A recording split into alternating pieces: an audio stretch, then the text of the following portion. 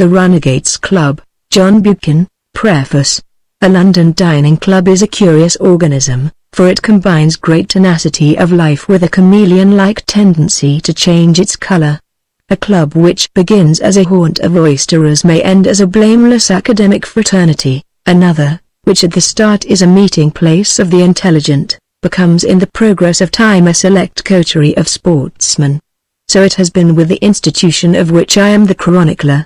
It has changed its name and is now the Thursday Club, and the number of permissible members has been increased. Its dinners are admirable, conversation at its board is dignified and a little serious. It has enlarged its interests, and would not now refuse a Lord Chancellor or a Bishop. But in its infancy it was different. Founded just after the close of the war by a few people who had been leading queer lives and wanted to keep together, it was a gathering of youngish men who met only for reminiscences and relaxation. It was officially limited to 15 members, 15, because a dozen was dull, 13 was unlucky, and 14 had in those days an unpleasing flavor of President Wilson and his points. At first, until Burminster took it in hand, the food and wine were execrable, hence the name of the Runagates Club, given it by Lamantia from the verse in the 68th Psalm, "He letteth the runagates continue in scarceness." But all defects in the fare were atoned for by the talk, which, like that of Brad's vicar, slipped from politics to puns, and passed from Mahomet to Moses. You could never tell what topic would engage the company, and no topic was left unadorned, for I do not suppose there has ever been a group with such varied experiences and attainments. Each man was in his own way an expert, but, while knowledge might be specialized, the life of each had been preposterously varied. The war had flattened out grooves and set every man adventuring. So the lawyer and the financier were also soldiers. The Greek scholar had captained a Bedouin tribe, the traveler had dabbled in secret service. The journalist had commanded a battalion, the historian had been mate on a novel kind of tramp, the ornithologist had watched more perilous things than birds. The politician had handled a rougher humanity than an English electorate. Some of the members, like Lord Lamantia, Sir Edward Leathen and Sir Arthur Wharncliffe, were familiar to the public, others were known only to narrow circles, but at the Runagates Club they were of one family and totem, like old schoolfellows. Good talk is not for reproduction in cold print. But at those early dinners there were reminiscences which may well be rescued from oblivion, for all were storytellers on occasion. Indeed, it became the fashion once a month for a member to entertain the company with a more or less complete narrative.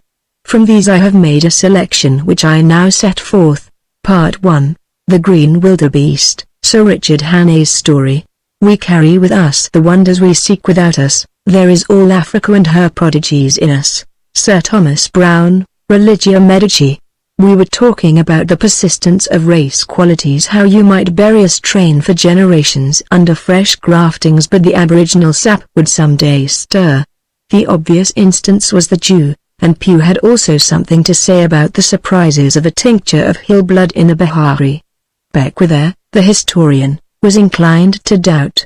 The old stock, he held, could disappear absolutely as if by a chemical change, and the end be as remote from the beginnings as, to use his phrase, a ripe gorgonzola from a bucket of new milk. "I don't believe you're ever quite safe," said Sandy Arbuthnot. "You mean that an eminent banker may get up one morning with a strong wish to cut himself shaving in honor of Baal? Maybe. But the tradition is more likely to be negative. There are some things that for no particular reason he won't like, some things that specially frighten him. Take my own case. I haven't a scrap of real superstition in me, but I hate crossing a river at night. I fancy a lot of my blackguard ancestors got scuppered at moonlight fords. I believe we're all stuffed full of atavistic fears, and you can't tell how or when a man will crack till you know his breeding.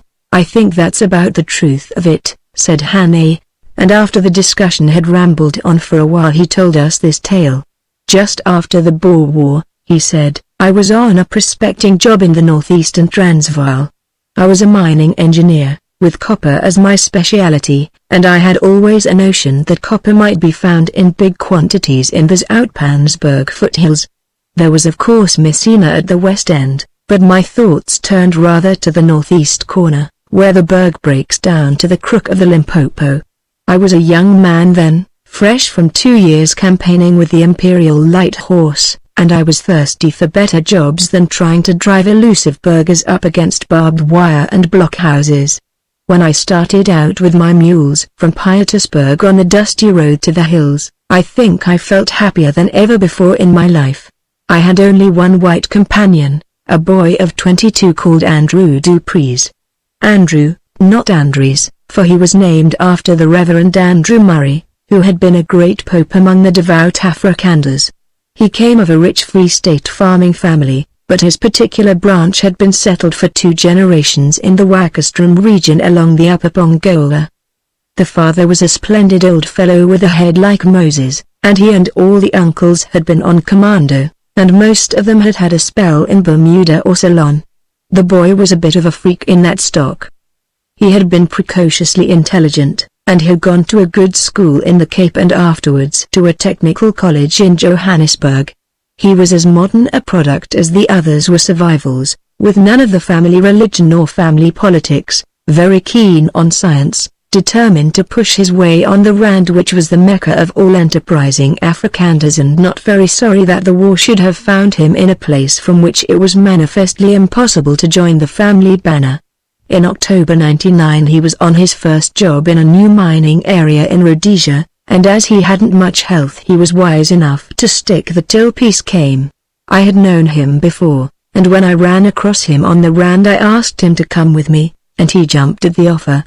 He had just returned from the Wakastrom farm, to which the rest of his clan had been repatriated, and didn't relish the prospect of living in a tin-roofed shanty with a father who read the Bible most of the day to find out why exactly he had merited such misfortunes.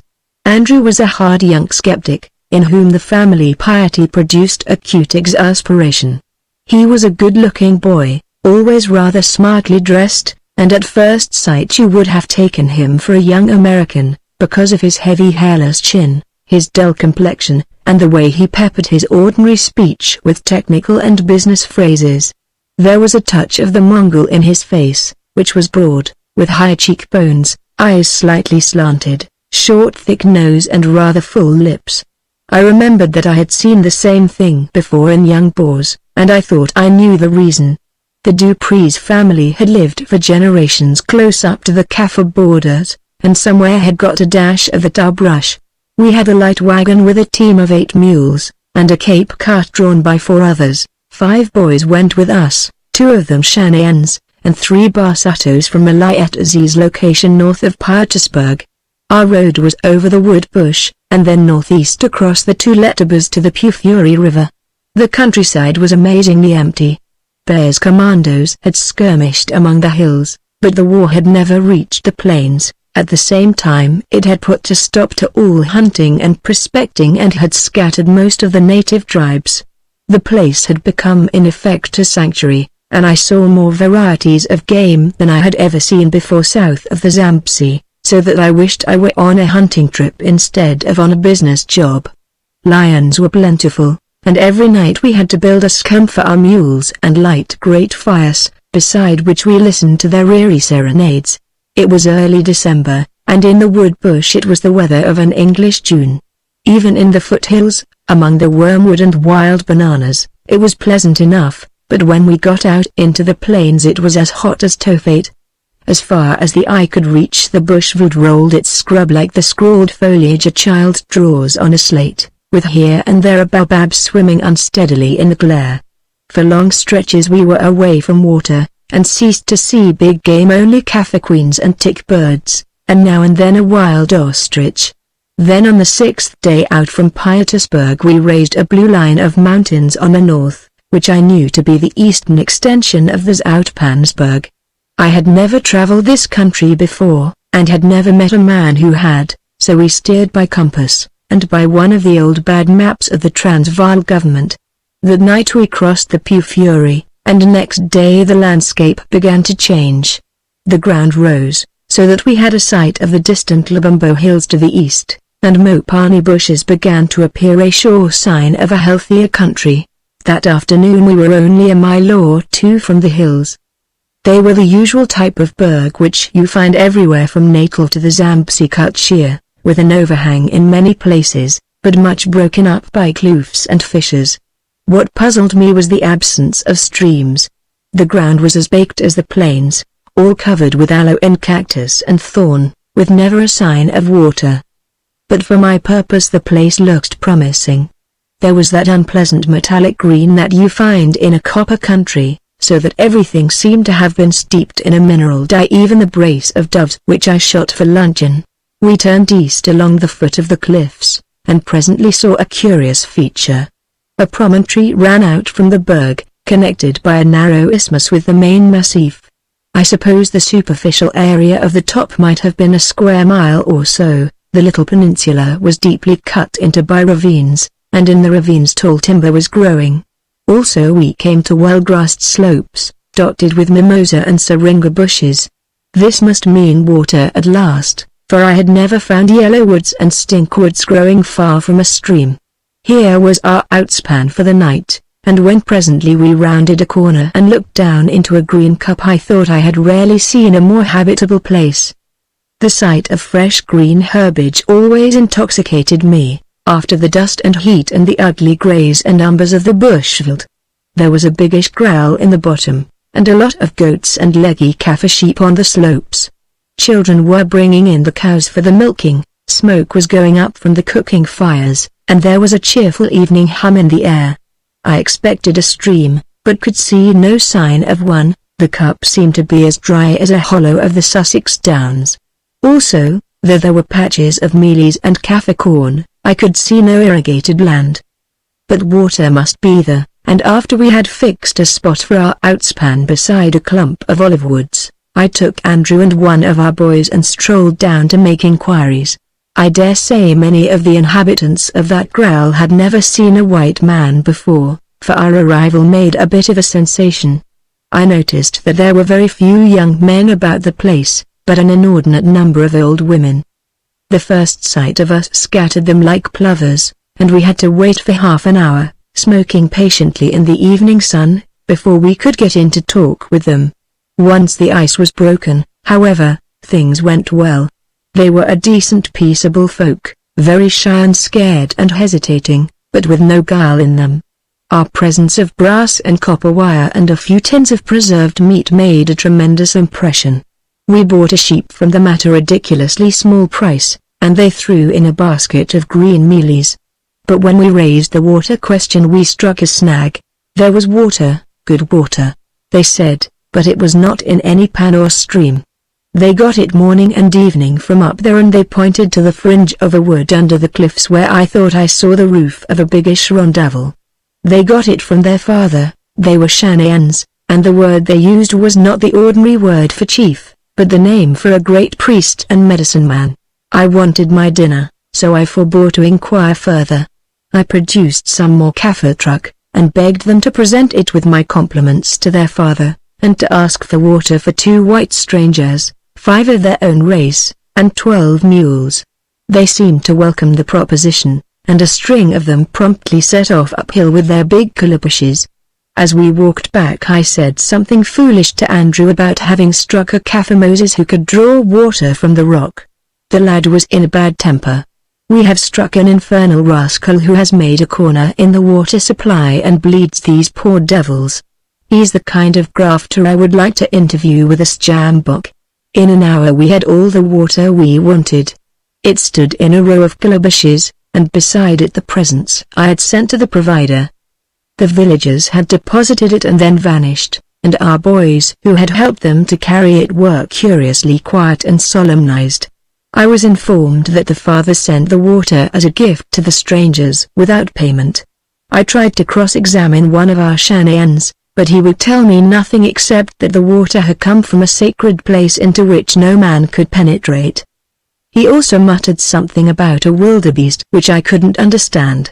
Now the Kaffir is the most superstitious of God's creatures.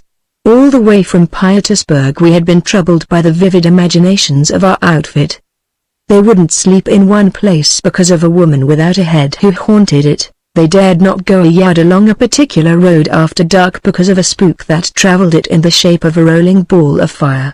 Usually their memories were as short as their fancies were quick, and 5 minutes after their protest they would be laughing like baboons. But that night they seemed to have been really impressed by something. They did not chatter or sing over their supper, but gossiped in undertones, and slept as near Andrew and myself as they dared. Next morning the same array of gourds stood before our outspan, and there was enough water for me to have a tub in my collapsible bath. I don't think I ever felt anything colder. I had decided to take a holiday and go shooting. Andrew would stay in camp and tinker up one of the wheels of the mule wagon which had suffered from the bush roads. He announced his intention of taking a walk later and interviewing the water merchant. "For heaven's sake, be careful," I said. "Most likely he's a priest of sorts, and if you're not civil to him we'll have to quit this country." "I make a point of respecting the gods of the heathen. All you English do," he replied tartly. "That's why you make such a damned mess of handling Kaffirs. But this fellow is a businessman with a pretty notion of cornering public utilities. I'm going to make his acquaintance." I had a pleasant day in that hot-scented wilderness. First I tried the low ground, but found nothing there but some old spoor of kudu, and a paw which I shot. Then I tried the skirts of the berg to the east of the village, and found that the kloofs, which from below looked climbable, had all somewhere a confounded overhang which checked me.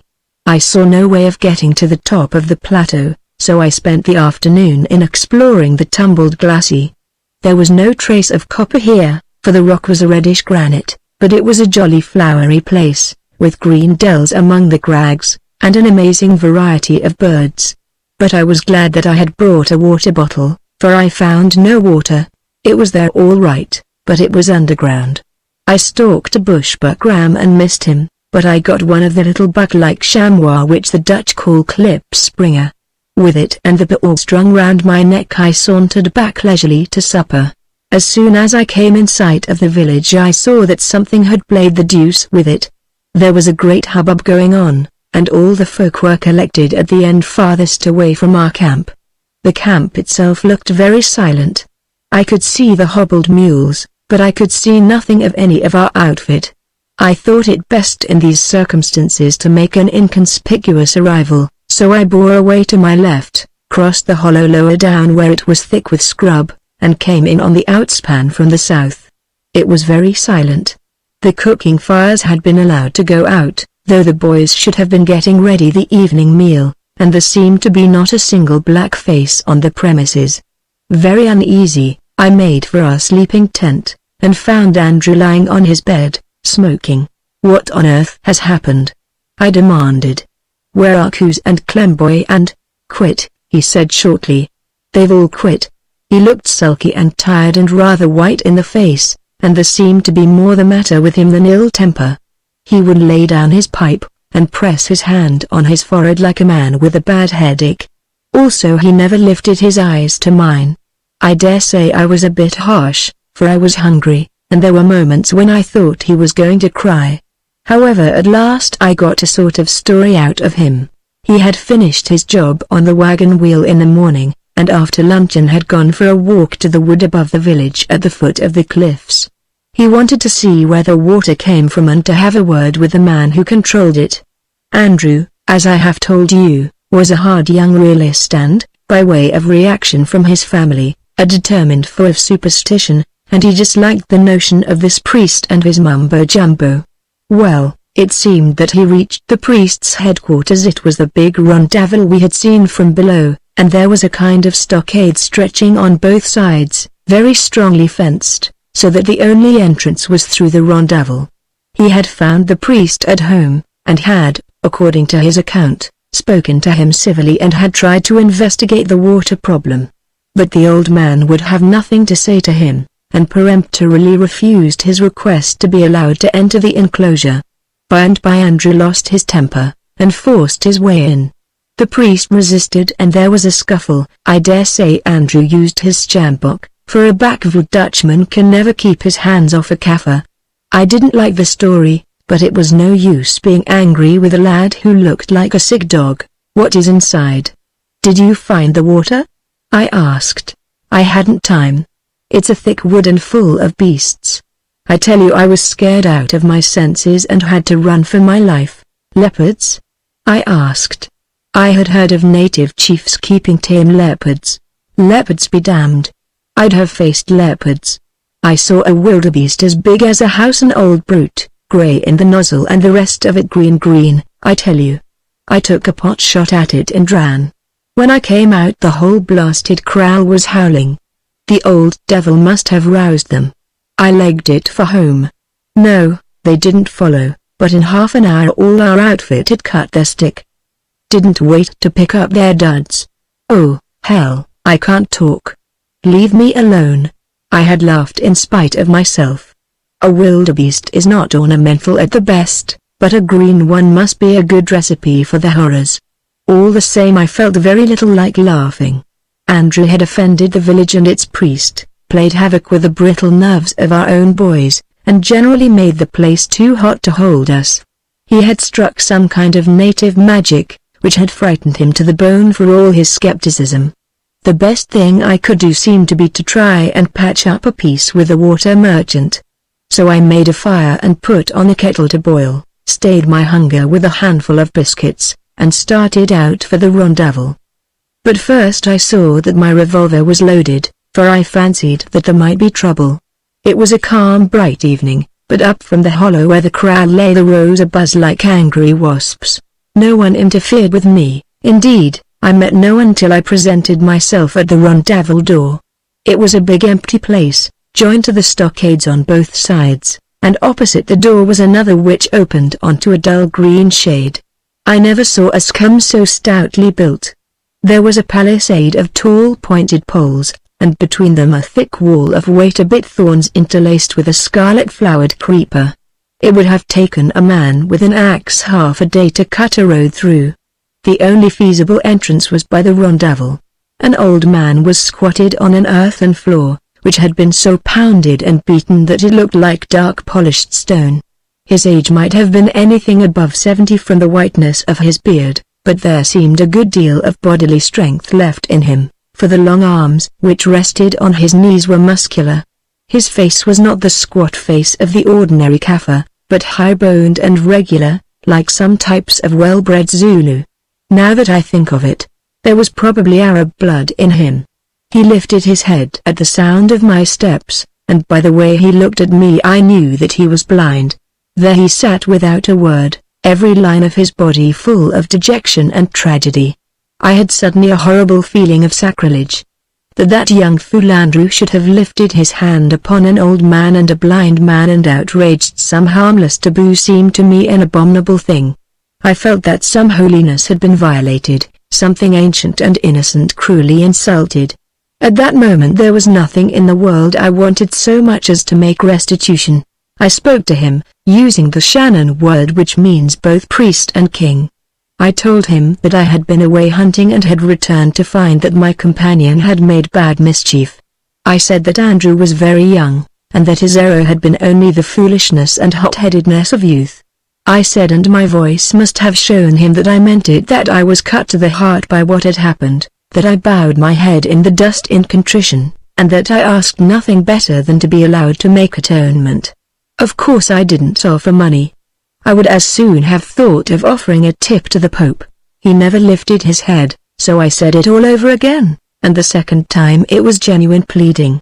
I had never spoken like that to a Kaffir before, but I could not think of that old figure as a Kaffir, but as the keeper of some ancient mystery which a rude hand had outraged. He spoke at last. "There can be no atonement," he said. "Wrong has been done, and on the wrongdoer must fall the penalty." The words were wholly without menace, rather he spoke as if he were an unwilling prophet of evil. He was there to declare the law, which he could not alter if he wanted. I apologized, I protested, I pled, I fairly groveled, I implored him to tell me if there was no way in which the trouble could be mended, but if I had offered him £1,000,000 I don't believe that that old fellow would have changed his tone. He seemed to feel, and he made me feel it too, that a crime had been committed against the law of nature, and that it was nature, not man, that would avenge it. He wasn't in the least unfriendly. Indeed, I think he rather liked the serious way I took the business and realized how sorry I was, His slow sentences came out without a trace of bitterness. It was this that impressed me so horribly. He was like an old stone oracle repeating the commands of the god he served. I could make nothing of him, though I kept at it till the shadows had lengthened outside, and it was almost dark within the rondavel. I wanted to ask him at least to help me to get back my boys, and to make our peace with the village, but I simply could not get the words out. The atmosphere was too solemn to put a practical question like that. I was turning to go away, when I looked at the door on the far side. Owing to the curious formation of the cliffs, the sinking sun had only now caught the high treetops, and some ricochet of light made the enclosure brighter than when I first arrived. I felt suddenly an overwhelming desire to go inside. "Is it permitted, Father," I said, "to pass through that door?" To my surprise he waved me on. "It is permitted," he said, "for you have a clean heart." Then he added a curious thing. "What was there is there no more. It has gone to the fulfilling of the law." It was with a good deal of trepidation that I entered that uncanny vicinity.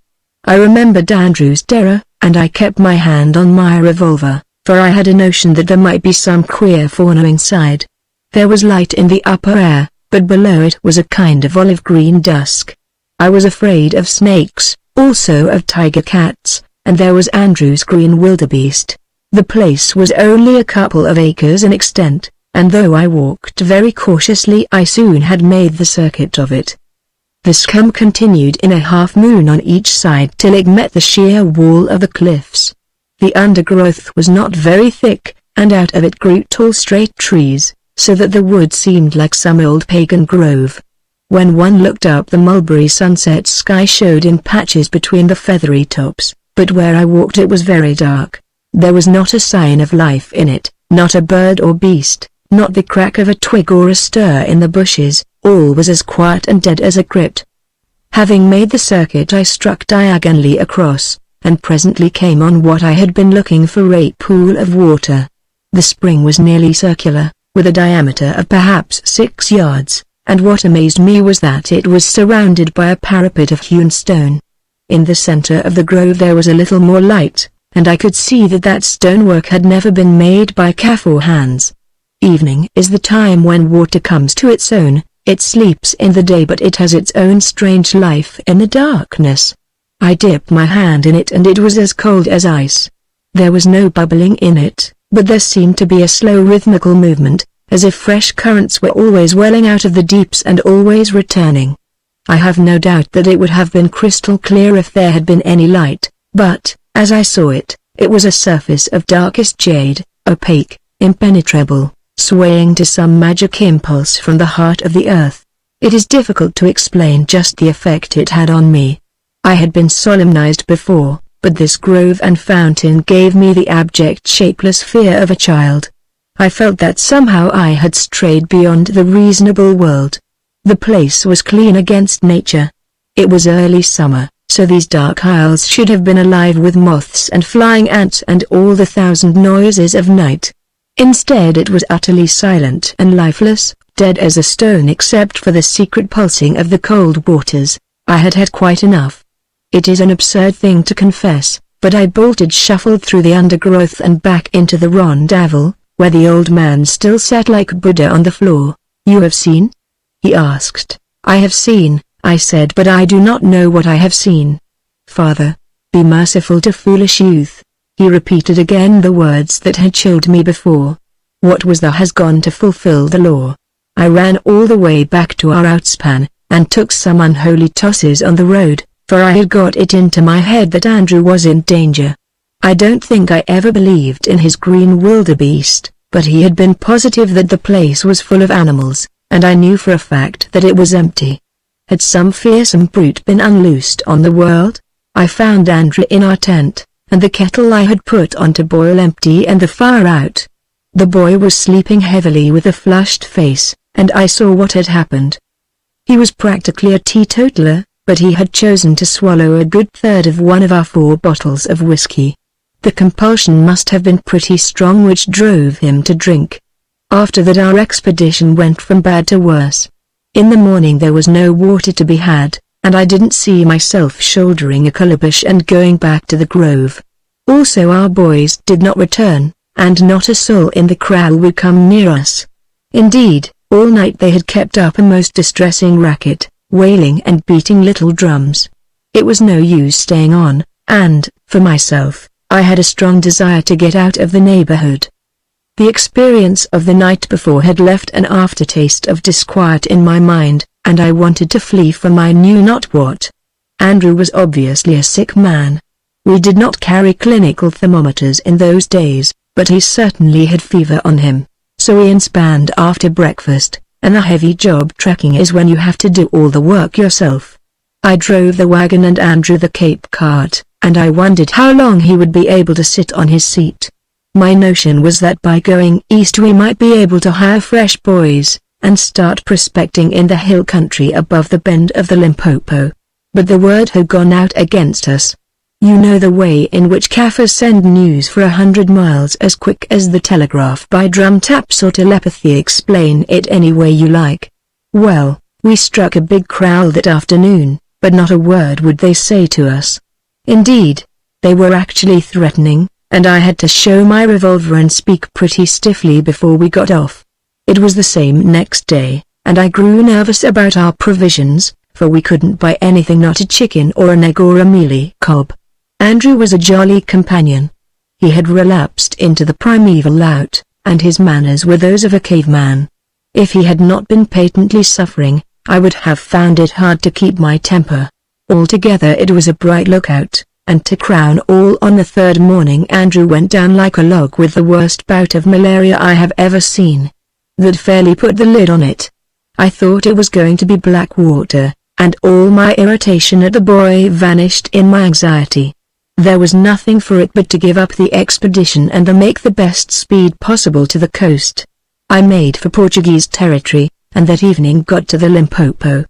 Happily we struck a more civil brand of native, who had not heard of our performances, and I was able to make a bargain with the headman of the village, who undertook to take charge of our outfit till it was sent for, and sold us a big native boat. I hired 4 lusty fellows as rowers, and next morning we started down the river. We spent a giddy 5 days before I planted Andrew in hospital at Lourenço Marques. The sickness was not black water, thank God, but it was a good deal more than ordinary malaria. Indeed, I think there was a touch of brain fever in it. Curiously enough, I was rather relieved when it came. I had been scared by the boy's behavior the first 2 days. I thought that the old priest had actually laid some curse on him. I remembered how the glade and the well had solemnized even me, and I considered that Andrew, with a Kaffir strain somewhere in his ancestry, was probably susceptible to something which left me cold. I had knocked too much about Africa to be a dogmatic skeptic about the mysteries of the heathen. But this fever seemed to explain it. He had been sickening for it, that was why he had behaved so badly to the old man, and had come back babbling about a green wildebeest. I knew that the beginnings of fever often make a man light-headed so that he loses all self-control and gets odd fancies. All the same, I didn't quite convince myself. I couldn't get out of my head the picture of the old man and his ominous words, or that empty grove under the sunset. I did my best for the boy, and before we reached the coast the worst had passed. A bed was made for him in the stern, and I had to watch him by night and day to prevent him going overboard among the crocodiles. He was apartment to be violent, for in his madness he thought he was being chased, and sometimes I had all I could do to keep him in the boat. He would scream like a thing demented, and plead, and curse, and I noticed as a queer thing that his ravings were never in Dutch but always in Kaffir, mostly the Sesotho which he had learned in his childhood. I expected to hear him mention the green wildebeest, but to my comfort he never uttered the name. He gave no clue to what frightened him. But it must have been a full-sized terror, for every nerve in his body seemed to be quivering, and I didn't care to look at his eyes. The upshot was that I left him in bed in hospital, as weak as a kitten, but with the fever gone and restored to his right mind. He was again the good fellow I had known, very apologetic and grateful. So with an easy conscience I arranged for the retrieving of my outfit and returned to the Rand. Well, for 6 months I lost sight of Andrew. I had to go to Namaqualand, and then up to the copper country of Barotsland, which wasn't as easy a trek as it is today. I had one letter from him, written from Johannesburg, not a very satisfactory epistle, for I gathered that the boy was very unsettled. He had quarreled with his family, and he didn't seem to be contented with the job he had got in the goldfields. As I had known him, he had been a sort of schoolbook industrious apprentice, determined to get on in the world, and not in the least afraid of a dull job and uncongenial company. But this letter was full of small grouses. He wanted badly to have a talk with me, thought of chucking his work and making a trip north to see me, and he ended with an underlined request that I should telegraph when I was coming down country. As it happened, I had no chance just then of sending a telegram, and later I forgot about it. By and by I finished my tour and was at the falls, where I got a local Rhodesian paper. From it I had news of Andrew with a vengeance. There were columns about a murder in the Bushville. 2 men had gone out to look for Kruger's treasure and one had shot the other, and to my horror I found that the one who was now lying in Pretoria jail under sentence of death was my unhappy friend. You remember the wild yarns after the Boer War about a treasure of gold which Kruger in his flight to the coast had buried somewhere in the Selati country. That, of course, was all nonsense. The wily ex-president had long before seen the main funds safe in a European bank. But I dare say some of the officials had got away with treasury balances, and there may have been bullion cached in the Bushveld. Anyhow, every scallywag south of the Zambesi was agog about the business, and there were no end of expeditions which never found a single Transvaal sovereign. Well, it seemed that 2 months before Andrew and a Dutchman called Smit had started out to try their luck, and somewhere on the Olifants the two had gone out one evening and only one had returned. Smit was found by the native boys with a hole in his head, and it was proved that the bullet came from Andrew's rifle, which he had been carrying when the two set out. After that the story became obscure. Andrew had been very excited when he returned and declared that he had done it at last, but when Smit's body was found he denied that he had shot him. But it was clear that Smit had been killed by Andrew's sporting .303. And the natives swore that the men had been constantly quarreling and that Andrew had always shown a very odd temper. The Crown prosecutor argued that the two believed they had found treasure, and that Andrew had murdered Smit in cold blood to prevent his sharing. The defense seemed to be chiefly the impossibility of a guilty man behaving as Andrew had behaved, and the likelihood of his having fired at a beast in the dark and killed his companion. It sounded to me very thin, and the jury did not believe it, for their verdict was willful murder. I knew that it was simply incredible that Andrew could have committed the crime. Men are queer cattle, and I wouldn't have put even murder past certain fairly decent fellows I knew, but this boy was emphatically not one of them. Unless he had gone stark mad, I was positive that he could never have taken human life.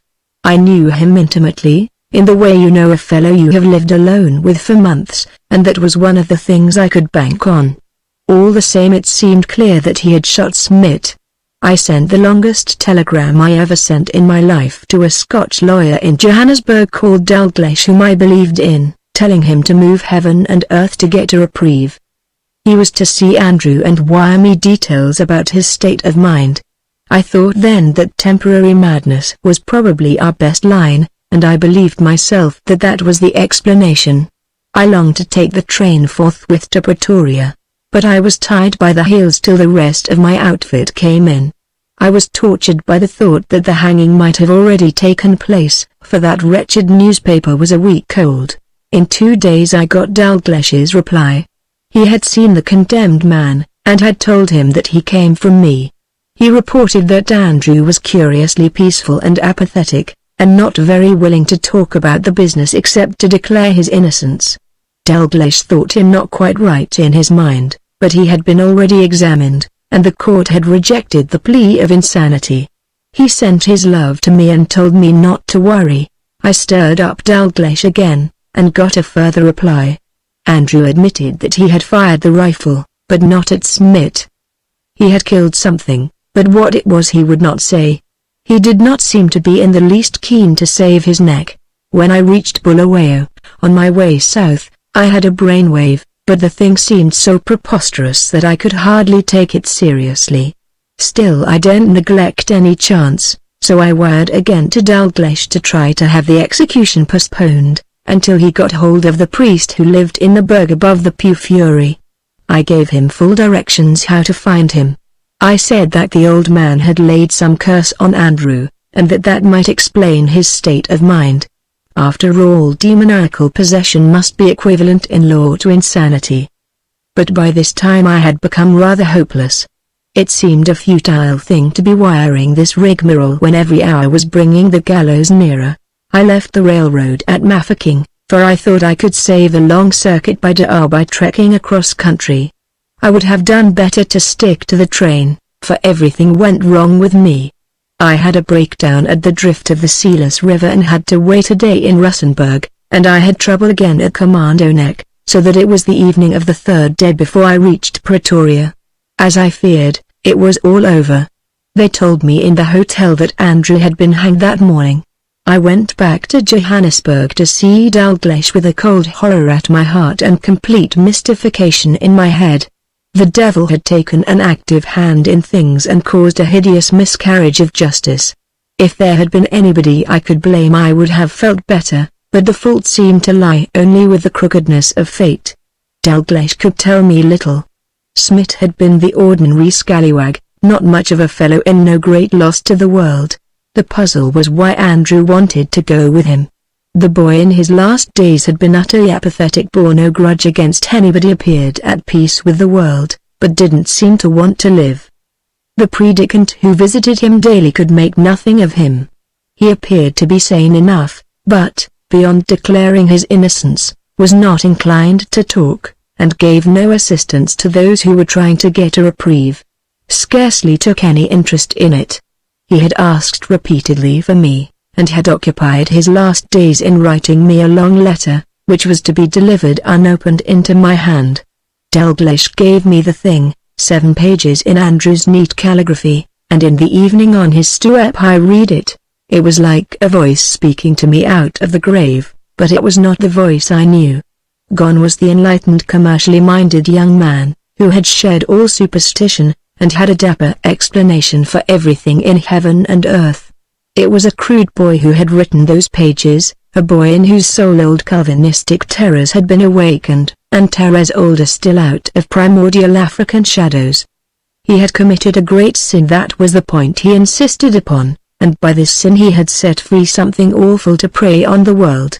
At first it seemed sheer raving mania to me, but as I mused on it I remembered my own feelings in that empty grove.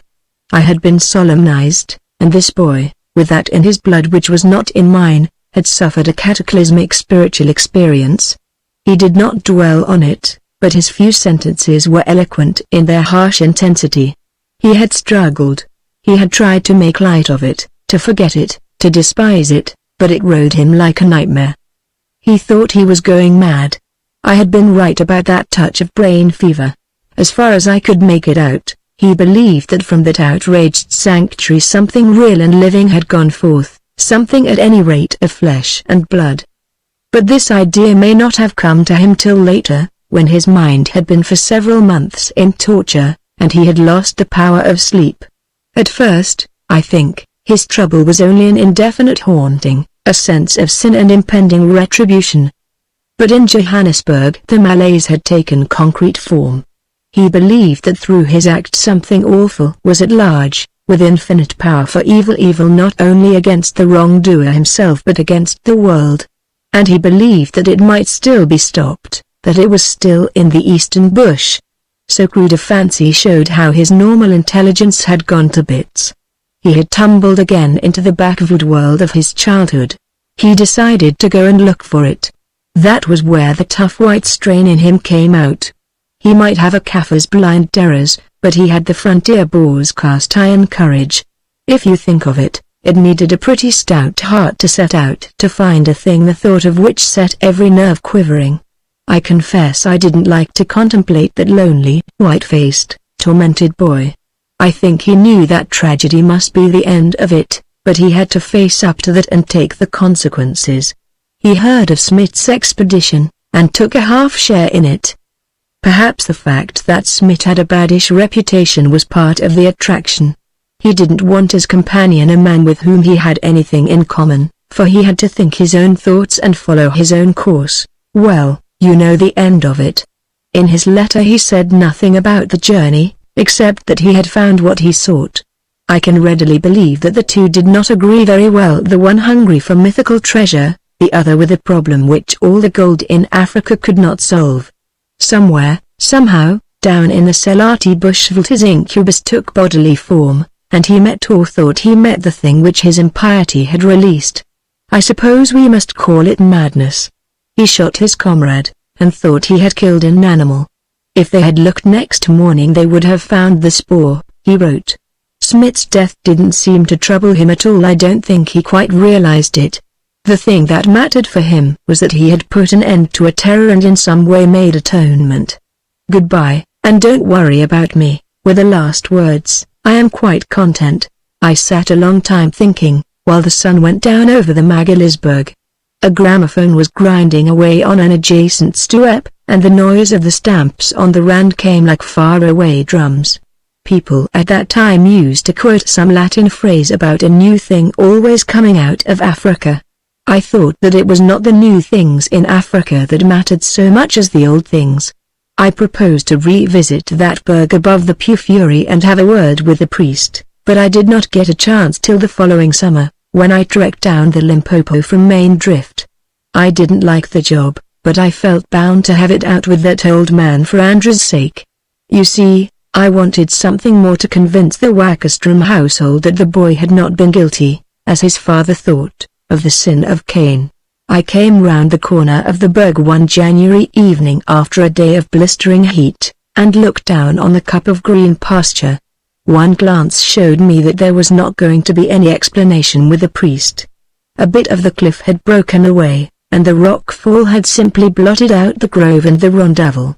A huge mass of debris sloped down from halfway up the hill, and buried under it were the tall trees through which I had peered up at the sky.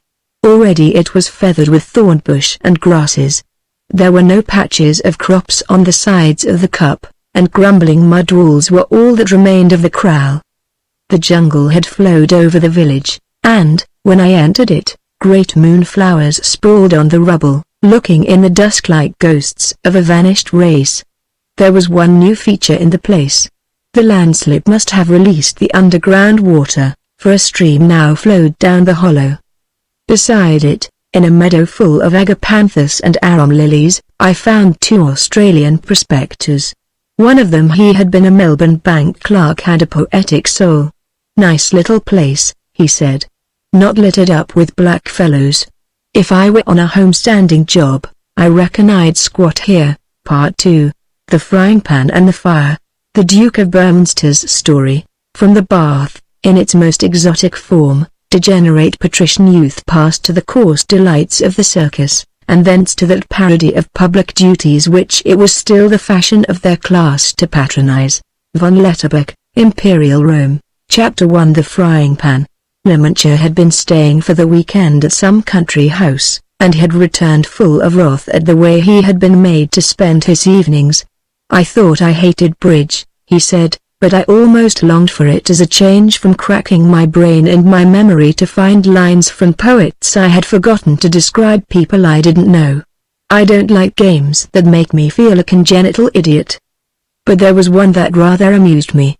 You invented a preposterous situation and the point was to explain naturally how it came about. Drink, lunacy and practical joking were barred as explanations. One problem given was the Bishop of London on a camel, with a string of sea trout round his neck, playing on a penny whistle on the Hoe at Plymouth. There was a fellow there, a Chancery KC, who provided a perfectly sensible explanation. I have heard of stranger things, said Sandy Arbuthnot, and he winked at Berminster, who flushed and looked uncomfortable. As the rest of our eyes took the same direction, the flush deepened on that round cheerful face. It's no good, Mike, said Arbuthnot. We've been waiting months for that story of yours, and this is the place and the hour for it. We'll take no denial. Confound you, Sandy, I can't tell it. It's too dashed silly, not a bit of it. It's full of profound philosophical lessons, and it's sheer romance, as somebody has defined the thing's strangeness flowering from the commonplace. So pull up your socks and get going. I don't know how to begin, said Burminster. Well, I'll start it for you. The scene is the railway station of Lancashire on the Scottish borders on a certain day last summer. On the platform are various gentlemen in their best clothes, with rosettes in their buttonholes, all strictly sober, it being but the 3rd hour of the afternoon. There are also the rudiments of a brass band. Clearly a distinguished visitor is expected. The train enters the station, and from a third-class carriage descends our only Mike with a muddy face and a scratched nose. He is habited in dirty white cord breeches, shocking old butcher boots, a purple knitted waistcoat, and what I believe is called a morning coat. Over all this splendor a ticky ulster clearly not his own, since it does not meet, and on his head an unspeakable bowler hat. He is welcomed by the deputation and departs, attended by the band, to a political meeting in the town hall. But first I quote from the local paper. The Duke, who had arrived in sporting costume, proceeded to the station hotel, where he rapidly changed. We want to know the reason of these cantrips. Burminster took a long pull at his tankard, and looked round the company with more composure. It isn't much of a story, but it's true, and, like nearly every scrape I ever got into, Archie Roylance was at the bottom of it. It all started from a discussion I had with Archie. He was staying with me at Lauriston, and we got talking about the old Border raiders and the way the face of the countryside had changed and that sort of thing. Archie said that, now the land was as bare as a marble-top table and there was no cover on the hills to hide atop it, a man couldn't ride 5 miles anywhere between the Cheviots and the Clyde without being seen by a dozen people. I said that there was still plenty of cover if you knew how to use it, that you could hide yourself as well on bent and heather as in a thick wood if you studied the shadows and the lie of the land, same as an aeroplane can hide itself in an empty sky. Well, we argued and argued, and the upshot was that I backed myself to ride an agreed course, without Archie spotting me. There wasn't much money on it, only an even sovereign, but we both worked ourselves up into considerable keenness. That was where I fell down. I might have known that anything Archie was keen about would end in the soup. The course we fixed was about 15 miles long, from Gledfoot Bridge over the hills between Kild and Aller and the Blae Moor to the mains of Blae. That was close to Kirkella, and we agreed, if we didn't meet before, to foregather at the Cross Keys and have tea and motor home. Archie was to start from a point about 4 miles northeast of Gledfoot and cut in on my road at a tangent. I could shape any course I liked, but I couldn't win unless I got to the mains of Blae before 5 o'clock without being spotted. The rule about that was that he must get within speaking distance of me, say 300 yards, before he held me up. All the Lauriston horses were at grass, so we couldn't look for pace. I chose an old hunter of mine that was very leery about bogs. Archie picked a young mare that I had hunted the season before and that he had wanted to buy from me. He said that by rights he ought to have the speediest steed, since, if he spotted me, he had more or less to ride me down. We thought it was only a pleasant summer day's diversion. I didn't want to give more than a day to it, for I had guests arriving that evening, and on the Wednesday, this was a Monday, I had to take the chair for De Lorraine at a big Conservative meeting at Lancashire, and I meant to give a lot of time to preparing a speech. I ought to say that neither of us knew the bit of country beyond its general lines, and we were forbidden to carry maps. The horses were sent on, and at 9:30 a.m. I was at Gledfoot Bridge ready to start. I was wearing khaki riding breeches, polo boots, an old shooting coat and a pretty old felt hat. I mention my costume, for later it became important. I may as well finish with Archie, for he doesn't come any more into this tale. He hadn't been half an hour in the saddle when he wandered into a bog, and it took him till 3 in the afternoon to get his horse out. Consequently he chucked in his hand, and went back to Lauriston. So all the time I was riding cunning and watching out of my right eye to see him on the skyline. He was sweating and blaspheming in a peat moss. I started from Gledfoot up the Rinksburn in very good spirits, for I had been studying the big ordnance map and I believed I had a soft thing. beyond the Rink's Hope I would cross the ridge to the top of the Skyer Burn, which at its head is all split up into deep grassy gullies. I had guessed this from the map, and the people at Gledfoot had confirmed it. By one or other of these gullies I could ride in good cover till I reached a big wood of firs that stretched for a mile down the left bank of the burn. Archie, to cut in on me, had a pretty steep hill to cross, and I calculated that by the time he got on the skyline I would be in the shelter of one of the gullies or even behind the wood. Not seeing me on the upper Skyer, he would think that I had bustled a bit and would look for me lower down the glen. I would lie doggo and watch for him, and when I saw him properly started I meant to slip up a side burn and get into the parallel glen of the Hollin. Once there I would ride like blazes, and either get to the Blae Moor before him, in which case I would simply canter at ease up to the mains of Blae, or, if I saw him ahead of me, fetch a circuit among the plantings and come in on the farm from the other side. That was the general layout, but I had other dodges in hand in case Archie tried to be clever. So I tituped along the hill turf beside the Rink's Burn, feeling happy and pretty certain I would win.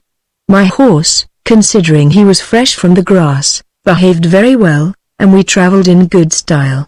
My head was full of what I was going to say at Langshey Eels, and I thought of some rather fine things our opponents would wreck the old world in order to build a new, but you cannot found any system on chaos, not even communism. I rather fancied that. Well, to make a long story short, I got to the Rink's Hope in 30 minutes, and there I found the herd gathering his black-faced lambs. Curiously enough I knew the man Prentice they called him, for he had been one of the young shepherds at Lariston. So I stopped to have a word with him, and watched him at work. He was short-handed for the job, and he had a young collie only half-trained, so I offered to give him a hand and show my form as a mounted stockman.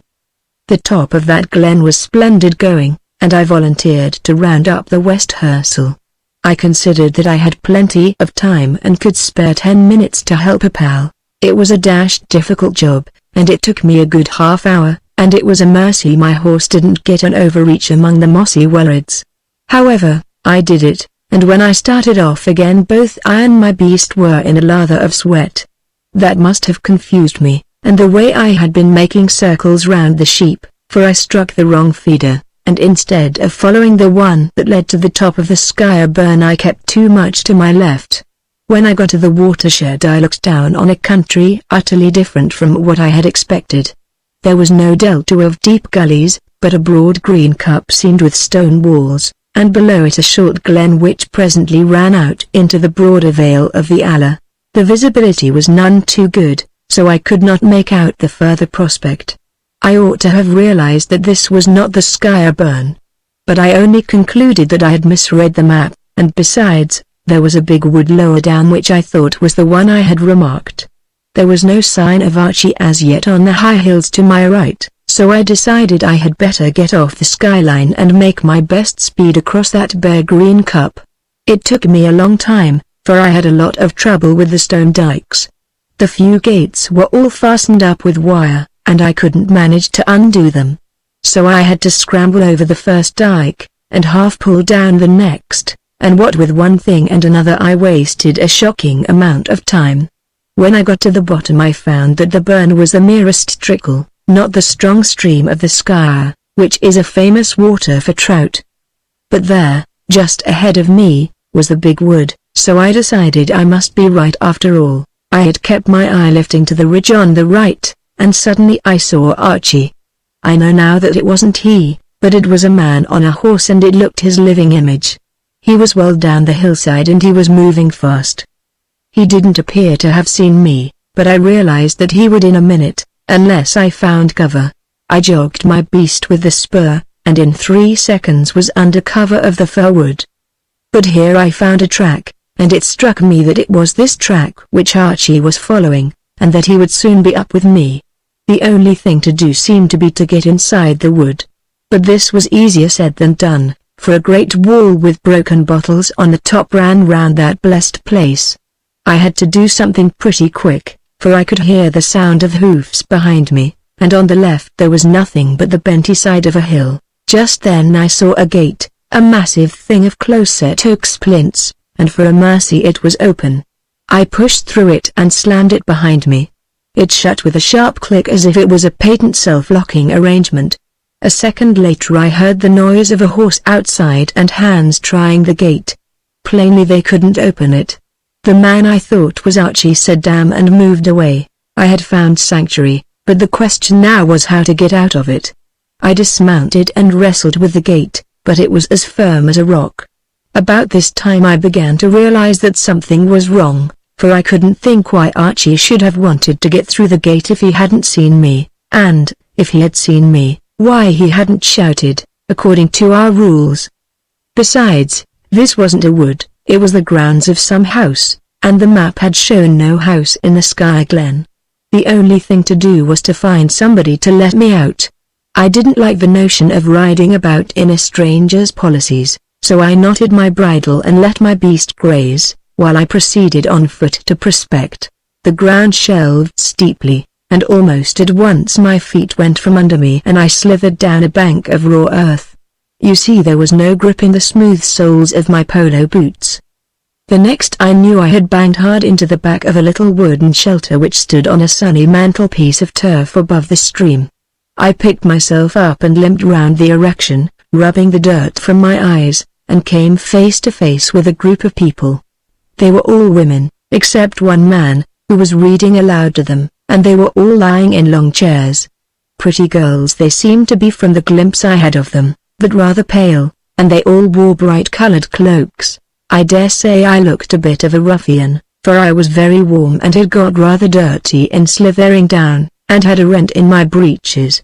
At the sight of me the women gave one collective bleat like a snipe, and gathered up their skirts and ran.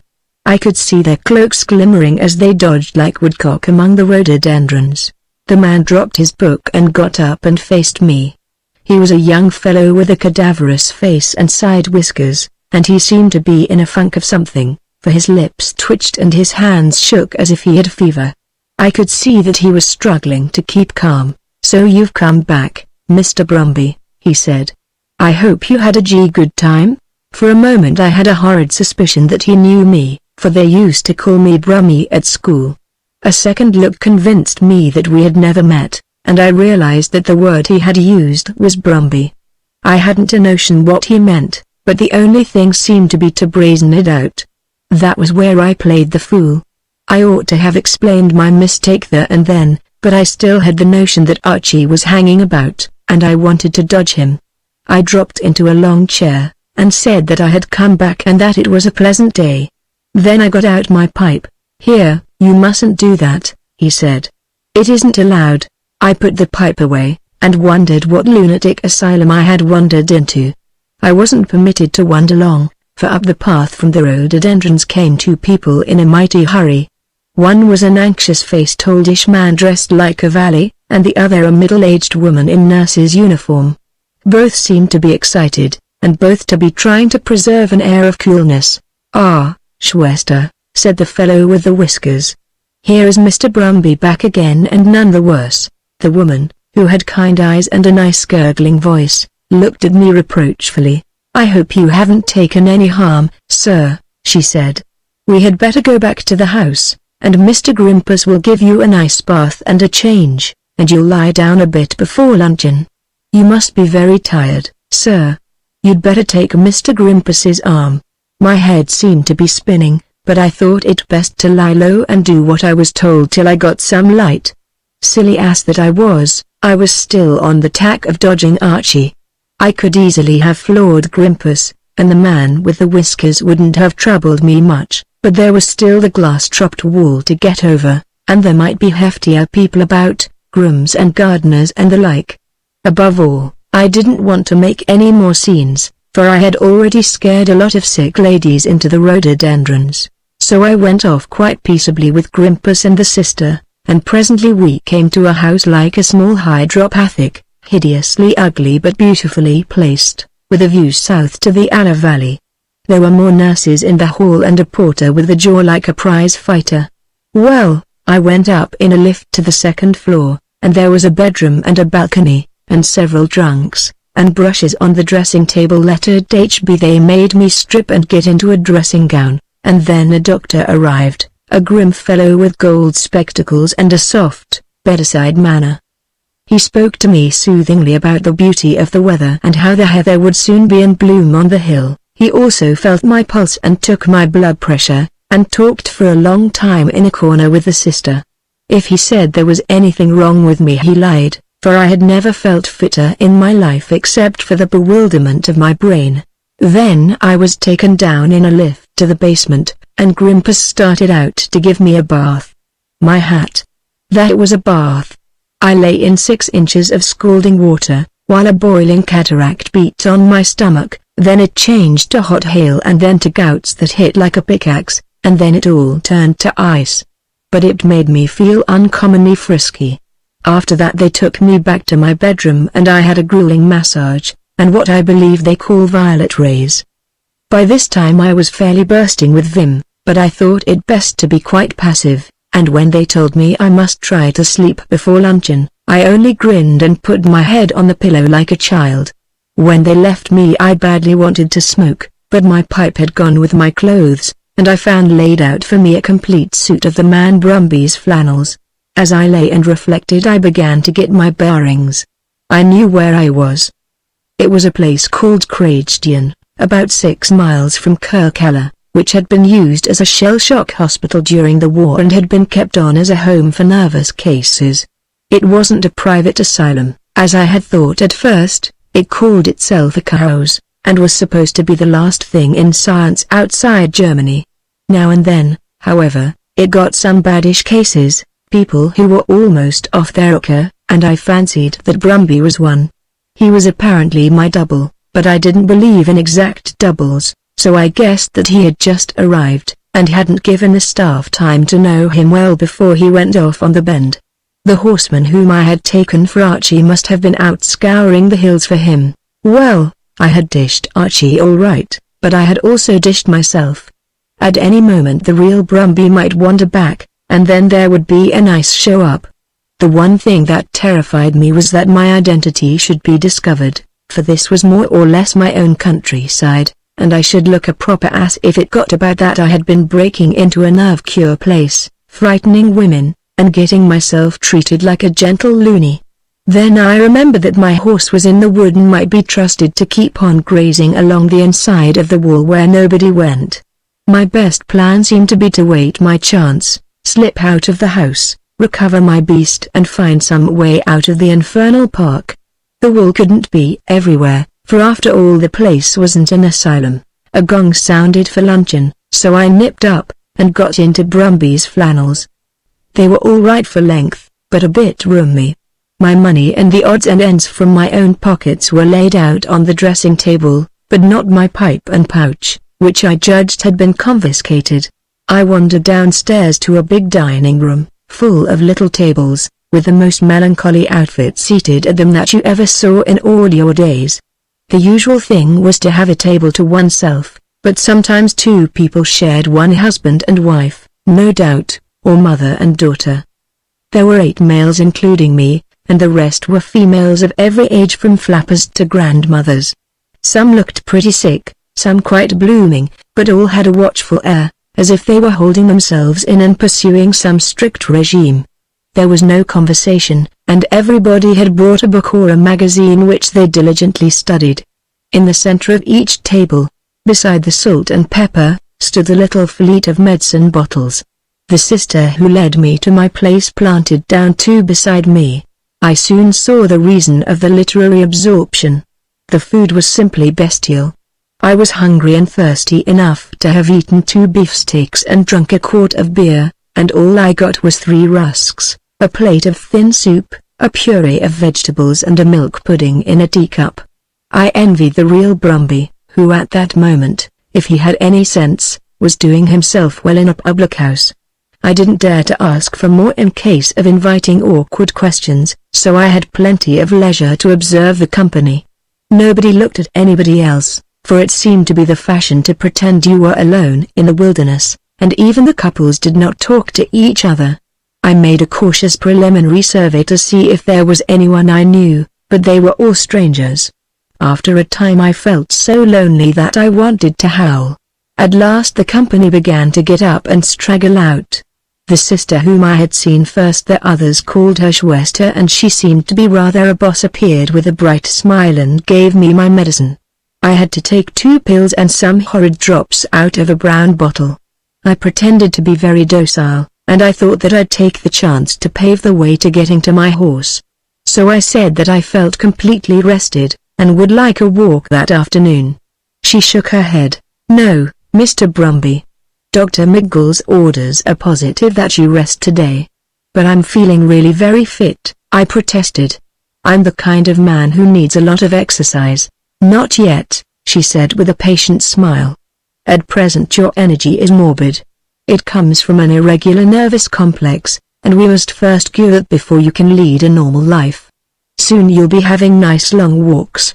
You promised your wife, you know, to do everything that you were told, and it was very wrong of you to slip out last night and make us all so anxious. Dr. McGill says that must never happen again." And she wagged her approving finger. So I had a wife to add to my troubles. I began now to be really worried, for not only might Brumby turn up any moment, but his precious spouse, and I didn't see how I was to explain to her what I was doing in her husband's trousers. Also the last sentence disquieted me. Dr. McGill was determined that I should not bolt again, and he looked a resolute lad. That meant that I would be always under observation, and that at night my bedroom door would be locked. I made an errand to go up to my room, while Grimpus waited for me in the hall, and had a look at the window. There was a fine thick Virginia creeper which would make it easy to get to the floor beneath, but it was perfectly impossible to reach the ground, for below was a great chasm of the basement. There was nothing doing that way, unless I went through the room beneath, and that meant another outrage and probably an appalling row. I felt very dispirited as I descended the stairs, till I saw a woman coming out of that identical room. Blessed if it wasn't my Aunt Letitia. I needn't have been surprised, for she gave herself out as a martyr to nerves, and was always racing about the world looking for a cure. She saw me, took me for Brumby, and hurried away. Evidently Brumby's doing so got about, and there were suspicions of his sanity. The moment was not propitious for following her, since Grimpus was looking at me. I was escorted to the terrace by Grimpus, tucked up in a long chair, and told to stay there and bask in the sun. I must not read, but I could sleep if I liked. I never felt less like slumber, for I was getting to be a very good imitation of a mental case. I must get hold of Aunt Letitia. I could see her in her chair at the other end of the terrace, but if I got up and went to her she would take me for that loony Brumby and have a fit. I lay cogitating and baking in the sun for about 2 hours. Then I observed that sisters were bringing out tea or medicines to some of the patients, and I thought I saw a chance of a move. I called one of them to me, and in a nice invalidish voice complained that the sun was too hot for me and that I wanted to be moved to the other end where there was more shade. The sister went off to find Grimpus, and presently that sportsman appeared. "I've had enough of this sun bath," I told him, "and I feel a headache coming. I want you to shift me to the shade of the beeches over there." "Very good, sir," he said, and helped me to rise, while he picked up chair and rugs. I tottered delicately after him, and indicated a vacant space next to Aunt Letitia. She was dozing, and mercifully did not see me. The chair on my other side was occupied by an old gentleman who was sound asleep. I waited for a few minutes and began to wriggle my chair a bit nearer. Then I made a pellet of earth from a crack in the paving stones and jerked it neatly onto her face. "Hist!" I whispered. "Wake up, Aunt Letty." She opened one indignant eye, and turned it on me, and I thought she was going to swoon. "Aunt Letty," I said in an agonized voice. "For heaven's sake don't shout. I'm not Brumby. I'm your nephew Michael." Her nerves were better than I thought, for she managed to take a pull on herself and listen to me while I muttered my tale. I could see that she hated the whole affair, and had some kind of grievance against me for outraging the sanctity of her pet cure. However, after a bit of parleying, she behaved like a brick. "You are the head of our family, Michael," she said, "and I am bound to help you out of the position in which your own rashness has placed you. I agree with you that it is essential to have no disclosure of identity. It is the custom here for patients to retire to their rooms at 8:30. At 9 o'clock I shall have my window open, and if you enter by it you can leave by the door. That is the most I can do for you. Now please be silent, for I am ordered to be very still for an hour before tea. You can imagine that after that the time went slowly. Grimpus brought me a cup of tea and a rusk, and I fell asleep and only woke when he came at 6:30 to escort me indoors. I would have given pounds for a pipe. Dinner was at 7, and I said that I could not trouble to change, though Brumby's dress clothes were laid out on the bed. I had the needle badly, for I had a horrid fear that Brumby might turn up before I got away.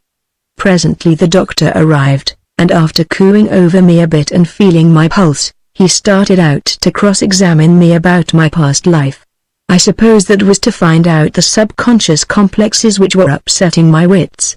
I decided to go jolly carefully, for I suspected that he had either given Brumby the once-over or had got some sort of report about his case.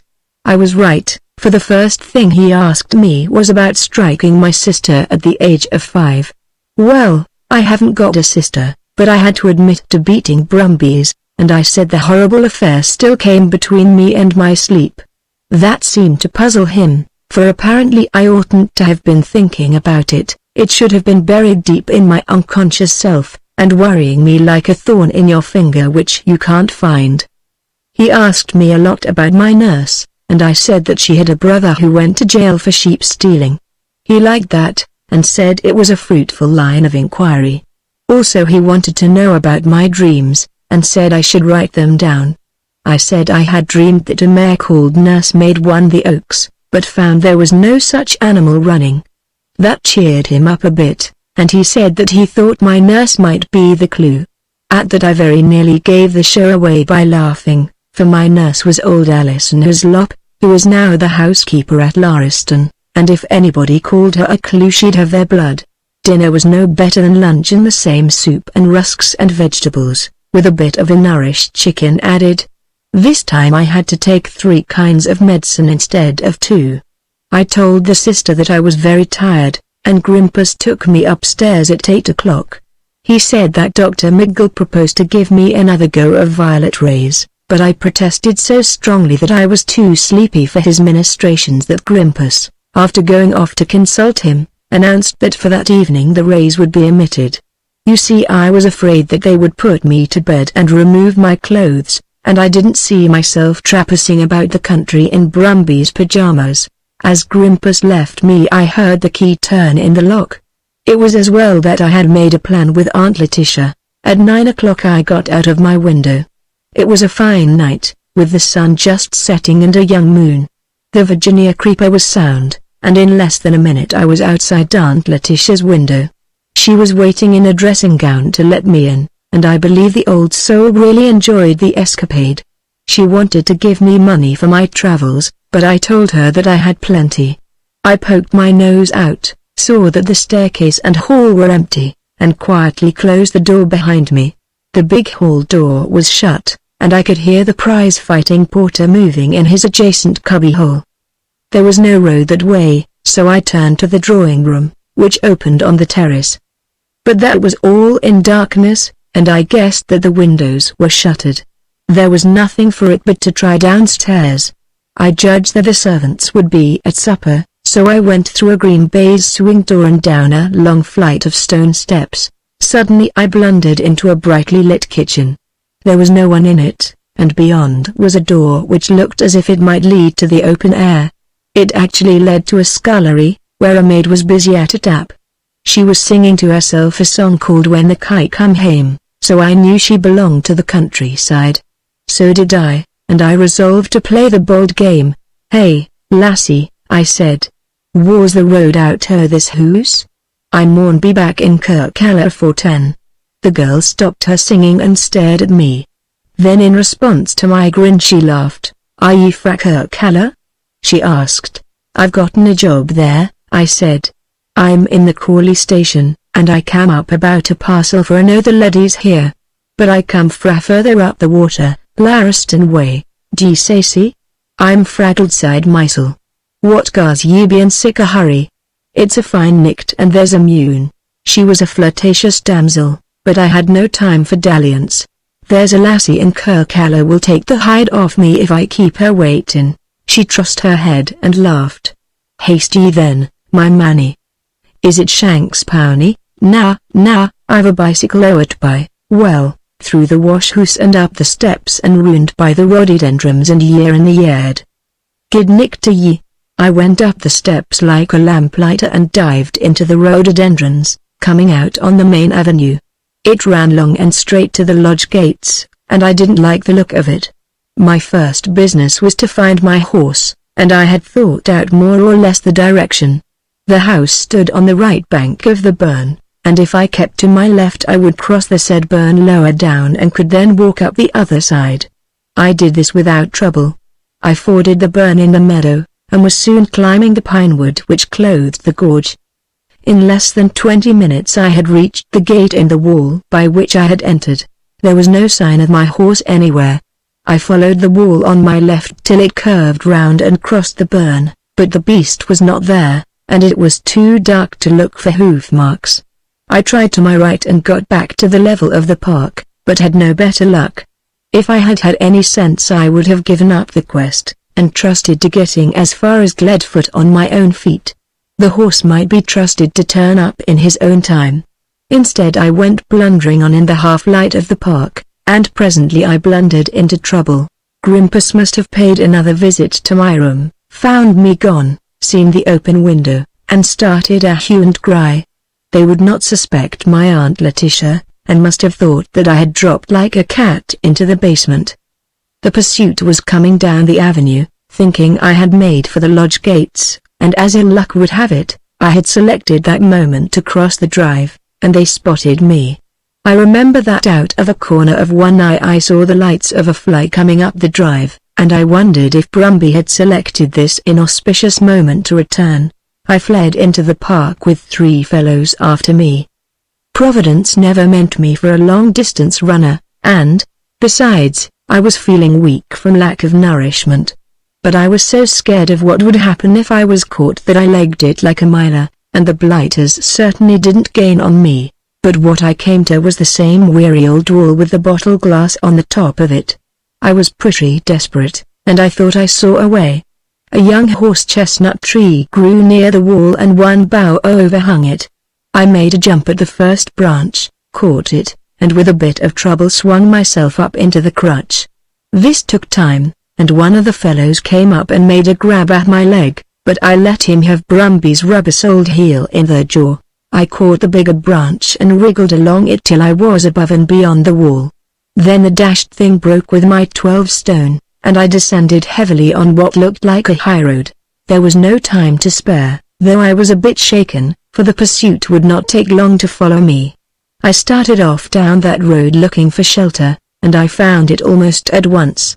There was a big covered horse van moving ahead of me, with a light showing from the interior. I sprinted after it, mounted the step and stuck my head inside. "Can I come in?" I panted. "Hide me for 10 minutes and I'll explain." I saw an old, spectacled, whiskered face. It was portentously solemn, but I thought I saw a twinkle in the eye. Said a toothless mouth, "Ye can come in." A hand grabbed my collar, and I was hauled inside. That must have been just when the first of my pursuers dropped over the wall. Chapter 2: The Fire. I had got into a caravan which was a sort of bedroom, and behind the driver's seat was a double curtain. There I made myself inconspicuous while the old man parleyed with the pursuit. "Ye seen a gentleman?" I could hear a panting voice. "Him that drapped o'er the wa?" He was rinnin' hard. "What kind of a gentleman?" He had on grey clothes about the same height as myself. The speaker was not Grimpus. "Nobody passed me," was the strictly truthful answer. "Ye'd better seek the ither side o' the road among the bracken. There's plenty hiddy holes there." "Where's the man?" "I know the doctor's folk." I knew, though I could not see, that the man had tapped his forehead significantly. I'll try back." "Good nick to ye." I crept out of my refuge and found the old man regarding me solemnly under the swinging lamp. "I'm one of the old-fashioned radicals," he announced. and I'm for the liberty o' the individual. I dinna hold wi' locking folks up because a panicky doctor says they're no wise. But I'd be glad to be assured, sir, that ye are no a dangerous lunatic. If ye are, Miguel has nae business to be workin' wi' lunatics. His hoose is no an asylum. I'm as sane as you are, I said, and as shortly as I could I told him my story. I said I was a laird on Gledwater side, which was true, and that my name was Brown, which wasn't. I told him about my bet with Archie and my ride and its disastrous ending. His face never moved a muscle. Probably he didn't believe me, but because of his political principles he wasn't going to give me away. Ye can bide the night with me, he said. The morn we'll be busy and ye can gang wherever ye like. It's a free country in spite o' our God-forsaken government. I blessed him, and asked to whom I was indebted for this hospitality. I'm the great McGowan, he said. The feck o' the paraphernalia is on ahead. We opened the morn in Kirkella. He had spoken his name as if it were Mussolini or Dempsey, one which all the world should know. I knew it too, for it had been familiar to me from childhood. You could have seen it any time in the last 20 years flaming upon hoardings up and down the lowlands. The great McGowan's marvelous multitudinous menagerie, McGowan's colossal Circassian circus, the only original McGowan. We rambled on for another half-mile, and then turned from the road into a field. As we bumped over the grass I looked out of the door and saw about 20 big caravans and wagons at anchor. There was a strong smell of horses and of cooking food, and above it I seemed to detect the odor of unclean beasts. We took up our station apart from the rest, and after the proprietor had satisfied himself by a brief inspection that the whole outfit was there, he announced that it was time to retire. Mr. McGowan had apparently dined, and he did not offer me food, which I would have welcomed, but he mixed me a rummer of hot toddy. I wondered if it would disagree with the various medicines I had been compelled to take, and make me very sick in the night.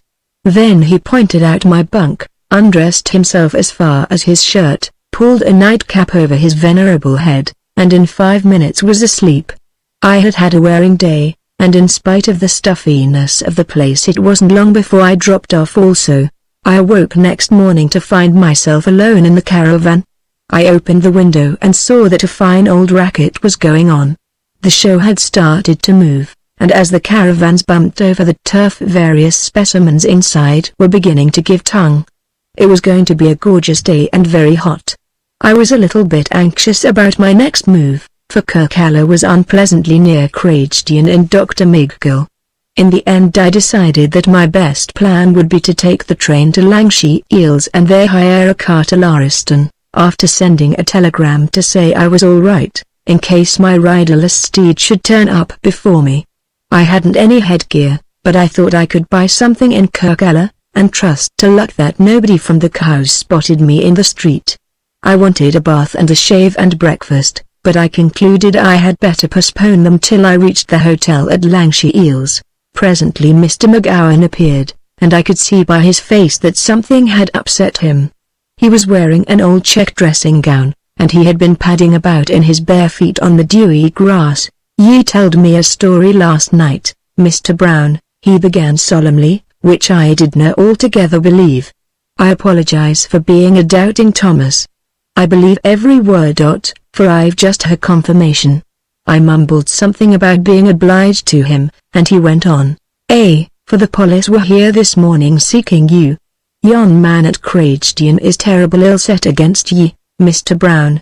The policeman, his name's Tam Doig, I ken him fine, says they're looking for a man that personated an inmate, and went off with some o' the inmate's belongings. I'm quoting Tam Doig. I gave Tam an evasive answer, and he's off on his bicycle the other road, but I ask ye as a friend, Mr. Brown, what are precisely the facts o' the case?" "Good God," I said. "It's perfectly true. These clothes I'm wearing belong to the man Brumby, though they've got my own duds in exchange. He must have come back after I left. What an absolutely infernal mess. I suppose they could have me up for theft. I like obtaining goods on false pretenses, though I think ye have a sound answer. But that's no the point, Mr. Brown. The doctor is set on paying off scores. You've entered his sanatorium and gone through the cantrips he provides, and you've made a gaucho him. He wants to make an example o' you. Tamd Oig was saying that he's been bleezing half the night on the telephone, and he'll no rest till ye grip it. Now ye tell me that ye're a laird and a man o' some position, and I believe ye.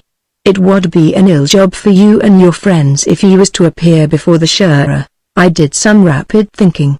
So far I was safe, for there was nothing about the clothes I had left behind to identify me. I was pretty certain that my horse had long ago made a beeline for the Lariston stables. If I could only get home without being detected, I might regard the episode as closed. Supposing I slip off now, I said.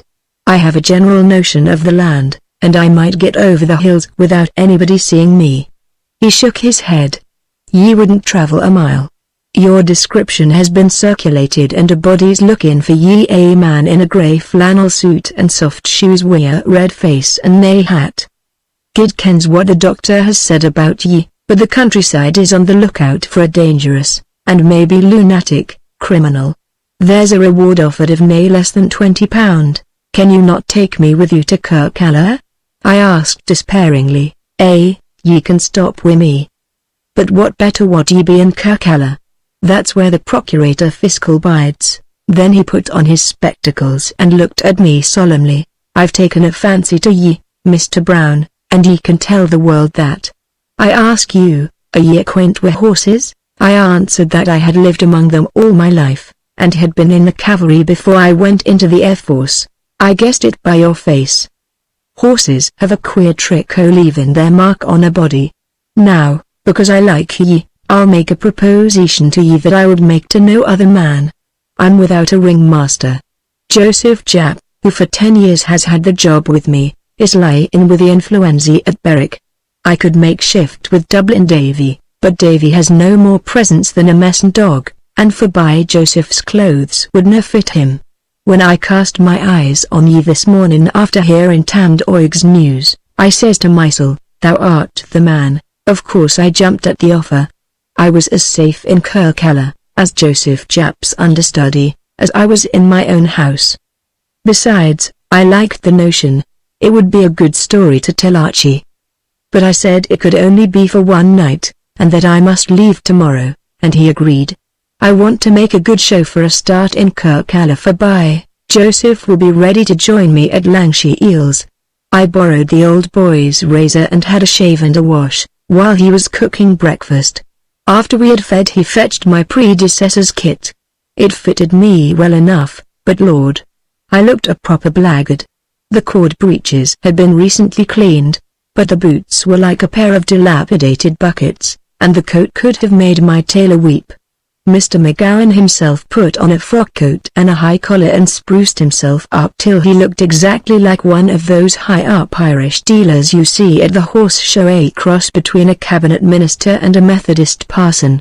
He said the ringmaster should ride beside the chief exhibit, so we bustled out and I climbed up in front of a wagon which bore a cage containing 2 very low-spirited lions.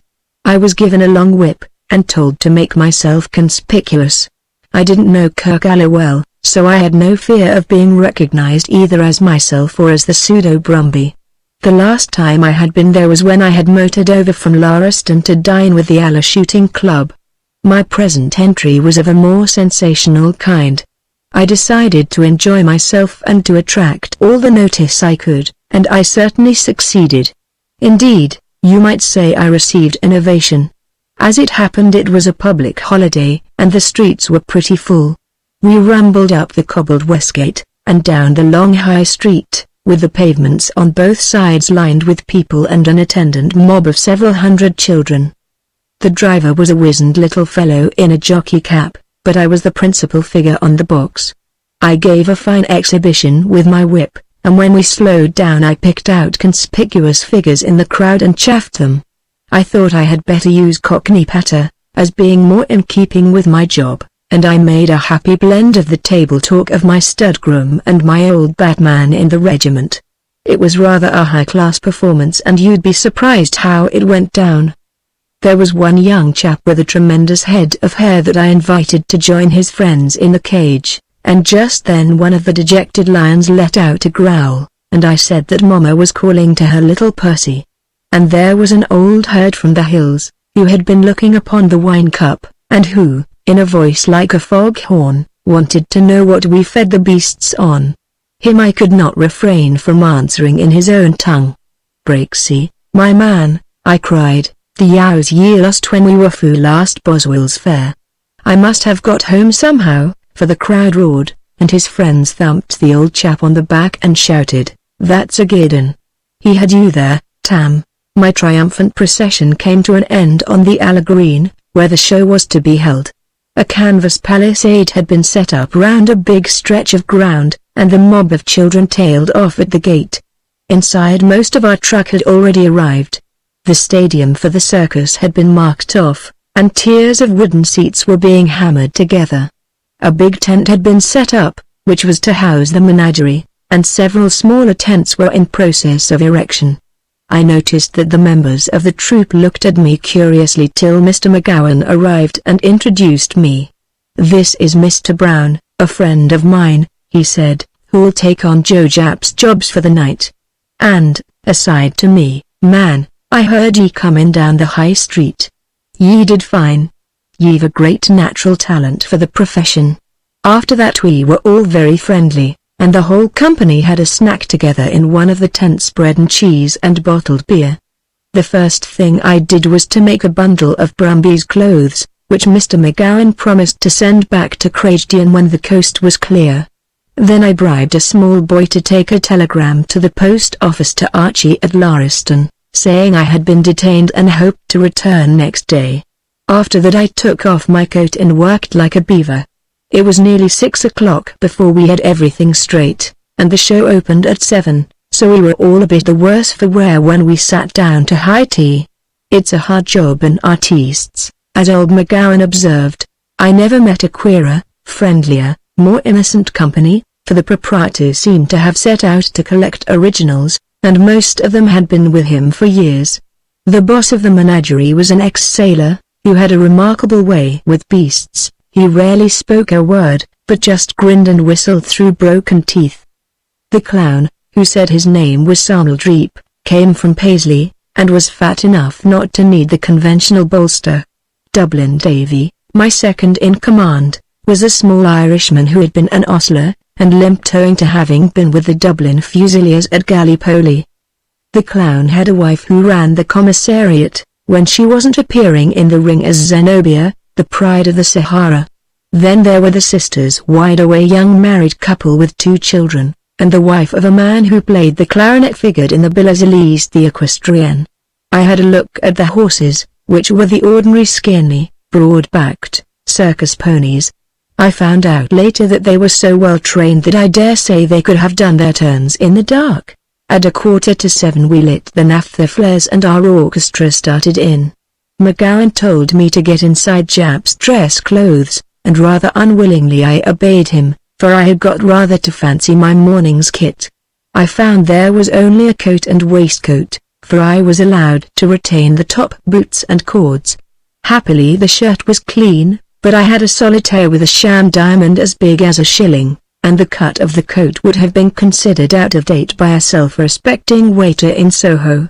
I had also a scarlet silk handkerchief to stuff in my bosom, a pair of dirty white kid gloves, and an immense coach whip.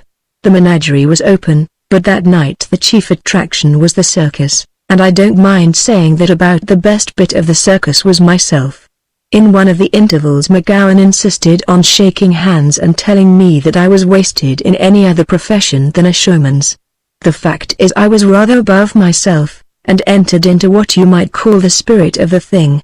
We had the usual Dick Turpin's ride to York, and an escape of Dakota Dan, one of the sisters Wido, from Red Indians, the other Wido, Zenobia and Elise, with about a ton of feathers on their heads. The equestrienne equestered, and the Widos hopped through hoops, and all the while I kept up my patter and spouted all the rot I could remember. The clown was magnificent. He had a Paisley accent you could have cut like a knife, but he prided himself on talking aristocratic English. He had a lot of badinage with Zenobia about her life in the desert.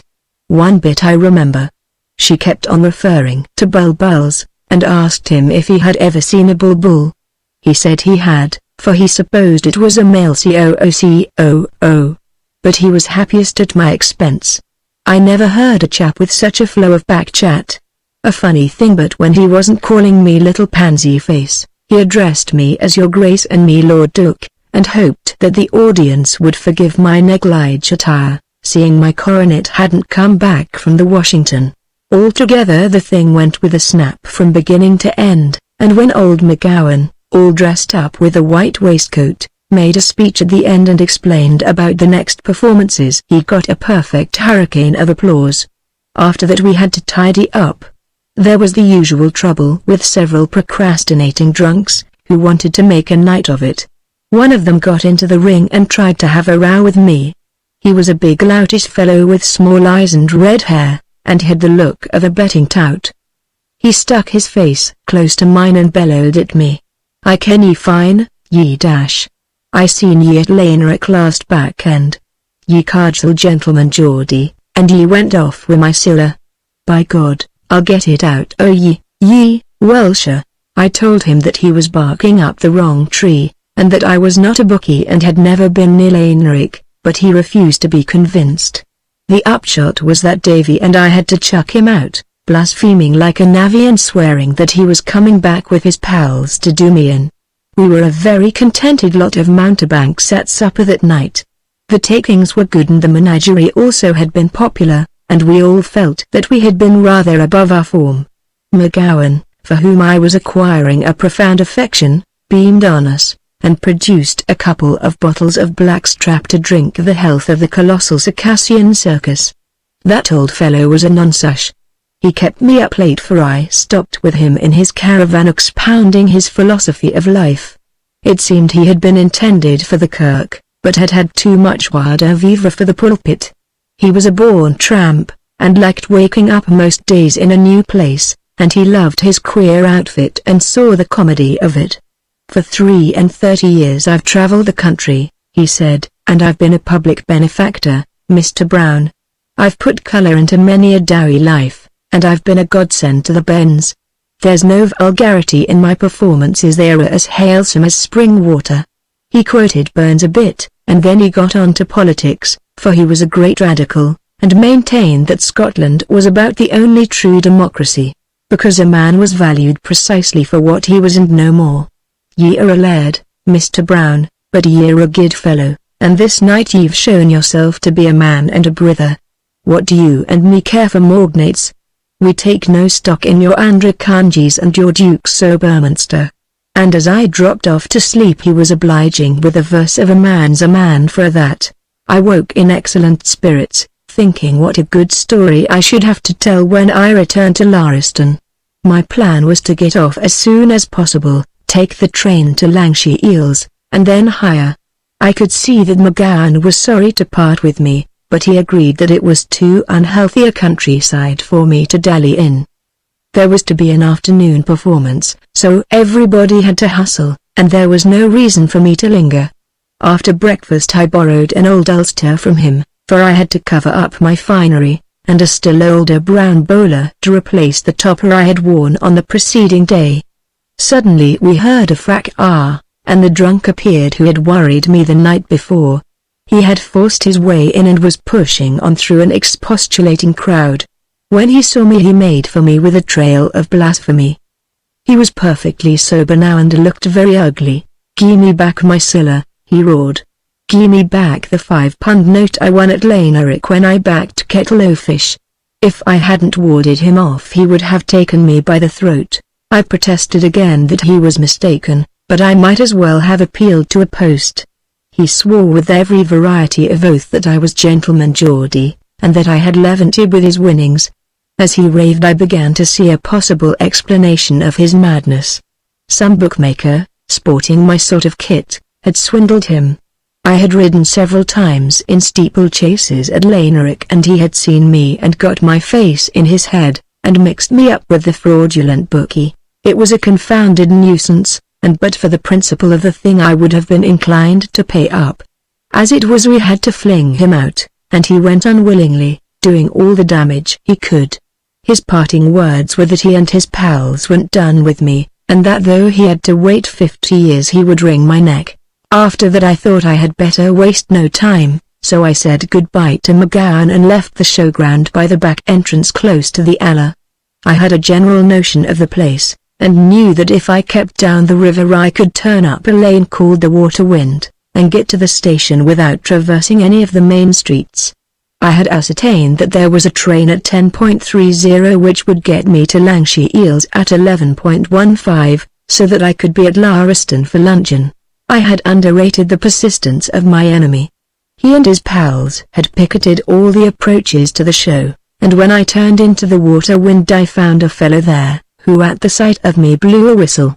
In a second or two he was joined by 3 others, among them my persecutor. "We've gotten ye new," he shouted, and made to collar me.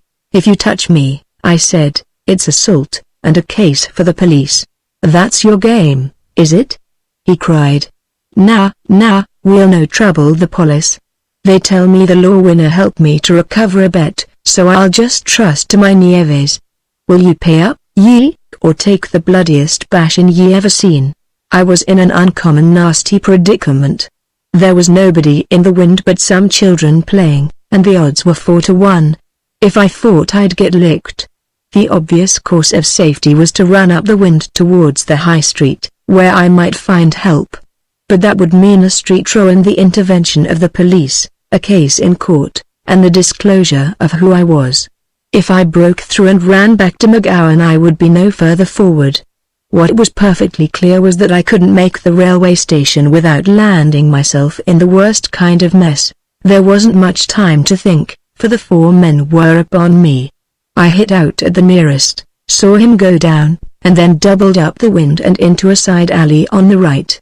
By the mercy of Providence this wasn't a cul-de-sac, but twisted below the old walls of the burg, and then became a lane between gardens. The pursuit was fairly hot, and my accursed boots kept slipping on the cobbles and cramped my form. They were almost upon me before I reached the lane, but then I put on a spurt, and was 20 yards ahead when it ended in a wall with a gate. The gate was locked, but the wall was low, and I scrambled over it, and dropped into the rubbish heap of a garden. There was no going back, so I barged through some gooseberry bushes, skirted a lawn, squatted over a big square of gravel, and charged through the entrance gates of a suburban villa. My enemies plainly knew a better road, for when I passed the entrance they were only a dozen yards off on my left. That compelled me to turn to the right, the direction away from Kirkella. I was now on a highway where I could stretch myself, and it was not long before I shook off the pursuit. They were whisker-fied ruffians and not much good in a hunt. It was a warm morning, but I did not slack until I had put a good quarter of a mile between us. I saw them come round a turn, lumbering along, cooked to the world, so I judged that I could slow down to an easy trot. I was cut off from my lines of communication, and the only thing to do was to rejoin them by a detour. The Aller Valley, which the railway to Lancashire Eels followed, gave me a general direction. I remembered that about 6 miles off there was a station called Rubistian, and that there was an afternoon train which got to Lancashire Eels about 3 o'clock. I preferred to pick it up there, for I didn't mean to risk showing my face inside Kirkella again. By this time I had got heartily sick of my adventures. Being chased like a fox is amusing enough for an hour or two, but it soon palls. I was becoming a regular outlaw wanted by the police for breaking into a nursing home and stealing a suit, and very much wanted by various private gentlemen on the charge of bilking. Everybody's hand seemed to be against me, except old McGowan's, and I had had quite enough of it. I wanted nothing so much as to be back at Lauriston, and I didn't believe I would tell Archie the story, for I was fed up with the whole business. I didn't dare go near a public house, and the best I could do for luncheon was a bottle of ginger beer and some biscuits which I bought at a sweetie shop. To make a long story short, I reached Rubistian in time, and as there were several people on the platform I waited till the train arrived before showing myself. I got into a third-class carriage at the very end of it. The only occupants were a woman and a child, and my appearance must have been pretty bad, for the woman looked as if she wanted to get out when she saw me. but I said it was a fine day and good for the crops, and I suppose she was reassured by my Scotch tongue, for she quieted down. The child was very inquisitive, and they discussed me in whispers. "What's that man, Mama?" it asked. "Never mind, Jimmy. But I want to ken, Mama." "Wheesht, dearie. He's a cruel man. He kills the wee mawpies." At that the child set up a howl, but I felt rather flattered, for a rabbit trapper was a respectable profession compared to those with which I had recently been credited. At the station before Lancashire Eels they collect the tickets. I had none, so when the man came round I could only offer a Bank of England £5 note. He looked at it very suspiciously, asked me rudely if I had nothing smaller, consulted the station master, and finally with a very ill grace got me change out of the latter's office. This hung up the train for a good 5 minutes, and you could see by their looks that they thought I was a thief. The thing had got so badly on my nerves that I could have wept. I counted the minutes till we reached Lancashire Eels, and I was not cheered by the behavior of my travelling companion. She was clearly convinced of the worst, and when he came out of a tunnel she was jammed into the farthest corner, clutching her child and her bag, and looking as if she had escaped from death. I can tell you it was a thankful man that shot out onto the platform at Lancashire Eels. I found myself looking into the absolutely bewildered eyes of Tommy DeLorean. I saw a lot of fellows behind him with rosettes and scared faces, and I saw what looked like a band. It took me about 100th part of a second to realize that I had dropped out of the frying pan into the fire. You will scarcely believe it, but since I had rehearsed my speech going up the Rinksburn, the political meeting at Lancashire Eels had gone clean out of my head. I suppose I had tumbled into such an utterly new world that no link remained with the old one. And as my foul luck would have it, I had hit on the very train by which I had told DeLorean I would travel. "For heaven's sake, Tommy, tell me where I can change," I hissed. "Lend me some clothes or I'll murder you." Well, that was the end of it. I got into a suit of Tommy's at the station hotel. Luckily he was about my size, and we proceeded with the brass band and the rosetted committee to the town hall. I made a dashed good speech, though I say it who shouldn't, simply because I was past caring what I did. Life had been rather too much for me the last 2 days. Burminster finished his tankard, and a light of reminiscence came into his eye. "Last week," he said, "I was passing Buckingham Palace. One of the mallards from St. James's Park had laid away, and had hatched out a brood somewhere up Constitution Hill. The time had come when she wanted to get the ducklings back to the water. There was a big crowd, and through the midst of it marched 2 bobbies with a mother duck between them, while the young ones waddled behind. I caught the look in her eye, and, if you believe me, it was the comicalest mixture of relief and embarrassment, shyness, self-consciousness and desperation. I would like to have shaken hands with that bird. I knew exactly how she felt. Part 3. Dr. Luscious, John Palliser Yeats's story. The idols have spoken vanity, and the diviners have seen a lie, and have told false dreams. They comfort in vain, therefore they went their way as a flock. Zechariah X. 2. In the early spring Palliser Yeats had flu, and had it so badly that he was sent to recruit for a fortnight on the Riviera. There, being profoundly bored, he wrote out and sent to us this story.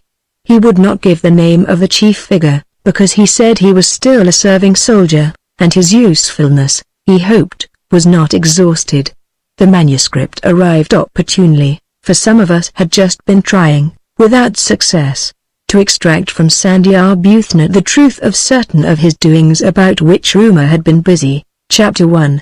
In the second week of January 1917, a modest brass plate appeared on a certain door in Regent Street, among modists and hat makers and vendors of cosmetics. It bore the name of Dr. S. Luscious. On the 3rd floor were the rooms to which the plate was the signpost, a pleasant set, newly decorated with powder blue wallpapers, curtains of orange velveteen, and sham marqueterie. The milliners' girls who frequented that staircase might have observed, about 11 in the morning, the figure of Dr. Luscious arriving. They did not see him leave, for they had flown to their suburban homes long before the key turned of an evening in the doctor's door. He was a slim young man of the middle height, who held himself straighter than the usual run of sedentary folk. His face was very pale, and his mop of hair and fluffy beard were black as jet. He wore large tortoise-shell spectacles, and, when he removed them, revealed slightly protuberant and very bright hazel eyes, which contrasted oddly with his pallor. Had such a figure appeared on the stage, the gallery experts, familiar with stage villains, would have unhesitatingly set him down as the anarchist from Moscow about to assassinate the oppressive nobleman and thereby give the hero his chance. But his clothes were far too good for that part. He wore a shiny top hat and an expensive fur coat, and his neat morning coat, fine linen, unobtrusive black tie and pearl pin suggested the high finance rather than the backstairs of revolution. It appeared that Dr. Lartius did a flourishing business. Suddenly London had begun to talk about him. First there were the people that matter, the people who were ever on the hunt for a new sensation and must always be in the first flight of any fad. Lady told the Duchess of B about a wonderful new man who really had power, no ordinary vulgar spiritualist, but a true seeker and thinker. Mr. D, that elderly gossip, carried the story through many circles, and it grew with the telling. The curious began to cultivate Dr. Lartius, and soon the fame of him came to the ears of those who were not curious, only anxious or broken-hearted, and because the last were a great multitude, and were ready to give their all for consolation. There was a busy coming and going all day on Dr. Lartius's staircase. His way with his clients was interesting. He had no single method of treatment, and varied his manner according to the motives of the inquirer. The merely inquisitive he entertained with toys. "I am no professor of an art," he told them laughingly. "I am a student, groping on the skirts of great mysteries." And to the more intelligent he would propound an illustration. "Take the mathematics of the fourth dimension," he would say. "I can show you a few simple mechanical puzzles, which cannot be explained except by the aid of abstruse mathematics, and not always then. But these puzzles tell you nothing about the fourth dimension, except that there is a world about us inexplicable on the rule of 3 dimensions. It is the same with my toys, my crystal ball, my pool of ink, my star maps, even those superinduced moods of abstraction in which we seem to hear the noise of wings and strange voices. They only tell me that there is more in earth and heaven than is dreamed of in man's philosophy." But his toys were wonderful. The idle ladies who went there for a thrill were not disappointed. In the dusky room, among the strange rosy lights, their hearts seemed to be always fluttering on the brink of a revelation, and they came away excited and comforted, for Dr. Lartius was an adept at delicate flattery. Fortune-telling in the ordinary sense there was none, but this young man seemed to have an uncanny knowledge of private affairs, which he used so discreetly that even those who had most reason to desire secrecy were never disquieted. For such entertainments he charged high fees, as the fur coat and the pearl pin required. "You wish to be amused," he would say, "and it is right that you should pay me for it." Even among the idle clients there was a sprinkling of the earnest. With these he had the air of a master towards initiates. They were fellow pilgrims with him on the great road. He would talk to them by the hour, very beautifully, in a soft musical voice. He would warn them against charlatans, those who sought to prostitute a solemn ritual to purposes of vulgar gain. He would unroll for them the history of the great mystics and tell of that secret science known to the old adepts, which had been lost for ages, and was now being recovered piecemeal. These were the most thrilling hours of all, and the fame of Dr. Lartius grew great in the drawing-rooms of the elect.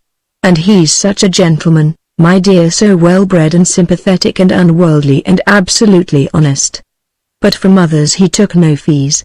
The sad-faced women, mostly in black, who sat in his great velvet chair and asked broken questions, found a very different Dr. Lartius.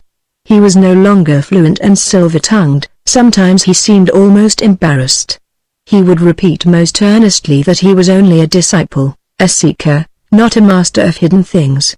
On such occasions the toys were absent, and if some distracted mother sought knowledge that way she was refused. he rarely had anything definite to impart. When Lady H.'s only son was about to exchange from the cavalry to the Foot Guards and his mother wanted to know how the step would affect his chances of survival, she got nothing beyond the obvious remark that this was an infantry war and he would have a better prospect of seeing fighting. Very rarely, he spoke out. Once to Mrs. K., whose boy was a prisoner, he gave a very full account of life in a German prison camp, so that, in the absence of letters, her imagination had henceforth something to bite on. Usually his visitors were too embarrassed to be observant, but one or two noted that he was uncommonly well informed about the British Army. He never made a mistake about units, and seemed to know a man's battalion before he was told it. And when mothers poured out details to him from the talk of soldiers on leave and epistolary indiscretions, a good deal of information circulated about London. He now and then took notes. Yet, though they got little from him that was explicit, these visitors, as a rule, went away comforted. Perhaps it was his gentle soothing manner. Perhaps, as poor Lady M. said, it was that he seemed so assured of the spiritual life that they felt that their anxieties were only tiny eddies on the edge of a great sea of peace. At any rate, it was the afflicted even more than the idly curious who spoke well of Dr. Lartius. Sometimes he had masculine clients, fathers of fighting sons, who said they came on their wives' behalf, elderly retired generals who preferred spiritualism to golf, boys whose nerves were in tatters and wanted the solace which in other ages and lands would have been found in the confessional. With these last Dr. Lartius became a new man. He would take off his spectacles and look them in the face with his prominent lustrous eyes, and talk to them with a ring in his pleasant voice. It was not what he said so much, perhaps, as his manner of saying it, but he seemed to have a singular power over boys just a little bit loose from their moorings. "Queer thing," said one of these, "but one would almost think you had been a soldier yourself." Dr. Lartius had smiled and resumed his spectacles. "I am a soldier, but in a different war. I fight with the sword of the Spirit against the hidden things of darkness." Towards the end of March the brass plates suddenly disappeared. There was a great fluttering in the dovecotes of the elect when the news went round that there had been trouble with the police. It had been over the toys, of course, and the taking of fees. The matter never came into court, but Dr. Lartius had been warned to clear out, and he obeyed. Many ladies wrote indignant letters to the Home Secretary about persecution. Letters which cited ominous precedents from the early history of the Christian Church, but in April came consolation. The rumor spread that the seekers were not to lose their guide. Mr. Greatheart would still be available for the comforting of pilgrims. A plate with the name of Dr. S. Lartius reappeared in a quiet street in Mayfair. But for the future there would be no question of fees. It was generally assumed that a few devout women had provided a fund for the sustenance of the prophet. In May his fame was greater than ever. One evening Lady Sampler, the most ardent of his devotees, spoke of him to a certain general who was a power in the land. The general was popular among the women of her set, but a notorious scoffer. Perhaps this was the secret of his popularity, for each hoped to convert him. "I want you to see him yourself," she said. "Only once. I believe in him so firmly that I am willing to stake everything on one interview. Promise me you will let me take you. I only want you to see him and talk to him for 10 minutes. I want you to realize his unique personality, for if you once feel him you will scoff no more." The general laughed, shrugged his shoulders, but allowed himself to be persuaded. So it came about that one afternoon in early June he accompanied Lady Sampler to the flat in Mayfair. "You must go in alone," she told him in the ante-room. "I have spoken about you to him, and he is expecting you. I will wait for you here." For half an hour the general was closeted with Dr. Lartius. When he returned to the lady his face was red and wrathful. "That's the most dangerous fellow in London," he declared. "Look here, Molly, you and your friends have been playing the fool about that man. He's a German spy, if there ever was one. I caught him out, for I trapped him into speaking German. You say he's a Swiss, but I swear no Swiss ever spoke German just as he speaks it. The man's a Bavarian. I'll take my oath he is. It was a very depressed and rather frightened lady who gave him tea a little later in her drawing room. "That kind of sweep is far too clever for you innocents," she was told. "There he has been for months pumping you all without your guessing it. You say he's a great comfort to the mourners. I dare say he is, but the poor devils tell him everything that's in their heads. That man has a unique chance of knowing the inside of the British Army. And how has he used his knowledge? That's what I want to know. What are you going to do about it?" She quavered. "I'm going to have him laid by the heels," he said grimly, as he took his departure. "Interned or put up against a wall, if we can get the evidence. I tell you he's a botch pure and simple, not that there's much purity and simplicity about him." The general was as good as his word, but in one matter he was wrong. The credentials of the prophet's Swiss nationality were good enough. There was nothing for it but to deport him as an undesirable, so one fine morning Dr. S. Lartius got his marching orders. He made no complaint, and took a dignified farewell of his friends.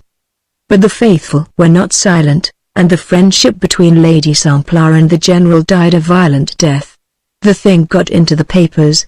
Dr. Lartius figured in many unrecognizable portraits in the press, and a bishop preached a sermon in a city church about the worship of false gods. Chapter 2.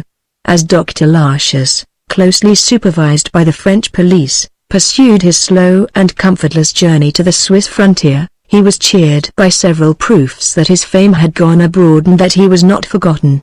At Paris there were flowers in his dingy hotel bedroom, the gift of an unknown admirer, and a little note of encouragement in odd French. At Dijon he received from a strange lady another note telling him that his friends were awaiting him in Bern. When he crossed the border at Pontarlier there were more flowers and letters. The young man paid little attention to such tributes. He spent the journey in quiet reading and meditation, and when he reached Bern did not seem to expect anyone to greet him, but collected his luggage and drove off unobtrusively to an hotel. He had not been there an hour when a card was brought to him bearing the name of Ernst Ulrich, Doctor of Philosophy in the University of Bonn. "Dr. Lartius," said the visitor, a middle-aged man with a peaked grey beard and haircut and brows. "It is an honor to make your acquaintance. We have heard of your fine work and your world-molding discoveries." The young man bowed gravely. "I am only a seeker," he said. "I make no claim to be a master yet.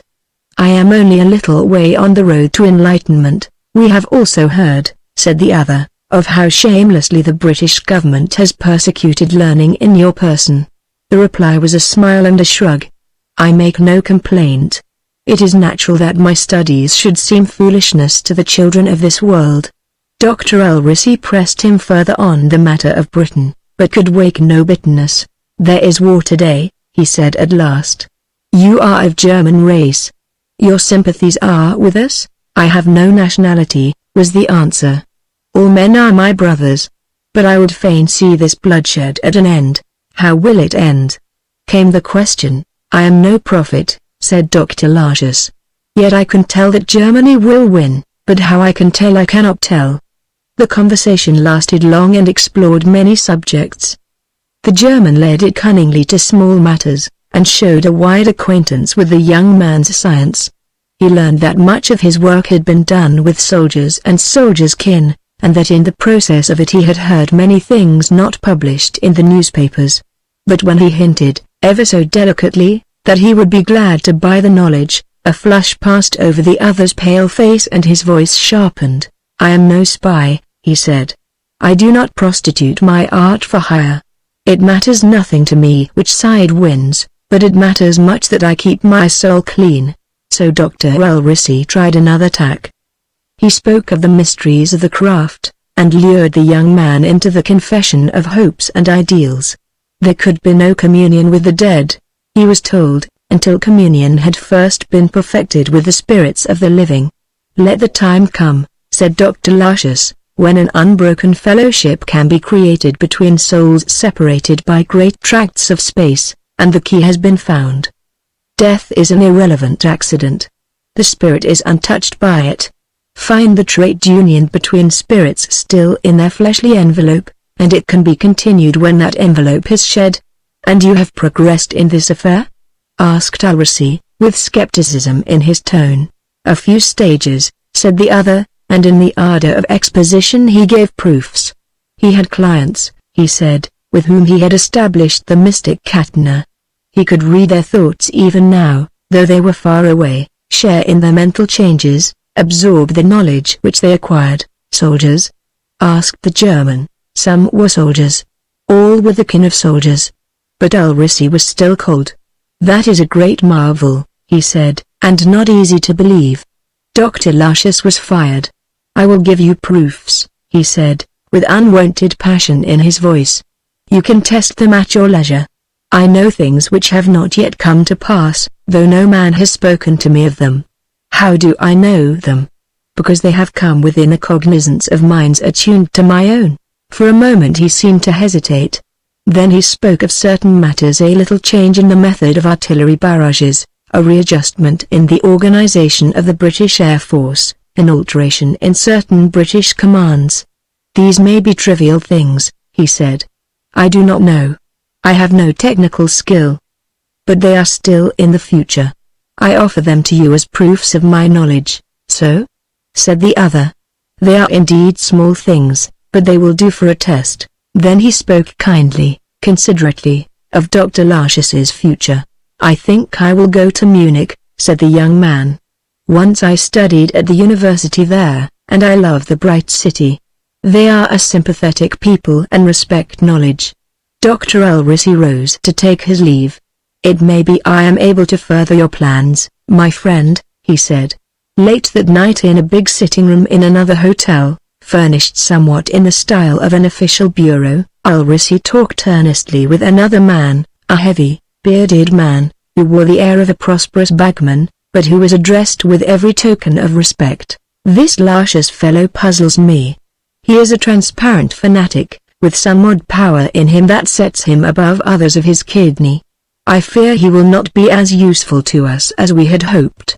If only we had known of him sooner and could have kept him in England. He can't go back, I suppose? Impossible, sir. But there is still a chance. He has some wild theory that he has established a link with various people, and so acquires automatically whatever new knowledge they gain. Some of these people are soldiers. He has told me little things that I may test this power of his. I am no believer in the spiritualist mumbo-jumbo, but I have lived long enough not to reject a thing because it is new and strange. About that we shall see. If there is anything in it there will be much. Meantime I keep closely in touch with him. What is he going to do? He wants to go to Munich. I am in favor of permitting it, sir. Our good Bavarians are somewhat light in the head, and are always seeking a new thing. They want a little ghostly consolation at present, and this man will give it them. He believes most firmly in our German victory. The other yawned and flung away the end of his cigar. The mountebank seems to have some glimmerings of sense, he said. Chapter 3. So it came about that in August of the year 1917 Dr. Lucius was settled in comfortable rooms off the Garmistress in the Bavarian capital, and a new plate of gunmetal and oxidized silver, lettered in the best style of Art Nouveau, advertised his name to the citizens of Munich. Fortune still attended the young man, for, as in London, he seemed to spring at once into fame. Within a week of his arrival people were talking about him, and in a month his chambers were crowded. Perhaps his friend Ulrich had spoken a word in the right place. It was the great season before Caporetto, and Dr. Lucius spoke heartening things to his clients. Victory was near and the days of glory, but when asked about the date of peace he was coy. Peace would come, but not yet, for the world there was another winter of war. His methods were the same as those which had captured Lady Samplar and her friends. To the idly curious he showed toys, to the emotional he spoke nobly of the life of the spirit and the locked doors of hidden knowledge which were now almost ajar. Rich ladies, bored with the dullness of the opera season and the scarcity of men, found in him a new interest in life. To the sorrowful he gave the comfort which he had given to his London circle no more. His personality seemed to exhale hope and sympathy, and mourners, remembering his pleasant voice and compelling eyes, departed with a consolation which they could not define. That was for the ordinary run of clients, but there were others, fellow students they professed themselves, to whom he gave stronger meat. He preached his doctrine of the mystic community of thought and knowledge between souls far apart, and now and then he gave proofs such as he had given to Ulrisi. It would appear that these proofs stood the test, for his reputation grew prodigiously. He told them little things about forthcoming changes in the Allied armies, and the event always proved him right. They were not things that mattered greatly, but if he could disclose trivialities someday his method might enable him to reveal a mighty secret. So more than one General Stabskeff came to sit with him in his toilet room. About once a month he used to go back to Bern, and was invariably met at the station by Ulrisi. He had been given a very special passport, which took him easily and expeditiously over the frontier, and he had no trouble with station commandants. In these visits he would be closeted with Ulrisi for hours. Occasionally he would slip out of his hotel at night for a little, and when Ulrisi heard of it he shrugged his shoulders and laughed. "He is young," he would say with a leer. "Even a prophet must have his amusements." But he was wrong, for Dr. Lartius had not the foibles he suspected. The winter passed slowly, and the faces in the Munich streets grew daily more pinched and wan, clothing more shabby and boots more down at heel. But there was always comfort for seekers in the room in the Garmistress. Whoever lost faith, it was not Dr. Lartius. Peace was coming, and his hearers judged that he had forgotten his scientific detachment from all patriotisms and was becoming a good German. Then in February of the new year came the rumor of the great advance preparing in the West. The High Command had promised speedy and final victory in return for a little more endurance. Dr. Lartius seemed to have the first news of it. "It is peace," he said, "peace before winter," and his phrase was repeated everywhere and became a popular watchword. So, when the news came at the end of March of the retreat of the French and English to the gates of Mayence, the hungry people smiled to each other and said, "He is right, as always. It is peace." Few now cared much about victory, except the high officers and the very rich, but on peace all were determined. April passed into May, and ere the month was out came glorious tidings. Ludendorff had reached the Marne, and was within range of Paris. About this time his closest disciples marked a change in Dr. Lartius. He seemed to retire into himself, and to be struggling with some vast revelation. His language was less intelligible, but far more impressive. Ulrisi came up from Bern to see him, for he had stopped for some months his visits to Switzerland. There were those who said his health was breaking, others that he was now, in very truth, looking inside the veil. This latter was the general view, and the fame of the young man became a superstition. "You tell us little now about our enemies," Ulrisi complained. "Mystica catena ruptuist," Dr. Lartius quoted sadly. "My friends are your enemies, and they are suffering. Their hearts and nerves are breaking. Therefore the link is thin and I cannot feel their thoughts. That is why I am so sad, for against my will the sorrow of my friends clouds me." Ulrisi laughed in his gross way. "Then the best omen for us is that you fall into melancholia? When you cut your throat we shall know that we have won." Yet Ulrisi was not quite happy. The young prophet was in danger of becoming a Frankenstein's monster, which he could not control. For his popular fame was now a thing to marvel at. It had gone abroad through Germany, and to all the fighting fronts, and the phrase linked to it was that of peace before winter. Peace had become a conviction, an obsession. Ulrisi and his friends would have preferred the word to be victory. In the early days of July a distinguished visitor came from Berlin to the Garmistress. He was a nurse to General Stabsoffizier, high in the confidence of the Supreme Command. He sat in the shaded room and asked an urgent question. "I'm not a Delphian oracle," said Dr. Lartius, "and I do not prophesy. But this much I can tell you. The hearts of your enemies have become like water, and they have few reserves left. I am not a soldier, so you can judge better than I. You say you are ready to strike with a crushing force. If you leave your enemies leisure they will increase and their hearts may recover. That is my view," said the soldier. "You have done much for the German people in the past, sir. Have you no word now to encourage them?" There will be peace before winter. This much I can tell, but how I know I cannot tell. But on what terms? That depends upon your armies, was the oracular reply. The staff officer had been gazing intently at the speaker. Now he rose and switched on the electric light. Will you oblige me by taking off your glasses, sir? He asked, and there was the sharpness of command in his voice. Dr. Lucius removed his spectacles, and for some seconds the two men looked at each other. I thank you, said the soldier at last. For a moment I thought we had met before. You reminded me of a man I knew long ago. I was mistaken. After that it was noted by all that the melancholy of Dr. Lucius increased. His voice was saddened, and dejection wrapped him like a cloud. Those of the inner circle affected to see in this a good omen.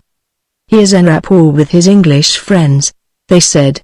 He cannot help himself, and their despair is revealed in him. The poor Lucius. He is suffering for the sins of our enemies. But the great public saw only the depression, and as August matured, and bad news filtered through the land, it gave their spirits an extra push downhill. In those weeks only one word came from the Garmistress. It was peace, peace before winter. The phrase became the universal formula whispered wherever people spoke their minds. It ran like lightning through the camps and along the fronts, and in every workshop and tavern. It became a passion, a battle cry. The wise doctor of Munich had said it. Peace before winter, peace at all costs, only peace. In September Ulrich was in communication with a certain bureau in Berlin. The man is honest enough, but he is mad. He has served his purpose. It is time to suppress him.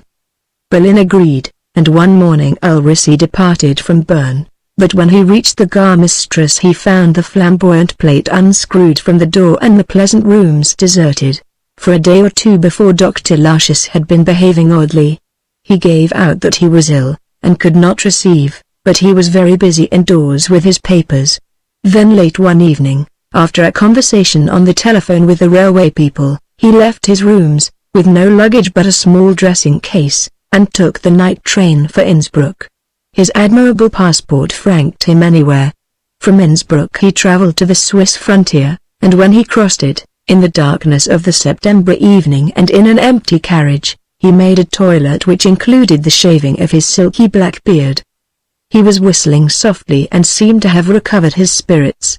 At Bern he did not seek his usual hotel, but went to an unfrequented place in a back street, where, apparently, he was well known. There he met during the course of the day various people, and their conversation was not in the German tongue. That night he again took train, but it was westward to Lausanne and the French border. Chapter 4.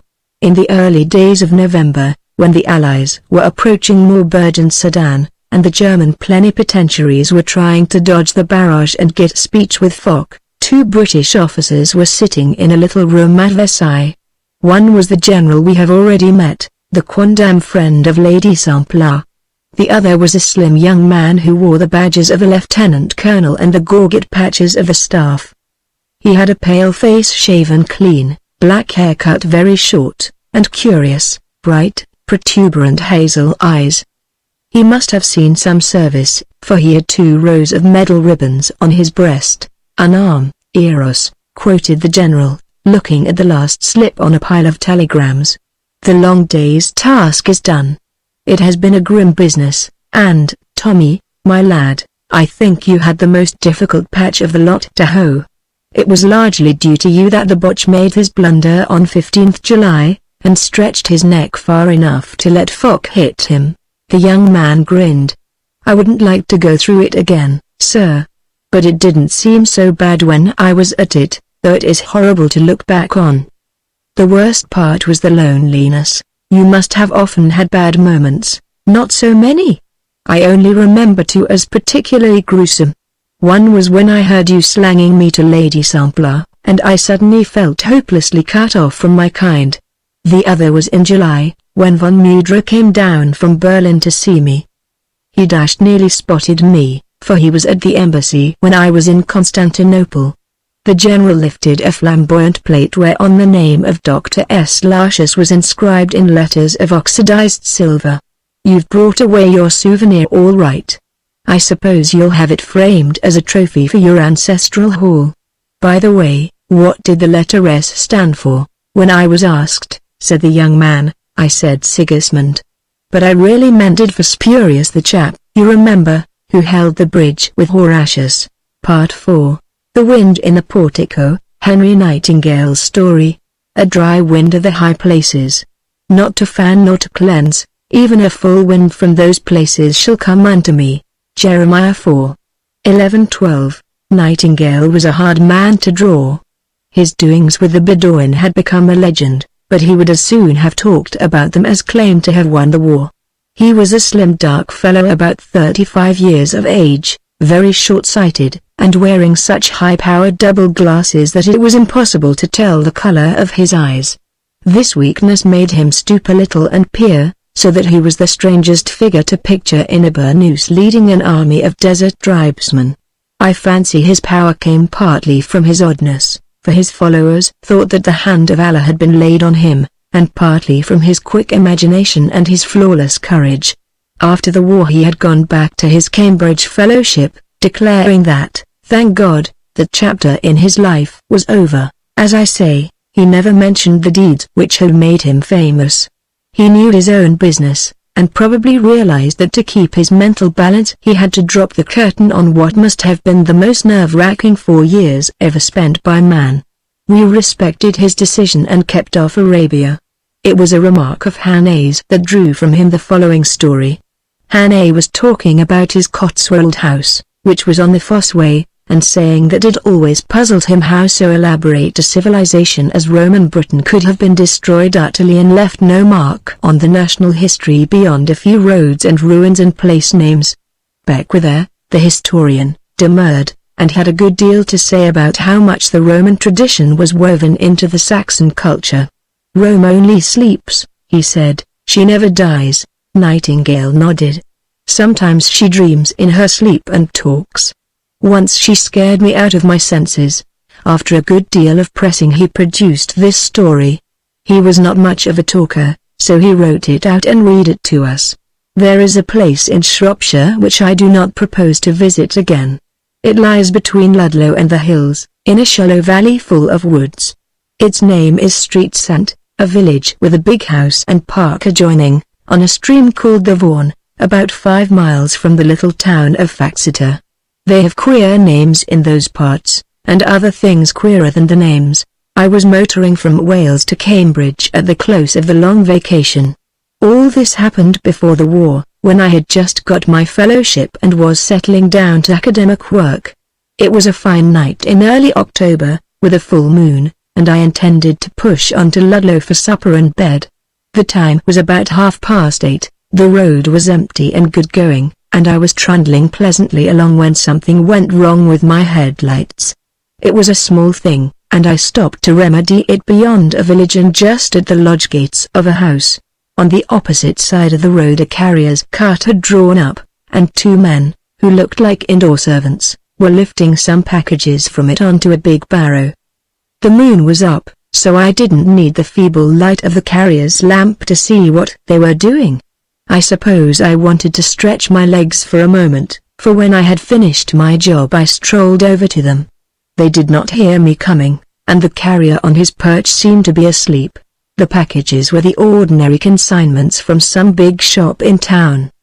But I noticed that the 2 men handled them very gingerly, and that, as each was laid in the barrow, they clipped off the shop label and affixed one of their own. The new labels were odd things, large and square, with some address written on them in very black capital letters. There was nothing in that, but the men's faces puzzled me. For they seemed to do their job in a fever, longing to get it over and yet in a sweat lest they should make some mistake.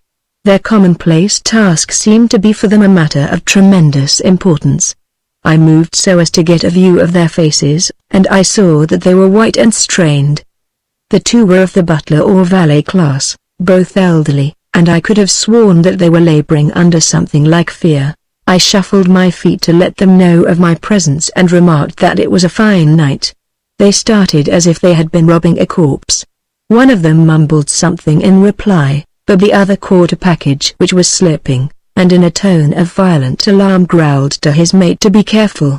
I had a notion that they were handling explosives. I had no time to waste, so I pushed on. That night, in my room at Ludlow, I had the curiosity to look up my map and identify the place where I had seen the men. The village was street scent, and it appeared that the gate I had stopped at belonged to a considerable demesne called Vaughan Castle. That was my first visit. At that time I was busy on a critical edition of Theocritus, for which I was making a new collation of the manuscripts.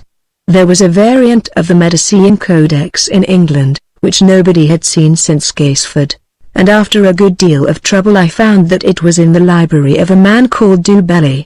I wrote to him at his London club, and got a reply to my surprise from Vaughan Castle Hall, Faxeter. It was an odd letter, for you could see that he longed to tell me to go to the devil, but couldn't quite reconcile it with his conscience. We exchanged several letters, and the upshot was that he gave me permission to examine his manuscript. He did not ask me to stay, but mentioned that there was a comfortable little inn in Street Scent. My second visit began on the 27th of December, after I had been home for Christmas. We had had a week of severe frost, and then it had thawed a little, but it remained bitterly cold, with leaden skies that threatened snow.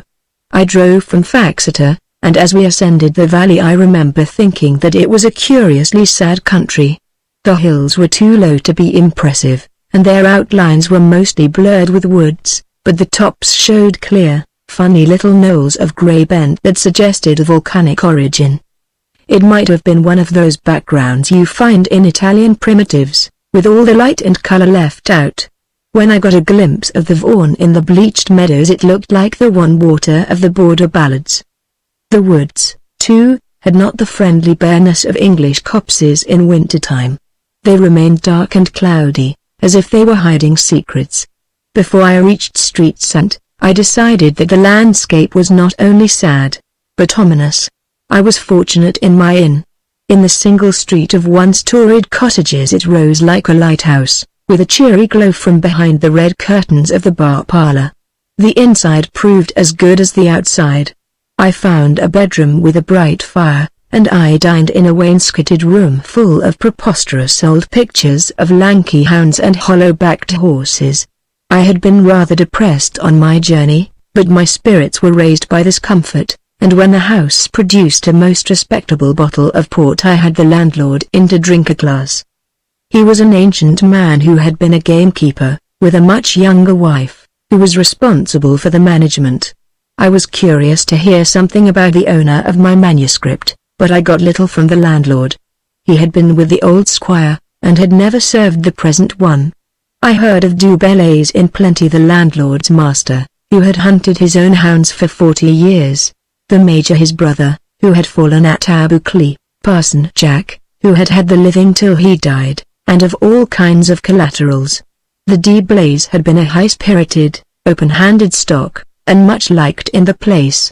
But of the present master of the hall he could or would tell me nothing. The squire was a great scholard, but I gathered that he followed no sport and was not a convivial soul like his predecessors. He had spent a mint of money on the house, but not many people went there. He, the landlord, had never been inside the grounds in the new master's time, though in the old days there had been hunt breakfasts on the lawn for the whole countryside, and mighty tenantry dinners. I went to bed with a clear picture in my mind of the man I was to interview on the morrow. A scholarly and autocratic recluse, who collected treasures and beautified his dwelling and probably lived in his library. I rather looked forward to meeting him, for the Bonhammer sporting squire was not much in my line. After breakfast next morning I made my way to the hall. It was the same leaden weather, and when I entered the gates the air seemed to grow bitterer and the skies darker. The place was muffled in great trees which even in their winter bareness made a pall about it. There was a long avenue of ancient sycamores, through which one caught only rare glimpses of the frozen park. I took my bearings, and realized that I was walking nearly due south, and was gradually descending. The house must be in a hollow. Presently the trees thinned, I passed through an iron gate, came out on a big untended lawn, untidily studden with laurels and rhododendrons, and the before me was the house front. I had expected something beautiful, an old Tudor or Queen Anne facade or a dignified Georgian portico. I was disappointed, for the front was simply mean. It was low and irregular, more like the back parts of a house, and I guessed that at some time or another the building had been turned round, and the old kitchen door made the chief entrance. I was confirmed in my conclusion by observing that the roofs rose in tiers, like one of those recessed New York skyscrapers, so that the present back parts of the building were of an impressive height. The oddity of the place interested me, and still more its dilapidation. What on earth could the owner have spent his money on? Everything lawn, flower beds, paths was neglected. There was a new stone doorway, but the walls badly needed pointing. The window woodwork had not been painted for ages, and there were several broken panes. The bell did not ring, so I was reduced to hammering on the knocker, and it must have been 10 minutes before the door opened. A pale butler, one of the men I had seen at the carrier's cart the October before, stood blinking in the entrance. He led me in without question, when I gave my name, so I was evidently expected. The hall was my second surprise. What had become of my picture of the collector? The place was small and poky, and furnished as barely as the lobby of a farmhouse. The only thing I approved was its warmth. Unlike most English country houses, there seemed to be excellent heating arrangements. I was taken into a little dark room with one window that looked out on a shrubbery, while the man went to fetch his master. My chief feeling was of gratitude that I had not been asked to stay, for the inn was paradise compared with this sepulchre. I was examining the prints on the wall, when I heard my name spoken and turned round to greet Mr. Dubellay. He was my third surprise. I had made a portrait in my mind of a fastidious old scholar, with eyeglasses on a black cord, and a finical Weltkindish manner. Instead I found a man still in early middle age, a heavy fellow dressed in the roughest country tweeds. He was as untidy as his demesne, for he had not shaved that morning, his flannel collar was badly frayed, and his fingernails would have been the better for a scrubbing brush. His face was hard to describe. It was high-colored, but the color was not healthy. It was friendly, but it was also wary. Above all, it was unquiet. He gave me the impression of a man whose nerves were all wrong, and who was perpetually on his guard. He said a few civil words, and thrust a badly tied brown paper parcel at me. "That's your manuscript," he said jauntily. I was staggered. I had expected to be permitted to collate the codex in his library, and in the last few minutes had realized that the prospect was distasteful. But here was this casual owner offering me the priceless thing to take away. I stammered my thanks, and added that it was very good of him to trust a stranger with such a treasure. "Only as far as the inn," he said. "I wouldn't like to send it by post. But there's no harm in your working at it at the inn. There should be confidence among scholars." And he gave an odd cackle of a laugh. "I greatly prefer your plan," I said. "But I thought you would insist on my working at it here." "No, indeed," he said earnestly. "I shouldn't think of such a thing. Wouldn't do at all. An insult to our Freemasonry. That's how I should regard it." We had a few minutes further talk. I learned that he had inherited under the entail from a cousin, and had been just over 10 years at Vaughan Castle. Before that he had been a London solicitor. He asked me a question or two about Cambridge, wished he had been at the university, much hampered in his work by a defective education. I was a Greek scholar ? Latin, too, he presumed. Wonderful people the Romans. He spoke quite freely, but all the time his queer restless eyes were darting about, and I had a strong impression that he would have liked to say something to me very different from these commonplaces, that he was longing to broach some subject but was held back by shyness or fear.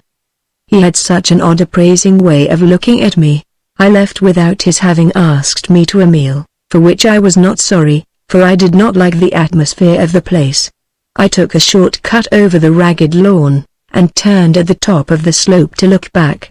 The house was in reality a huge pile, and I saw that I had been right and that the main building was all at the back.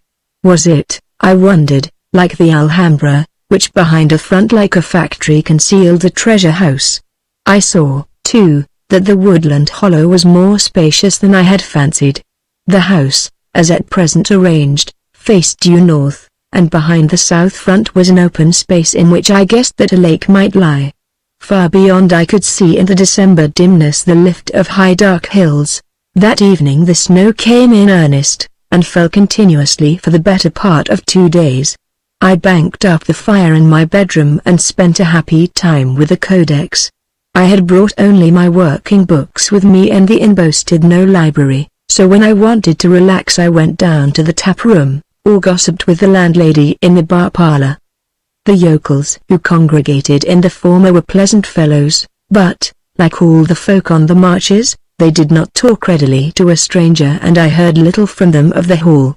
The old squire had reared every year 3,000 pheasants, but the present squire would not allow a gun to be fired on his land and there were only a few wild birds left. For the same reason the woods were thick with vermin. This they told me when I professed an interest in shooting. But of Mr. du Bellay they would not speak, declaring that they never saw him.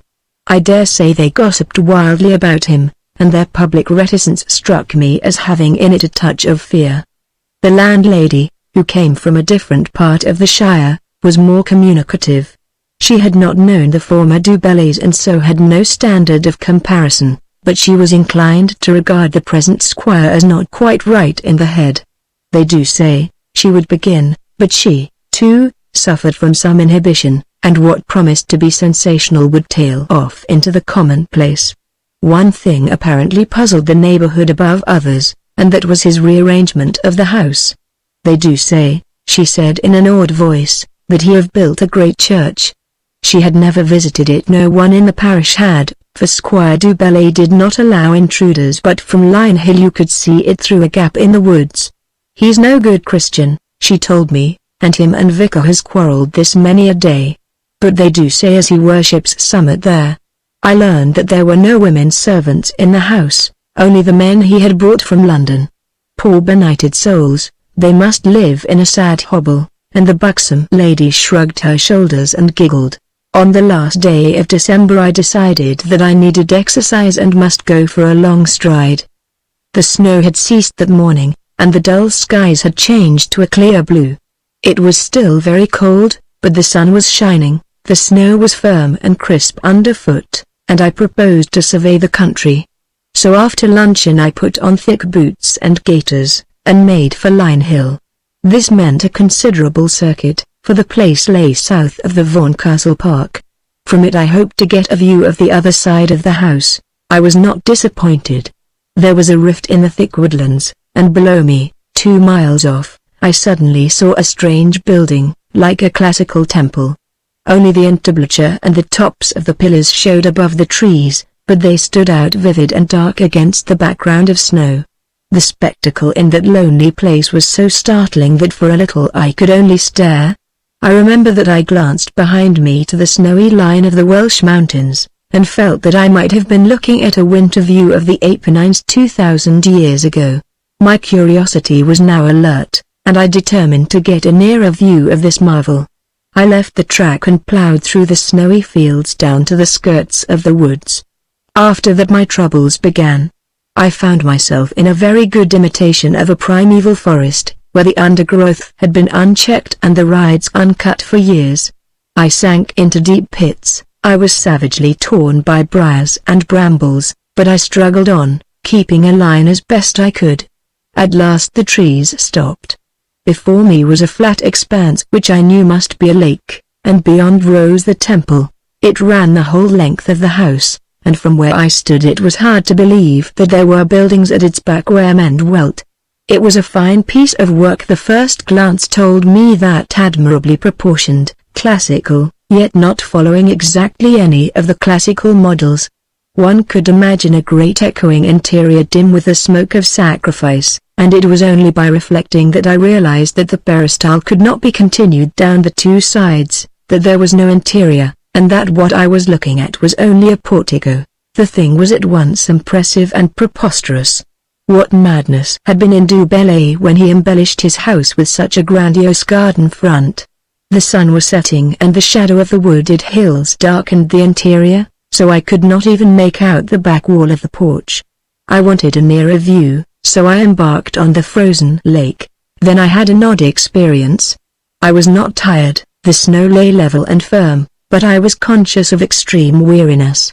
The biting air had become warm and oppressive. I had to drag boots that seemed to weigh tons across the lake. The place was utterly silent in the stricture of the frost, and from the pile in front no sign of life came. I reached the other side at last and found myself in a frozen shallow of bulrushes and skeleton willow herbs. They were taller than my head, and to see the house I had to look upward through their snowy traceries. It was perhaps 80 feet above me and 100 yards distant, and, since I was below it, the delicate pillars seemed to spring to a great height. But it was still dusky, and the only detail I could see was on the ceiling, which seemed either to be carved or painted with deeply shaded monochrome figures. Suddenly the dying sun came slanting through the gap in the hills, and for an instant the whole portico to its farthest recesses was washed in clear gold and scarlet. That was wonderful enough. But there was something more.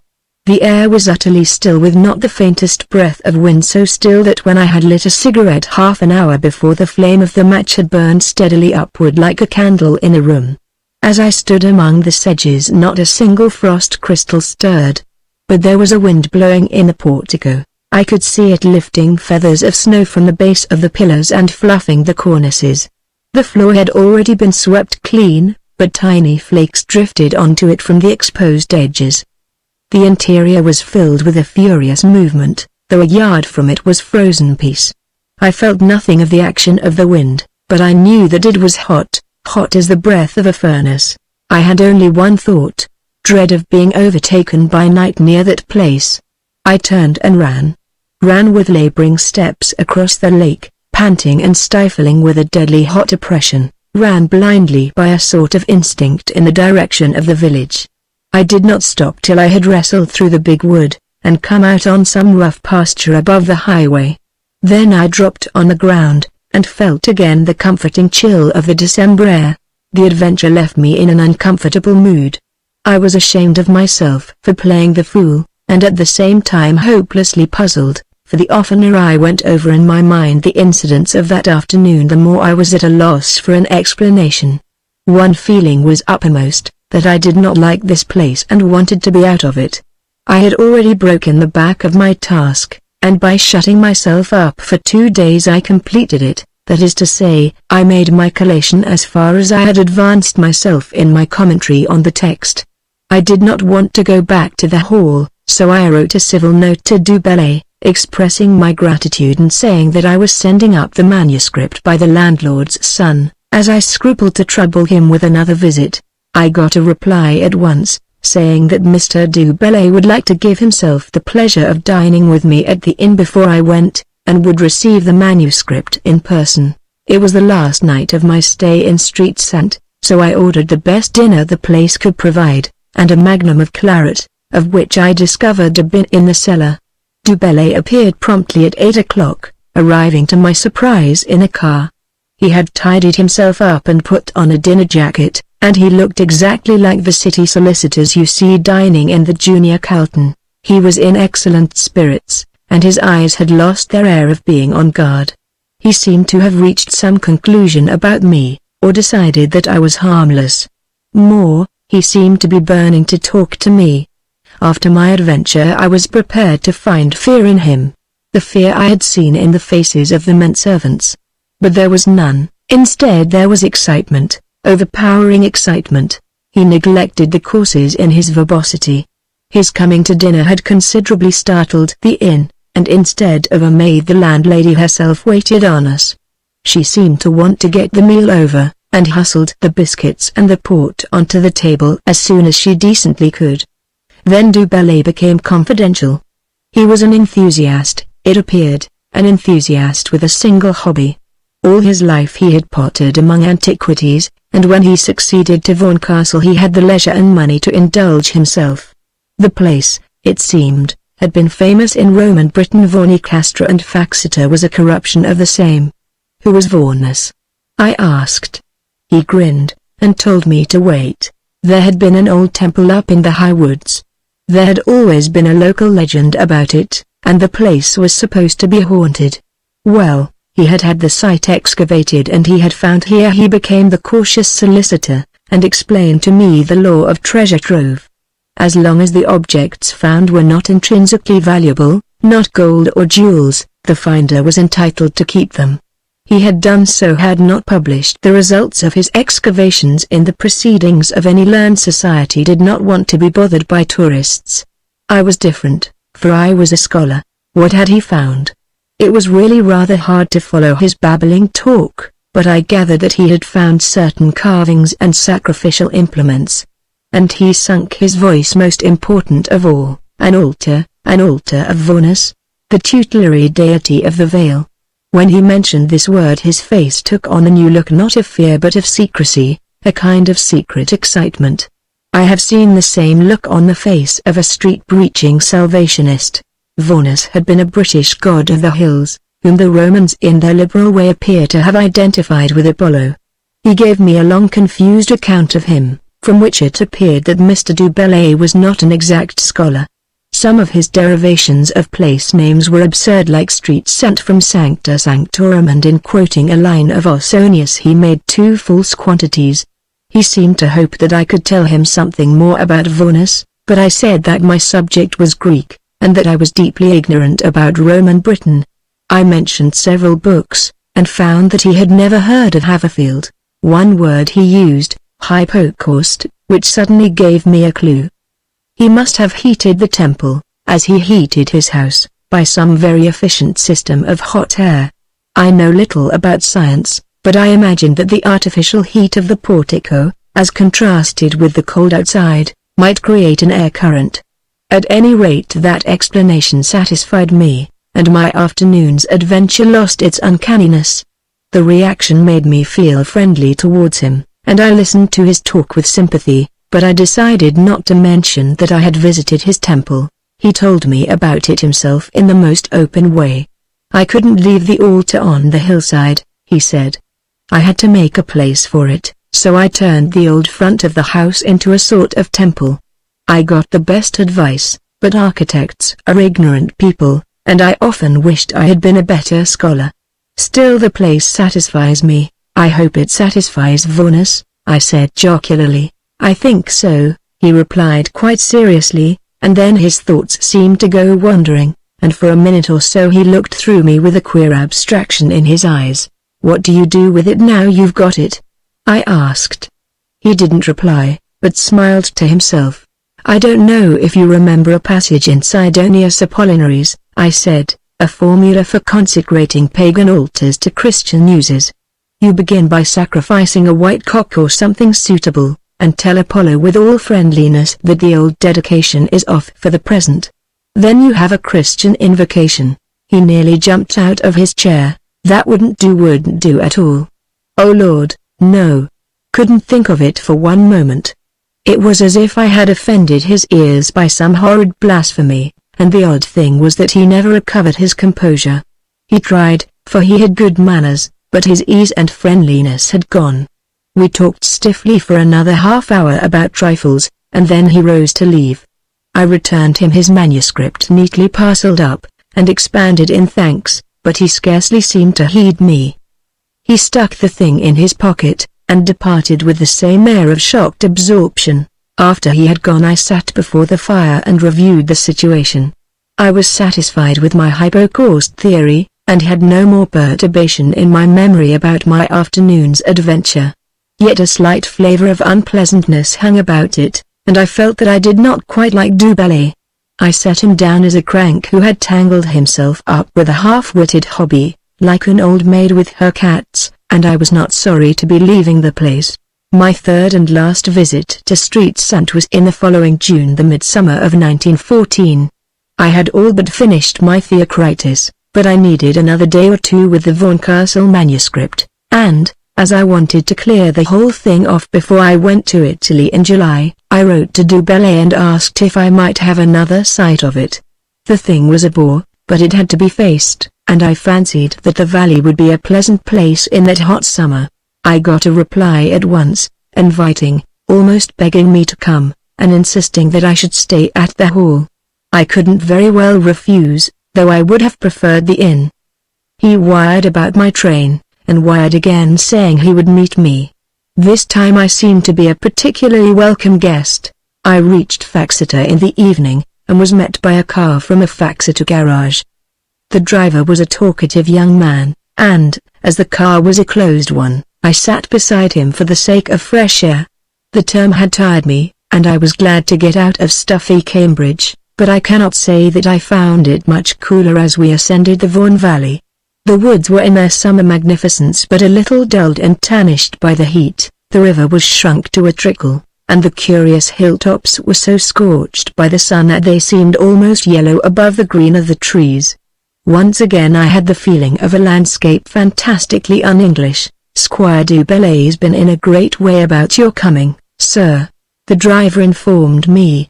"Sent down 3 times to the boss to make sure it was all right. He's got a car of his own, too, a nice little Daimler, but he don't seem to use it much. Haven't seen him about in it for a month of Sundays." As we turned in at the hall gates he looked curiously about him. "Never been here before, though I've been in most gentlemen's parks for 50 miles round. Rum old-fashioned spot, isn't it, sir?" If it had seemed a shuttered sanctuary in midwinter, in that June twilight it was more than ever a place enclosed and guarded. There was almost an autumn smell of decay, a dry decay like touchwood. We seemed to be descending through layers of ever-thickening woods. When at last we turned through the iron gate I saw that the lawns had reached a further stage of neglect, for they were as shaggy as a hayfield. The white-faced butler let me in, and there, waiting at his back, was du Bellay. But he was not the man whom I had seen in December.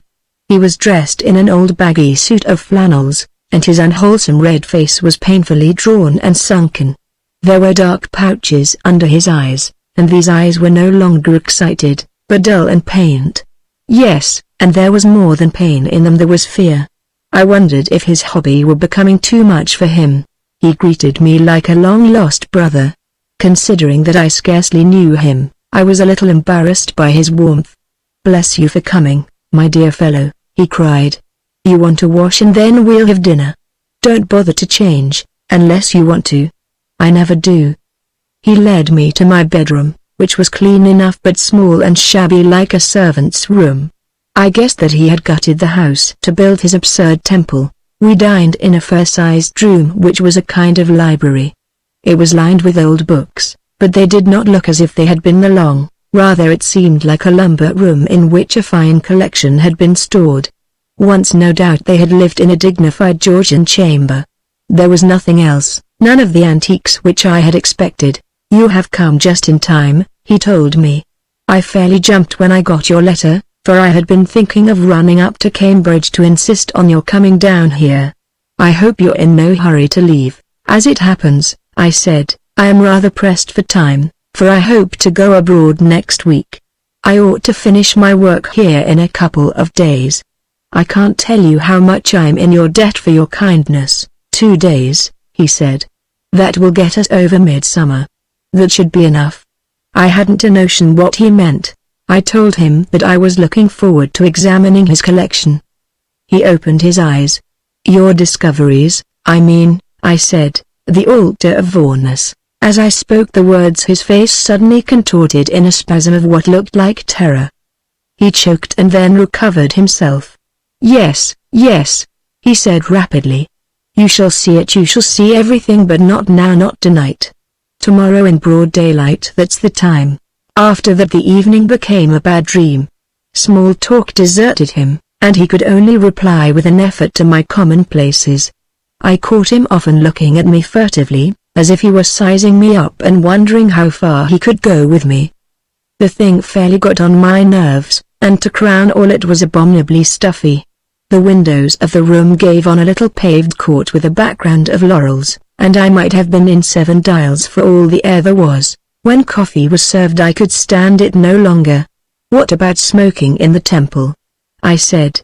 "It should be cool there with the air from the lake." I might have been proposing the assassination of his mother. He simply gibbered at me. "No, no," he stammered. "My God, no.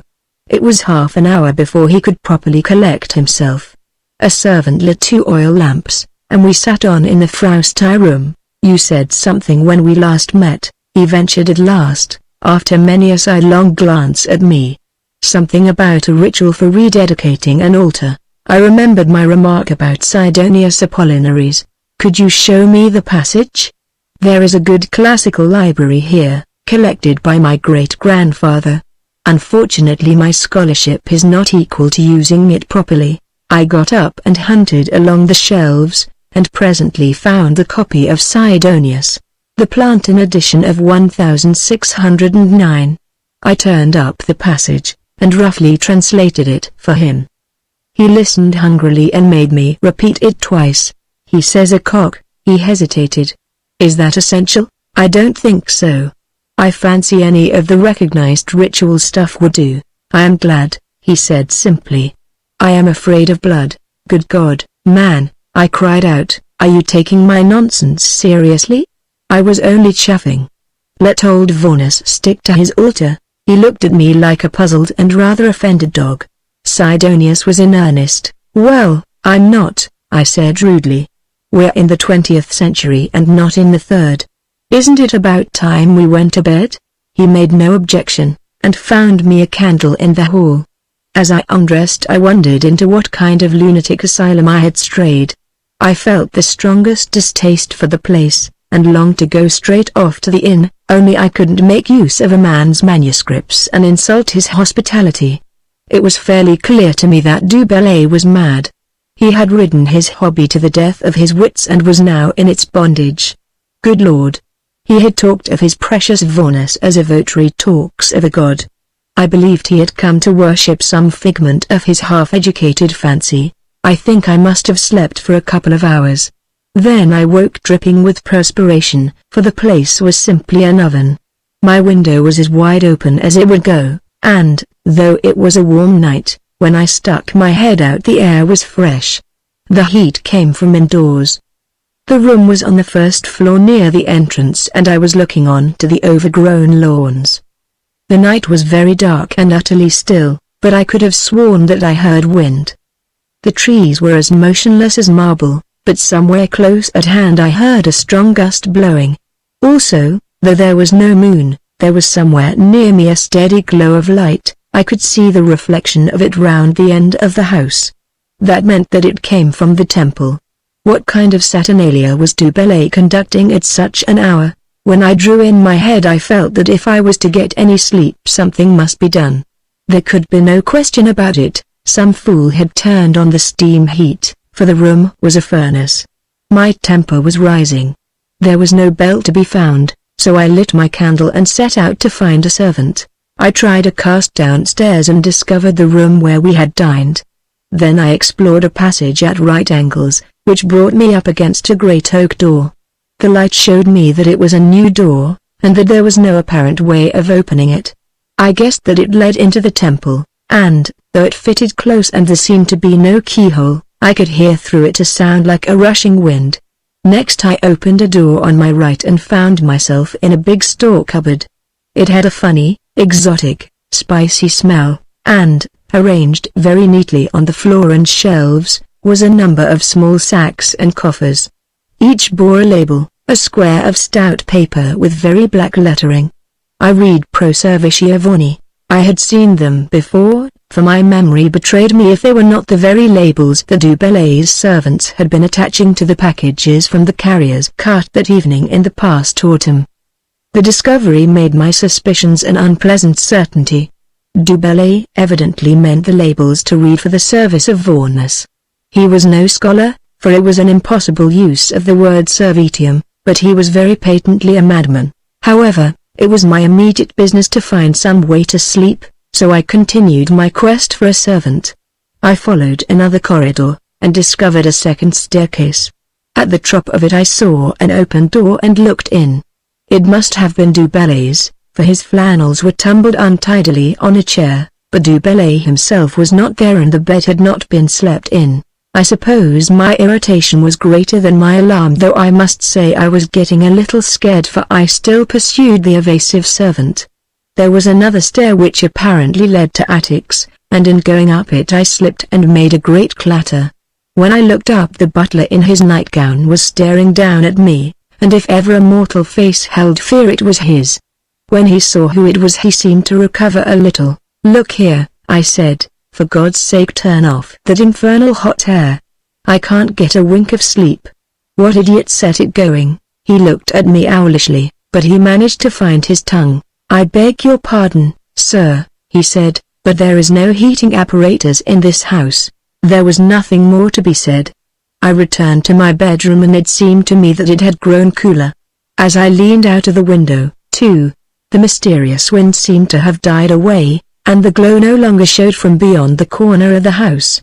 I got into bed and slept heavily till I was roused by the appearance of my shaving water about 9:30. There was no bathroom, so I bathed in a tin pannikin. It was a hazy morning which promised a day of blistering heat. When I went down to breakfast I found Du Bellay in the dining room. In the daylight he looked a very sick man, but he seemed to have taken a pull on himself, for his manner was considerably less nervy than the night before. Indeed, he appeared almost normal, and I might have reconsidered my view but for the look in his eyes. I told him that I proposed to sit tight all day over the manuscript, and get the thing finished. He nodded. "That's all right. I've a lot to do myself, and I won't disturb you. But first," I said, "you promised to show me your discoveries." He looked at the window where the sun was shining on the laurels and on a segment of the paved court. "The light is good," he said, an odd remark. "Let us go there now. There are times and seasons for the temple." He led me down the passage I had explored the previous night. The door opened not by a key but by some lever in the wall. I found myself looking suddenly at a bath of sunshine with the lake below as blue as a turquoise. It is not easy to describe my impressions of that place. It was unbelievably light and airy, as brilliant as an Italian colonnade in midsummer. The proportions must have been good, for the columns soared and swam, and the roof, which looked like cedar, floated as delicately as a flower on its stalk. The stone was some local limestone, which on the floor took a polish like marble. All around was a vista of sparkling water and summer woods and far blue mountains. It should have been as wholesome as the top of a hill, and yet I had scarcely entered before I knew that it was a prison. I am not an imaginative man, and I believe my nerves are fairly good, but I could scarcely put one foot before the other, so strong was my distaste. I felt shut off from the world, as if I were in a dungeon or on an ice floe. And I felt, too, that though far enough from humanity, we were not alone. On the inner wall there were 3 carvings. 2 were imperfect friezes sculptured in low relief, dealing apparently with the same subject. It was a ritual procession, priests bearing branches, the ordinary dendruffery business. The faces were only half human, and that was from no lack of skill, for the artist had been a master. The striking thing was that the branches and the hair of the hierophants were being tossed by a violent wind, and the expression of each was of a being in the last stage of endurance, shaken to the core by terror and pain. Between the friezes was a great roundel of a gorgon's head. It was not a female head, such as you commonly find, but a male head, with the viperous hair sprouting from chin and lip. It had once been colored, and fragments of a green pigment remained in the locks. It was an awful thing, the ultimate horror of fear, the last dementia of cruelty made manifest in stone. I hurriedly averted my eyes and looked at the altar, that stood at the west end on a pediment with 3 steps. It was a beautiful piece of work, scarcely harmed by the centuries, with 2 words inscribed on its face upon. Vaughan. It was made of some foreign marble, and the hollow top was dark with ancient sacrifices. Not so ancient either, for I could have sworn that I saw the mark of recent flame. I do not suppose I was more than 5 minutes in the place. I wanted to get out, and Du Bellay wanted to get me out. We did not speak a word till we were back in the library. "For God's sake give it up," I said. "You're playing with fire, Mr. Du Bellay. You're driving yourself into Bedlam. Send these damn things to a museum and leave this place. Now, I tell you. You have no time to lose. come down with me to the inn straight off and shut up this house." He looked at me with his lip quivering like a child about to cry. "I will. I promise you I will. But not yet. After tonight. Tomorrow I'll do whatever you tell me." "You won't leave me?" "I won't leave you, but what earthly good am I to you if you won't take my advice, Sidonius?" he began. "Oh, damn Sidonius. I wish I had never mentioned him. The whole thing is arrant nonsense, but it's killing you. You've got it on the brain. Don't you know you're a sick man? I'm not feeling very grand. It's so warm today. I think I'll lie down." It was no good arguing with him, for he had the appalling obstinacy of very weak things. I went off to my work in a shocking bad temper. The day was what it had promised to be, blisteringly hot. Before midday the sun was hidden by a coppery haze, and there was not the faintest stirring of wind. Du Bellay did not appear at lunch, and it was not a meal he ever ate, the butler told me. I slogged away all the afternoon, and had pretty well finished my job by 6 o'clock. That would enable me to leave next morning, and I hoped to be able to persuade my host to come with me. The conclusion of my task put me into a better humor, and I went for a walk before dinner. It was a very close evening, for the heat haze had not lifted, the woods were as silent as a grave, not a bird spoke, and when I came out of the cover to the burnt pastures the sheep seemed too languid to graze. During my walk I prospected the environs of the house, and saw that it would be very hard to get access to the temple except by a long circuit. On one side was a mass of outbuildings, and then a high wall, and on the other the very closest and highest quickset hedge I have ever seen, which ended in a wood with savage spikes on its containing wall. I returned to my room, had a cold bath in the exiguous tub, and changed. Du Bellay was not at dinner. The butler said that his master was feeling unwell and had gone to bed. The news pleased me, for bed was the best place for him. After that I settled myself down to a lone evening in the library. I browsed among the shelves and found a number of rare editions which served to pass the time. I noticed that the copy of Sidonius was absent from its place. I think it was about 10 o'clock when I went to bed, for I was unaccountably tired. I remember wondering whether I oughtn't to go and visit Du Bellay, but decided that it was better to leave him alone. I still reproach myself for that decision. I know now I ought to have taken him by force and haled him to the inn. Suddenly I came out of heavy sleep with a start. A human cry seemed to be ringing in the corridors of my brain. I held my breath and listened. It came again, a horrid scream of panic and torture. I was out of bed in a second, and only stopped to get my feet into slippers. The cry must have come from the temple. I tore downstairs expecting to hear the noise of an alarmed household. But there was no sound, and the awful cry was not repeated. The door in the corridor was shut, as I expected. Behind it pandemonium seemed to be loose, for there was a howling like a tempest and something more, a crackling like fire. I made for the front door, slipped off the chain, and found myself in the still, moonless night. Still, except for the rending gale that seemed to be raging in the house I had left. From what I had seen on my evening's walk I knew that my one chance to get to the temple was by way of the quickset hedge. I thought I might manage to force a way between the end of it and the wall. I did it, at the cost of much of my raiment and my skin. Beyond was another rough lawn set with tangled shrubberies, and then a precipitous slope to the level of the lake. I scrambled along the sedgy margin, not daring to lift my eyes till I was on the temple steps. The place was brighter than day with a roaring blast of fire. The very air seemed to be incandescent and to have become a flaming ether. And yet there were no flames, only a burning brightness. I could not enter, for the waft from it struck my face like a scorching hand and I felt my hair singe. I am short-sighted, as you know, and I may have been mistaken, but this is what I think I saw. From the altar a great tongue of flame seemed to shoot upwards and lick the roof, and from its pediment ran flaming streams. In front of it lay a body, Du Bellay's a naked body, already charred and black. There was nothing else, except that the Gorgon's head in the wall seemed to glow like a sun in hell. I suppose I must have tried to enter. All I know is that I found myself staggering back, rather badly burned. I covered my eyes, and as I looked through my fingers I seemed to see the flames flowing under the wall, where there may have been lockers, or possibly another entrance. Then the great oak door suddenly shriveled like gauze, and with a roar the fiery river poured into the house. I ducked myself in the lake to ease the pain, and then ran back as hard as I could by the way I had come. Du Bellay, poor devil, was beyond my aid. After that I am not very clear what happened.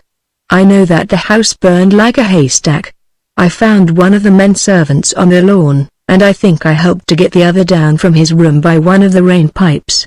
By the time the neighbors arrived the house was ashes, and I was pretty well mother naked. They took me to the inn and put me to bed, and I remained there till after the inquest. The coroner's jury were puzzled, but they found it simply death by misadventure. A lot of country houses were burned that summer. There was nothing found of Du Bellay, nothing remained of the house except a few blackened pillars. The altar and the sculptures were so cracked and scarred that no museum wanted them. The place has not been rebuilt, and for all I know they are there today. I am not going back to look for them. Nightingale finished his story and looked round his audience. Don't ask me for an explanation, he said, for I haven't any. You may believe if you like that the god Vaunus inhabited the temple which Du Bellay built for him, and, when his votary grew scared and tried Sidonius's receipt for shifting the dedication, became angry and slew him with his flaming wind. That wind seems to have been a perquisite of Vaunus. We know more about him now, for last year they dug up a temple of his in Wales. Lightning, someone suggested. It was a quiet night, with no thunderstorm, said Nightingale. Isn't the countryside volcanic? Beckwither asked. What about pockets of natural gas or something of the kind? Possibly. You may please yourself in your explanation. I'm afraid I can't help you. All I know is that I don't propose to visit that valley again. What became of your Theocritus? Burned, like everything else. However, that didn't worry me much. 6 weeks later came the war, and I had other things to think about. Part 5. Divus Johnston, Lord Lamanche's story. Indiorum numerum relatus est non modo discernentium stet persuasion vulgi, Suetonius. We were discussing the vagaries of ambition, and decided that most of the old prizes that humanity contended for had their gilt rubbed off. Kingdoms, for example, which younger sons used to set out to conquer. It was agreed that nowadays there was a great deal of drudgery and very little fun in being a king. Besides, it can't be done, Leithen put in. The Sarawak case. Sovereignty over territory can only be acquired by a British subject on behalf of His Majesty. There was far more real power, someone argued, in the profession of prophet. Mass persuasion was never such a force as today.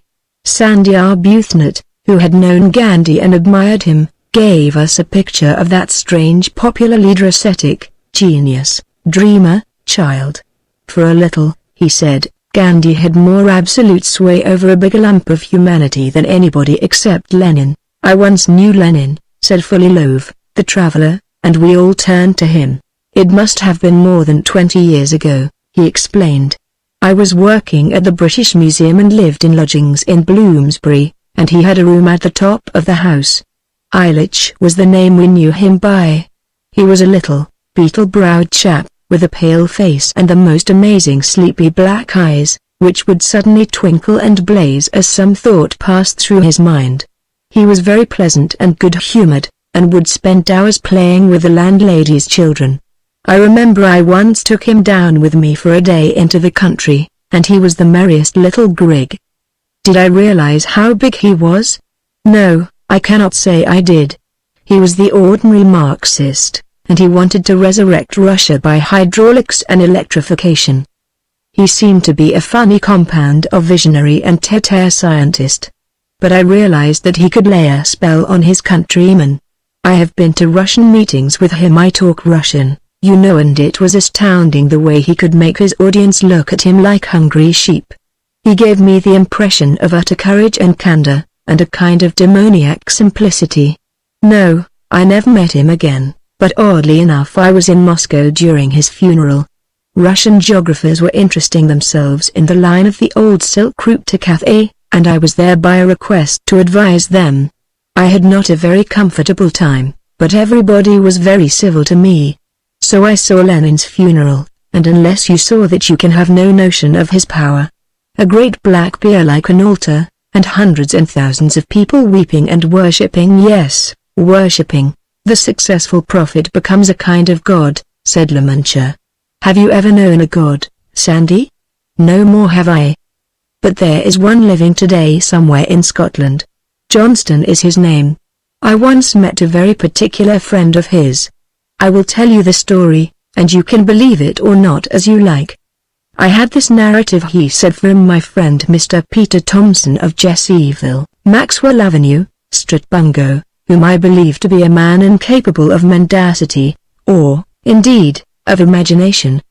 He is a prosperous and retired ship's captain, dwelling in the suburbs of Glasgow, who plays 2 rounds of golf every day of the week, and goes twice every Sunday to a pink, new church. You may often see his ample figure, splendidly habited in broadcloth and finished off with one of those square felt hats which are the Scottish emblem of respectability, moving sedately by Mrs. Thompson's side down the avenue of Balmorals and Bellevues where dwell the aristocracy of Stratbungo. It was not there that I met him, however, but in a Clyde steamboat going round the Mull, where I spent a comfortless night on my way to a Highland fishing.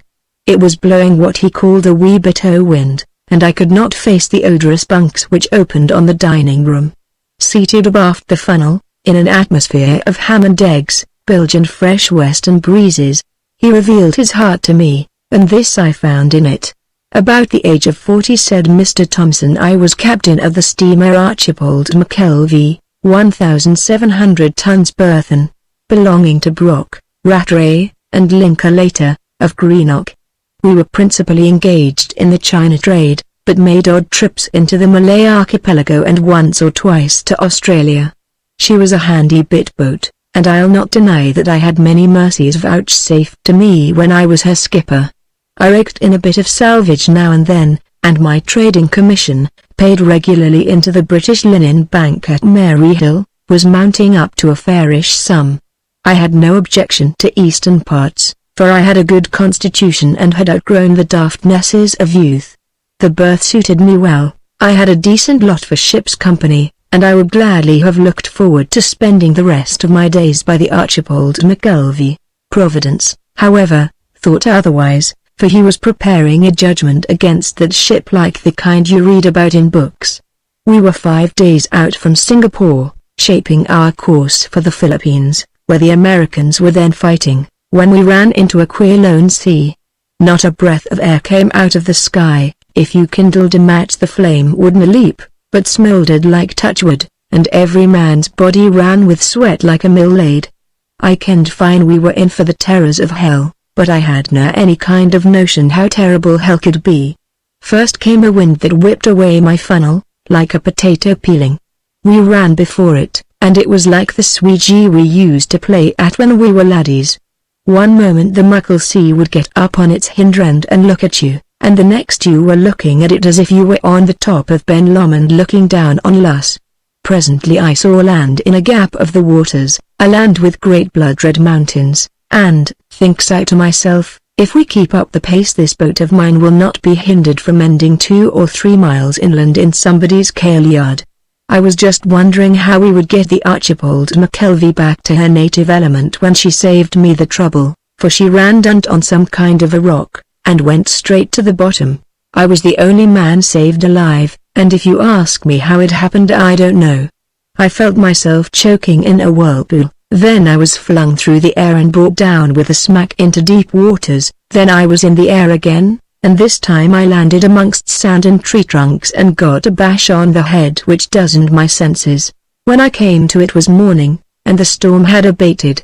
I was lying about halfway up a beach of fine white sand, for the wave that had carried me landwards in its flow had brought me some of the road back in its ebb. All round me was a sort of freak trees knocked to matchwood, dead fish, and birds and beasts, and some boards which I jealoused came from the Archibald McKelvey. I had a big bump on my head, but otherwise I was well and clear in my wits, though empty in the stomach and very doughy in the heart. For I knew something about the islands, of which I supposed this to be one. They were either barren wastes, with neither food nor water, or else they were inhabited by the bloodiest cannibals of the archipelago. It looked as if my choice lay between having nothing to eat and being eaten myself. I got up, and, after returning thanks to my Maker, went for a walk in the woods. They were full of queer painted birds, and it was an awful job climbing in and out of the fallen trees. By and by I came into an open bit with a burn where I slackened my thirst. It cheered me up, and I was just beginning to think that this was not such a bad island, and looking to see if I could find anything in the nature of coconuts, when I heard a whistle like a steam siren. It was some sort of signal, for the next I knew I was in the grip of a dozen savages. My arms and feet were lashed together, and I was being carried swiftly through the forest. It was a rough journey, and the discomfort of that heathen handling kept me from reflecting upon my desperate position. After nearly 3 hours we stopped, and I saw that we had come to a city. The streets were not much to look at, and the houses were mud and thatch, but on a hillock in the middle stood a muckle temple not unlike a Chinese pagoda. There was a man blowing a horn, and a lot of folk shouting, but I paid no attention, for I was sore troubled with the cramp in my left leg. They took me into one of the huts and made signs that I was to have it for my lodging.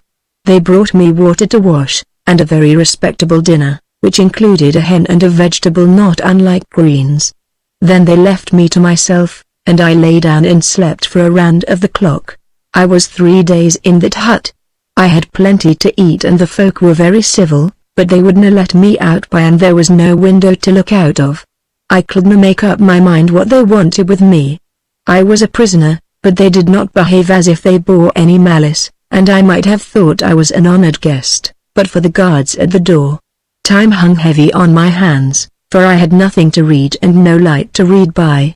I said over all the chapters of the Bible and all the Scots songs I could remember, and I tried to make a poem about my adventures, but I stuck at the 5th line, for I couldn't find a rhyme to McGulvey. On the 4th morning I was awakened by the most deafening din. I saw through the door that the streets were full of folk in holiday clothes, most of them with flowers in their hair and carrying palm branches in their hands. It was like something out of the Bible picture book. After I had my breakfast 4 lads in long white gowns arrived, and in spite of all my protests they made a bonny spectacle of me. They took off my clothes, me blushing with shame, and rubbed me with a kind of oil that smelt of cinnamon. Then they shaved my chin, and painted on my forehead a mark like a Freemason's. Then they put on me a kind of white nightgown with a red sash round the middle, and they wouldn't be hindered from clapping on my head a great wreath of hothouse flowers, as if I was a funeral. And then like a thunderclap I realized my horrible position. I was a funeral. I was to be offered up as a sacrifice to some heathen god, an awful fate for a free Kirk elder in the prime of life. I was so paralytic with terror that I never tried to resist. Indeed, it would have done me little good, for outside there were, maybe, 200 savages, armed and drilled like soldiers. I was put into a sort of palanquin, and my bearers started at a trot with me up the hill to the temple, the whole population of the city running alongside, and singing songs about their god. I was sick with fear, and I durst not look up, for I did not know what awesome sight awaited me. At last I got my courage back. "Peter," I says to myself, "be a man. Remember your sainted covenanting forefathers. You have been chosen to testify for your religion, though it's no likely that yon savages will understand what you say." So I shut my jaw and resolved before I died to make a declaration of my religious principles, and to loosen some of the heathen's teeth with my fists. We stopped at the temple door and I was led through a court and into a muckle great place like a barn, with bats flying about the ceiling. Here there were nearly 3,000 heathen sitting on their hunkers. They sang a hymn when they saw me, and I was just getting ready for action when my bearers carried me into another place, which I took to be the Holy of Holies. It was about half the size of the first, and at the end of it was a great curtain of leopards' skins hanging from roof to floor. My bearers set me in the middle of the room, and then rolled about on their stomachs in adoration before the curtain. After a bit they finished their prayers and crawled out backwards, and I was left alone in that fearsome place. It was the worst experience of my life. I believed that behind the skins there was a horrible idol, and that at any moment a priest with a knife would slip in to cut my throat. You may crack about courage, but I tell you that a man who can wait without a quiver on his murderers in the middle of a gloomy kirk is more than human. I am not ashamed to confess that the sweat ran over my brow, and my teeth were knocking in my head. But nothing happened. Nothing, except that as I sat there I began to notice a most remarkable smell. At first I thought the place was on fire. Then I thought it was the kind of stink called incense that they make in popish kirks, for I once wandered into a cathedral in Santiago. But neither guess was right, and then I put my thumb on the proper description. It was nothing but the smell of the third-class carriages on the Coatbridge's train on a Saturday night after a football match, the smell of plug tobacco smoked in clay pipes that were no just very clean. My eyes were getting accustomed to the light, and I found the place no that dark, and as I looked round to see what caused the smell, I spied something like smoke coming from beyond the top of the curtain. I noticed another thing.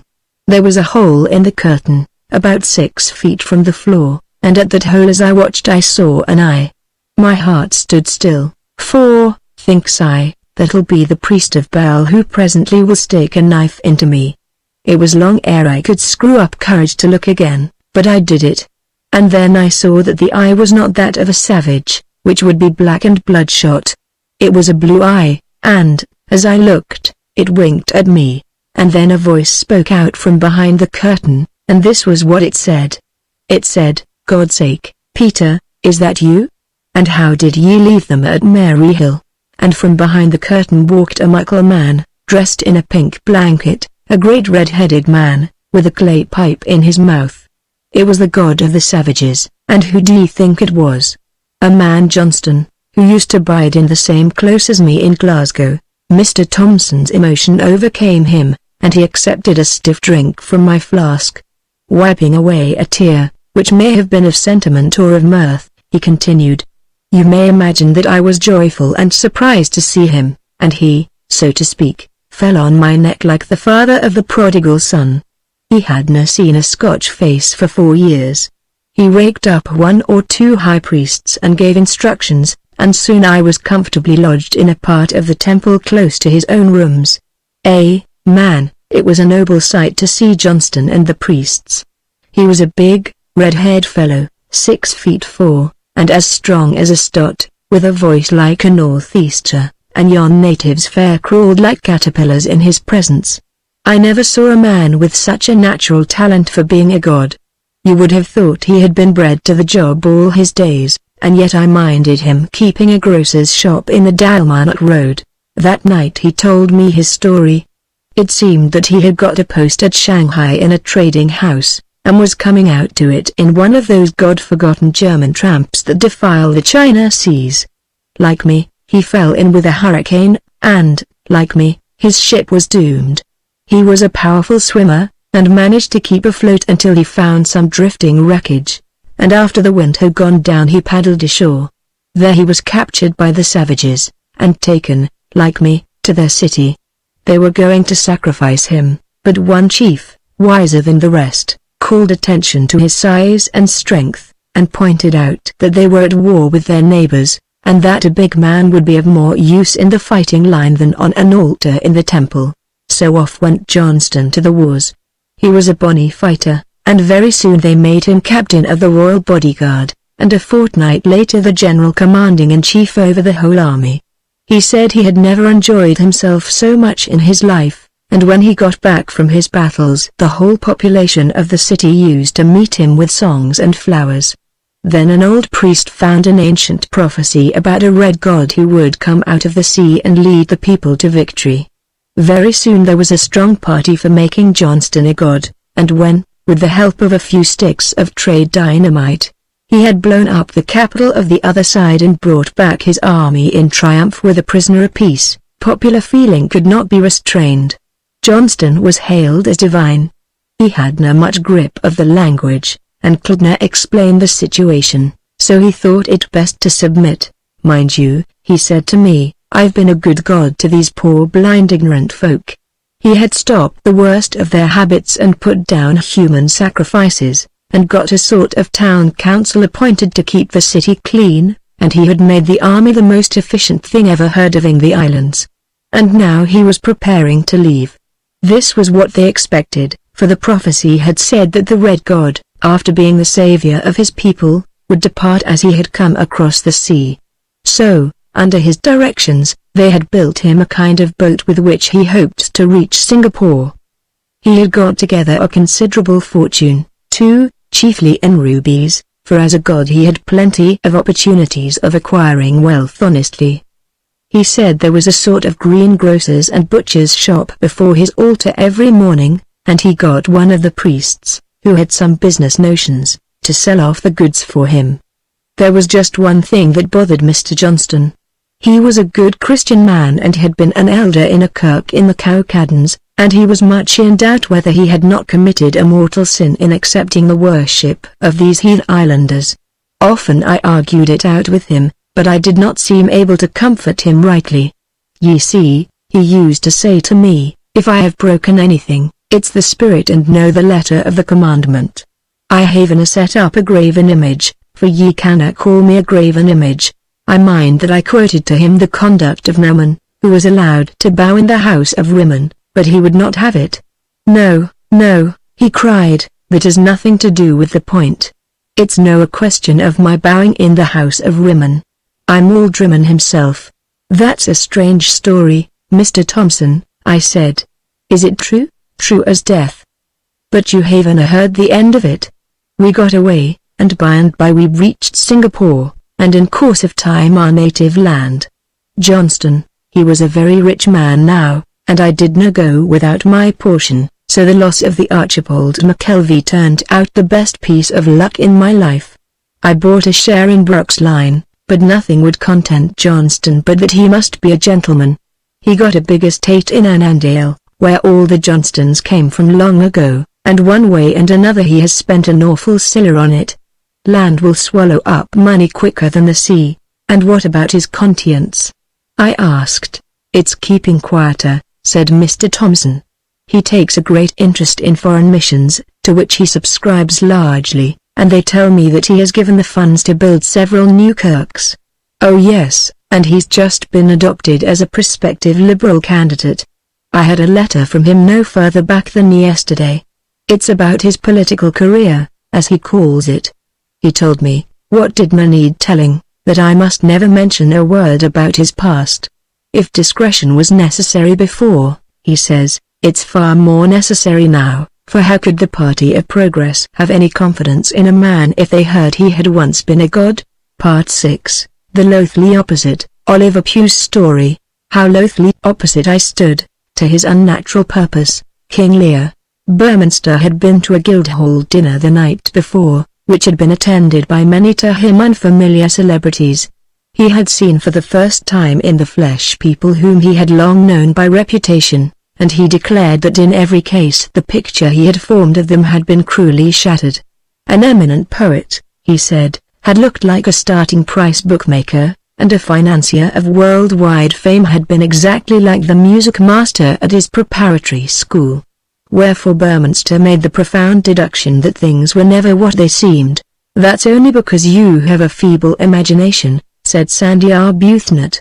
If you had really understood Timpson's poetry you would have realized that it went with close-cropped red hair and a fat body, and you should have known that MacIntyre, this was the financier, had the music and metaphysics type of mind. That's why he puzzles the city so. If you understand a man's work well enough you can guess pretty accurately what he'll look like. I don't mean the color of his eyes and his hair, but the general atmosphere of him. It was Sandy's agreeable habit to fling an occasional paradox at the table with the view of starting an argument. This time he stirred up Pugh, who had come to the War Office from the Indian Staff Corps. Pugh had been a great figure in Secret Service work in the East, but he did not look the part, for he had the air of a polo-playing cavalry subaltern. The skin was stretched as tight over his cheekbones as over the knuckles of a clenched fist, and was so dark that it had the appearance of beaten bronze. He had black hair, rather beady black eyes, and the hooky nose which in the Celt often goes with that colouring. He was himself a very good refutation of Sandy's theory. "I don't agree," Pugh said. "At least not as a general principle. One piece of humanity whose work I studied with the microscope for 2 aching years upset all my notions when I came to meet it." Then he told us this story. "When I was brought to England in November 17 and given a hushed department on 3 floors of an 18th century house in a back street, I had a good deal to learn about my business. That I learned it in reasonable time was due to the extraordinarily fine staff that I found provided for me. Not one of them was a regular soldier. They were all educated men. They had to be in that job, but they came out of every sort of environment.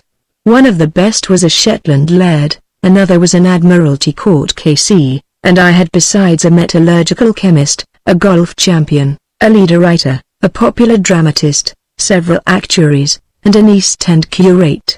None of them thought of anything but his job, and at the end of the war, when some ass proposed to make them OBEs, there was a very fair imitation of a riot. A more loyal crowd never existed, and they accepted me as their chief as unquestioningly as if I had been with them since 1914. To the war in the ordinary sense they scarcely gave a thought. You found the same thing in a lot of other behind-the-lines departments, and I dare say it was a good thing it kept their nerves quiet and their minds concentrated. After all, our business was only to decode and decipher German messages. We had nothing to do with the use which was made of them. It was a curious little nest, and when the armistice came my people were flabbergasted. They hadn't realized that their job was bound up with the war. The one who most interested me was my second-in-command, Philip Channell. He was a man of 43, about 5'4" in height, weighing, I fancy, under 9 stone, and almost as blind as an owl. He was good enough at papers with his double glasses, but he could hardly recognize you 3 yards off. He had been a professor at some Midland college, mathematics or physics, I think, and as soon as the war began he had tried to enlist. Of course they wouldn't have him. He was about E5 in any physical classification, besides being well over age, but he would take no refusal, and presently he worried his way into the government service. Fortunately he found a job which he could do superlatively well, for I do not believe there was a man alive with more natural genius for cryptography. I don't know if any of you have ever given your mind to that heartbreaking subject. Anyhow, you know that secret writing falls under 2 heads: codes and ciphers, and that codes are combinations of words and ciphers of numerals. I remember how one used to be told that no code or cipher which was practically useful was really undiscoverable, and in a sense that is true, especially of codes. A system of communication which is in constant use must obviously not be too intricate, and a working code, if you get long enough for the job, can generally be read. That is why a code is periodically changed by the users. There are rules in worrying out the permutations and combinations of letters in most codes, for human ingenuity seems to run in certain channels, and a man who has been a long time at the business gets surprisingly clever at it. You begin by finding out a little bit, and then empirically building up the rules of decoding, till in a week or 2 you get the whole thing. Then, when you are happily engaged in reading enemy messages, the code is changed suddenly, and you have to start again from the beginning. You can make a code, of course, that it is simply impossible to read except by accident, their key to which is a page of some book, for example, but fortunately that kind is not of much general use. Well, we got on pretty well with the codes, and read the intercepted enemy messages, cables and wireless, with considerable ease and precision. It was mostly diplomatic stuff, and not very important. The more valuable stuff was in cipher, and that was another pair of shoes. With a code you can build up the interpretation, by degrees, but with a cipher you either know it or you don't. There are no halfway houses. A cipher, since it deals with numbers, is a horrible field for mathematical ingenuity. Once you have written out the letters of a message in numerals, there are many means by which you can lock it and double lock it. The 2 main devices, as you know, are transposition and substitution, and there is no limit to the ways one or other or both can be used. There is nothing to prevent a cipher having a double meaning, produced by two different methods, and, as a practical question, you have to decide which meaning is intended. By way of an extra complication, too, the message, when deciphered, may turn out to be itself in a difficult code. I can tell you our job wasn't exactly a rest cure. Burminster, looking puzzled, inquired as to the locking of ciphers. It would take too long to explain. Roughly, you write out a message horizontally in numerals, then you pour it into vertical columns, the number and order of which are determined by a keyword. Then you write out the contents of the columns horizontally, following the lines across. To unlock it you have to have the keyword, so as to put it back into the vertical columns, and then into the original horizontal form. Burminster cried out like one in pain. It can't be done. Don't tell me that any human brain could solve such an acrostic. It was frequently done, said Pugh. By you? Lord bless you, not by me. I can't do a simple crossword puzzle. By my people. Give me the trenches, said Burminster in a hollow voice. Give me the trenches any day. Do you seriously mean to tell me that you could sit down before a muddle of numbers and travel back the way they had been muddled to an original that made sense? I couldn't. But Channel could in most cases. You see, we didn't begin entirely in the dark. We already knew the kind of intricacies that the enemy favored, and the way we worked was by trying a variety of clues till we lit on the right one. Well, I'm blessed. Go on about your man Channel. This isn't Channel's story, said Pugh. He only comes into it accidentally. There was one cipher which always defeated us, a cipher used between the German General Staff and their forces in the East. It was a locked cipher, and Channel had given more time to it than to any dozen of the others, for it put him on his mettle. But he confessed himself absolutely beaten. He wouldn't admit that it was insoluble, but he declared that he would need a bit of real luck to solve it. I asked him what kind of luck, and he said a mistake and repetition. That, he said, might give him a chance of establishing equations. We called this particular cipher PY, and we hated it poisonously. We felt like pygmies battering at the base of a high stone tower. Dislike of the thing soon became dislike of the man who had conceived it. Channel and I used to I won't say amuse, for it was too serious, but torment ourselves by trying to picture the fellow who owned the brain that was responsible for PY. We had a pretty complete dossier of the German intelligence staff, but of course we couldn't know who was responsible for this particular cipher. We knew no more than his code name, Rinma, with which he signed the simpler messages to the East, and Channel, who was a romantic little chap for all his science, had got it into his head that it was a woman. He used to describe her to me as if he had seen her a she-devil, young, beautiful, with a much painted white face, and eyes like a cobra's. I fancy he read a rather low class of novel in his off time. My picture was different. At first I thought of the histrionic type of scientist, the ruthless brain type, with a high forehead and a jaw puckered like a chimpanzee. But that didn't seem to work, and I settled on a picture of a first-class general stab officer, as handsome as Falkenhayn, trained to the last decimal, absolutely passionless, with a mind that worked with the relentless precision of a fine machine. We all of us at the time suffered from the bogey of this kind of German, and, when things were going badly, as in March 18, I couldn't sleep for hating him. The infernal fellow was so watertight and armor-plated, a Goliath who scorned the pebbles from our feeble slings. Well, to make a long story short, there came a moment in September 18 when PY was about the most important thing in the world. It mattered enormously what Germany was doing in Syria, and we knew that it was all in PY. Every morning a pile of the intercepted German wireless messages lay on Channel's table, which were as meaningless to him as a child's scrawl. I was prodded by my chiefs and in turn I prodded Channel. We had a week to find the key to the cipher, after which things must go on without us, and if we had failed to make anything of it in 18 months of quiet work, it didn't seem likely that we would succeed in 7 feverish days.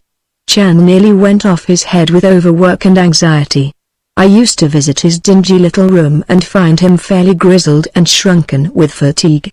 This isn't a story about him, though there is a good story which I may tell you another time.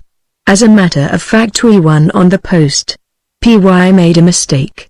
One morning we got a long message dated en clair, then a very short message, and then a third message almost the same as the first. The second must mean your message of today's date unintelligible. Please repeat the regular formula. This gave us a translation of a bit of the cipher. Even that would not have brought it out, and for 12 hours Chandler was on the verge of lunacy, till it occurred to him that Rainma might have signed the long message with his name, as we used to do sometimes in cases of extreme urgency. He was right, and, within 3 hours of the last moment operations could give us, we had the whole thing pat. As I have said, that is a story worth telling, but it is not this one. We both finished the war too tired to think of much except that the darn thing was over. But Rainma had been so long our unseen but constantly pictured opponent that we kept up a certain interest in him. We would like to have seen how he took the licking, for he must have known that we had licked him. Mostly when you lick a man at a game you rather like him, but I didn't like Rainma. In fact, I made him a sort of compost of everything I had ever disliked in a German. Chandler stuck to his she-devil theory, but I was pretty certain that he was a youngish man with an intellectual arrogance which his country's debacle would in no way lessen. He would never acknowledge defeat. It was highly improbable that I should ever find out who he was, but I felt that if I did, and met him face to face, my dislike would be abundantly justified. As you know, for a year or two after the armistice I was a pretty sick man. Most of us were. We hadn't the fillip of getting back to civilized comforts, like the men in the trenches.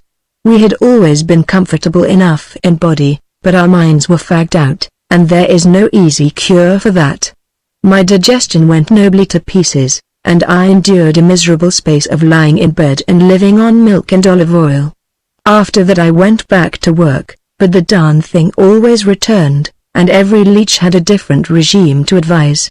I tried them all: dry meals, a snack every 2 hours, lemon juice, sour milk, starvation, knocking off tobacco, but nothing got me more than halfway out of the trough. I was a burden to myself and a nuisance to others, dragging my wing through life, with a constant pain in my tummy. More than one doctor advised an operation, but I was chary about that, for I had seen several of my friends operated on for the same mischief and left as sick as before. Then a man told me about a German fellow called Christoph, who was said to be very good at handling my trouble. The best hand at diagnosis in the world, my informant said. No fads, treated every case on its merits, a really original mind. Dr. Christoph had a modest house at a place called Rosensee in the Sachsenwalds. By this time I was getting pretty desperate, so I packed a bag and set off for Rosensee. It was a quiet little town at the mouth of a narrow valley, tucked in under wooded hills, a clean fresh place with open channels of running water in the streets. There was a big church with an onion spire, a Catholic seminary, and a small tanning industry. The house was halfway up a hill, and I felt better as soon as I saw my bedroom, with its bare scrubbed floors and its wide veranda looking up into a forest glade. I felt still better when I saw Dr. Christoph. He was a small man with a grizzled beard, a high forehead, and a limp, rather like what I imagined the Apostle Paul must have been. He looked wise as an old owl. His English was atrocious, but even when he found that I talked German fairly well he didn't expand in speech. He would deliver no opinion of any kind until he had had me at least a week under observation, but somehow I felt comforted, for I concluded that a first-class brain had got to work on me. The other patients were mostly Germans with a sprinkling of Spaniards, but to my delight I found Chandler. He also had been having a thin time since we parted. Nerves were his trouble, general nervous stability and perpetual insomnia, and his college had given him 6 months' leave of absence to try to get well. The poor chap was as lean as a sparrow, and he had the large dull eyes and the dry lips of the sleepless. He had arrived a week before me, and like me was under observation. But his vetting was different from mine, for he was a mental case, and Dr. Christoph used to devote hours to trying to unriddle his nervous tangles. "He is a good man for a German," said Chandler, "but he is on the wrong tack. There's nothing wrong with my mind. I wish he'd stick to violet rays and massage, instead of asking me silly questions about my great-grandmother." Chandler and I used to go for invalidish walks in the woods, and we naturally talked about the years we had worked together. He was living mainly in the past, for the war had been the great thing in his life, and his professorial duties seemed trivial by comparison. As we tramped among the withered bracken and heather, his mind was always harking back to the dingy little room where he had smoked cheap cigarettes and worked 14 hours out of the 24. In particular, he was as eagerly curious about our old antagonist, Rainma, as he had been in 1918. He was more positive than ever that she was a woman, and I believe that one of the reasons that had induced him to try a cure in Germany was a vague hope that he might get on her track. I had almost forgotten about the thing, and I was amused by Chamlin, the part of the untiring sleuth hound. "You won't find her in the cows," I said. "Perhaps she is in some old schloss in the neighborhood, waiting for you like the Sleeping Beauty." "I'm serious," he said plaintively. "It is purely a matter of intellectual curiosity, but I confess I would give a great deal to see her face to face. After I leave here, I thought of going to Berlin to make some inquiries. But I'm handicapped, for I know nobody and I have no credentials. Why don't you have a large acquaintance and far more authority, take the thing up?" I told him that my interest in the matter had flagged and that I wasn't keen on digging into the past, but I promised to give him a line to our military attaché if he thought of going to Berlin. I rather discouraged him from letting his mind dwell too much on events in the war. I said that he ought to try to bolt the door on all that had contributed to his present breakdown. "That is not Dr. Christoph's opinion," he said emphatically. "He encourages me to talk about it. You see, with me it is a purely intellectual interest. I have no emotion in the matter. I feel quite friendly towards Renma, whoever she may be. It is, if you like, a piece of romance. I haven't had so many romantic events in my life that I want to forget this." "Have you told Dr. Christoph about Rainma?" I asked. "Yes," he said, and he was mildly interested. "You know the way he looks at you with his solemn grey eyes." I doubt if he quite understood what I meant, for a little provincial doctor, even though he is a genius in his own line, is not likely to know much about the ways of the great general staff. I had to tell him, for I have to tell him all my dreams, and lately I have taken to dreaming about Renma. "What's she like?" I asked. "Oh, a most remarkable figure. Very beautiful, but uncanny. She has long fair hair down to her knees." Of course I laughed. "You're mixing her up with the Valkyries," I said. "Lord, it would be an awkward business if you met that she-dragon in the flesh." But he was quite solemn about it, and declared that his waking picture of her was not in the least like his dreams. He rather agreed with my nonsense about the old Schloss. He thought that she was probably some penniless grandee, living solitary in a moated grange, with nothing now to exercise her marvelous brain on, and eating her heart out with regret and shame. He drew so attractive a character of her that I began to think that Chandler was in love with a being of his own creation, till he ended with, "But all the same she's utterly damnable. She must be, you know." After a fortnight I began to feel a different man. Dr. Christoph thought that he had got on the track of the mischief, and certainly, with his deep massage and a few simple drugs, I had more internal comfort than I had known for 3 years. He was so pleased with my progress that he refused to treat me as an invalid. He encouraged me to take long walks into the hills, and presently he arranged for me to go out roebuck shooting with some of the local junkers.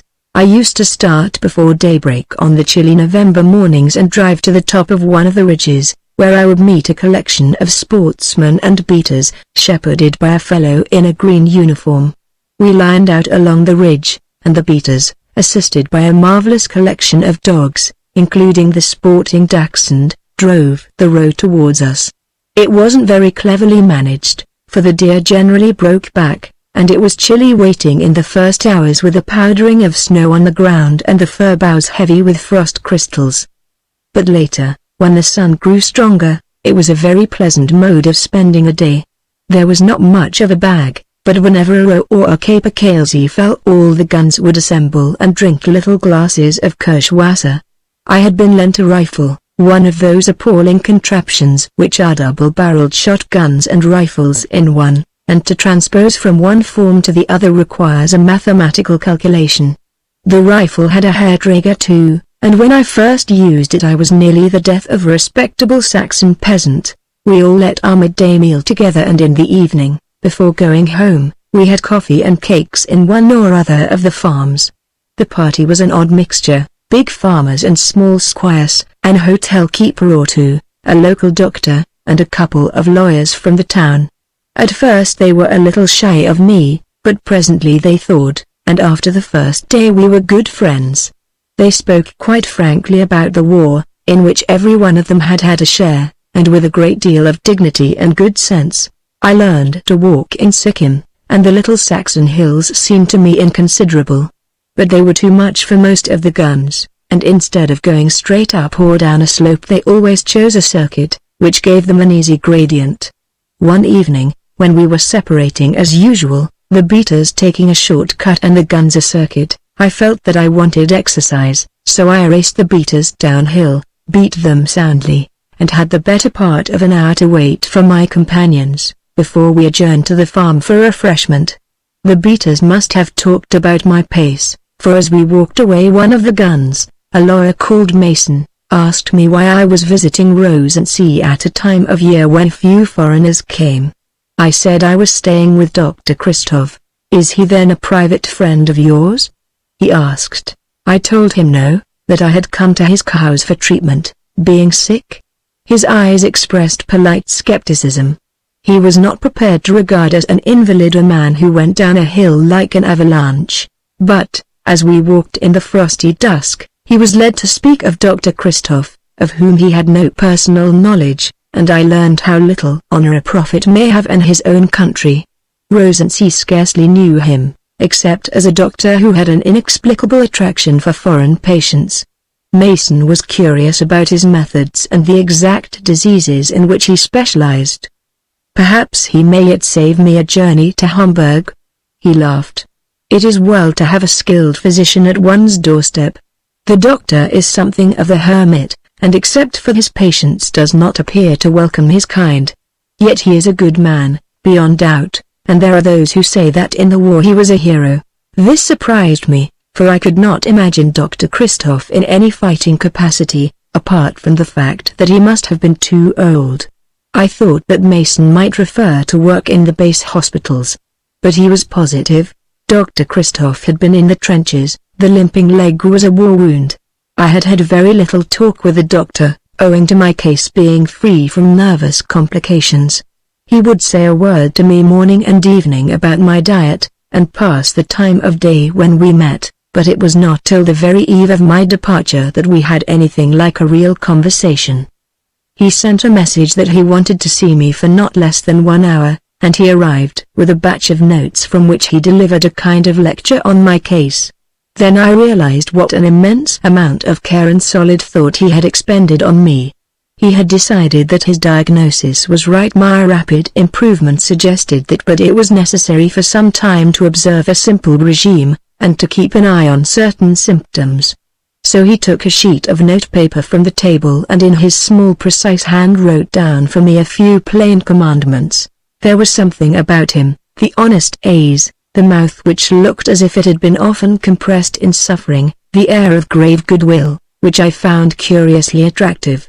I wished that I had been a mental case like Chandler, and had had more of his society. I detained him in talk, and he seemed not unwilling. By and by we drifted to the war, and it turned out that Mason was right.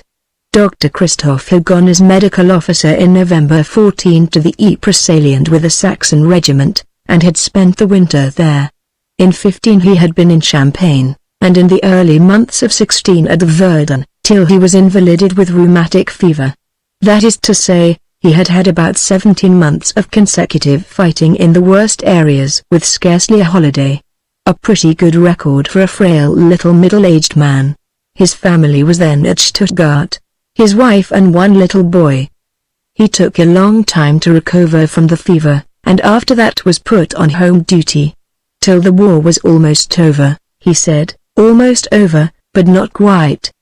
There was just time for me to go back to the front and get my foolish leg hurt. I must tell you that whenever he mentioned his war experience it was with a comical deprecating smile, as if he agreed with anyone who might think that gravity like his should have remained in bed. I assumed that this home duty was medical, until he said something about getting rusty in his professional work. Then it appeared that it had been some job connected with intelligence. I am reputed to have a little talent for mathematics, he said. No. I am no mathematical scholar, but, if you understand me, I have a certain mathematical aptitude. My mind has always moved happily among numbers. Therefore I was set to construct and to interpret ciphers, a strange interlude in the noise of war. I sat in a little room and excluded the world, and for a little I was happy.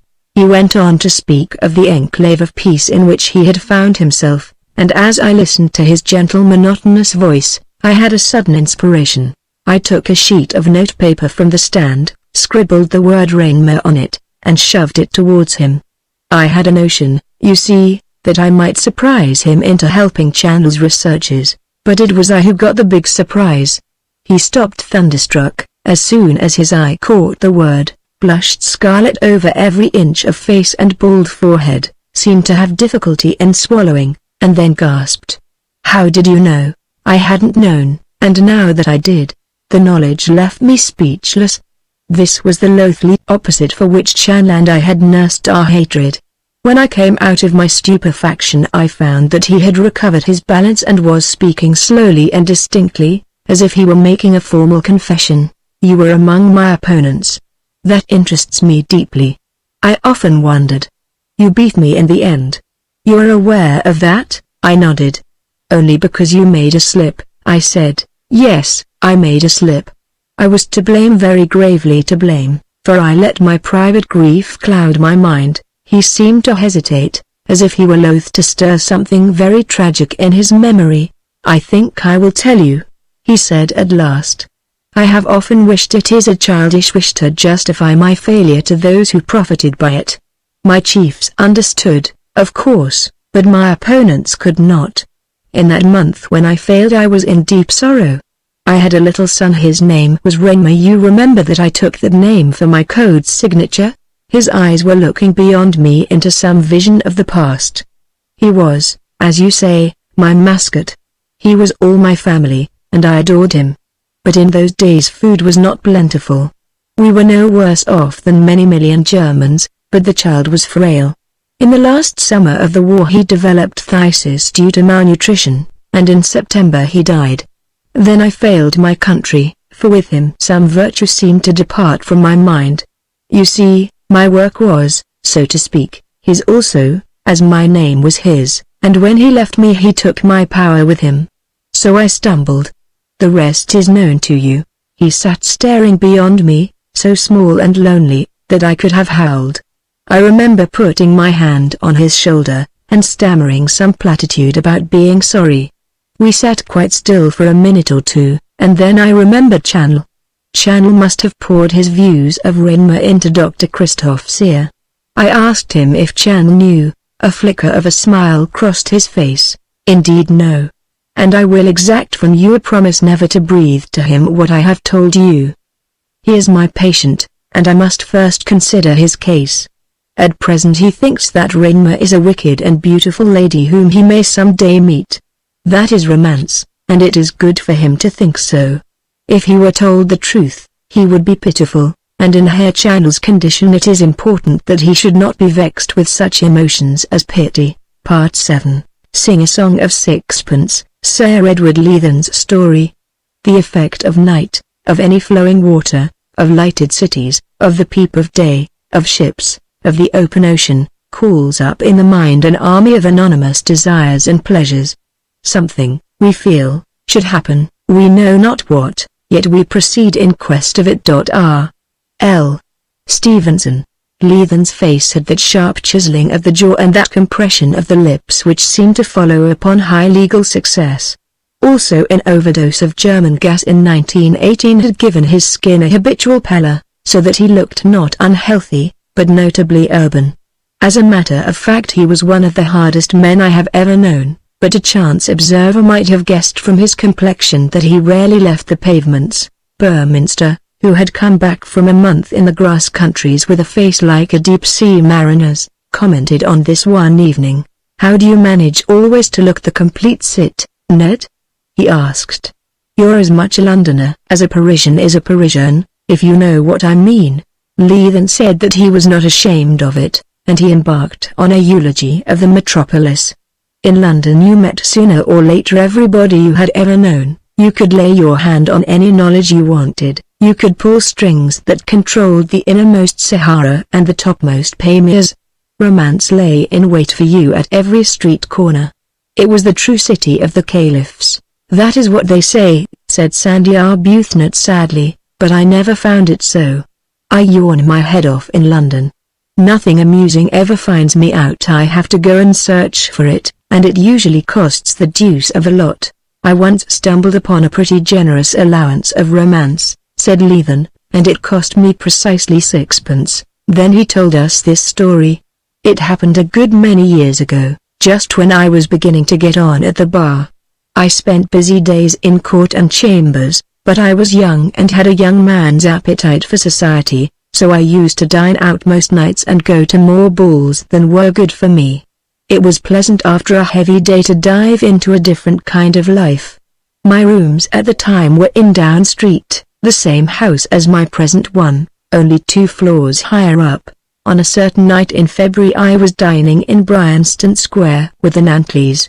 Molly Nantley was an old friend, and used to fit me as an unattached bachelor into her big dinners. She was a young hostess and full of ambition, and one met an odd assortment of people at her house. Mostly political, of course, but a sprinkling of art and letters, and any visiting lion that happened to be passing through. Molly was a very innocent lion hunter, but she had a partiality for the breed. I don't remember much about the dinner, except that the principal guest had failed her. Molly was loud in her lamentations.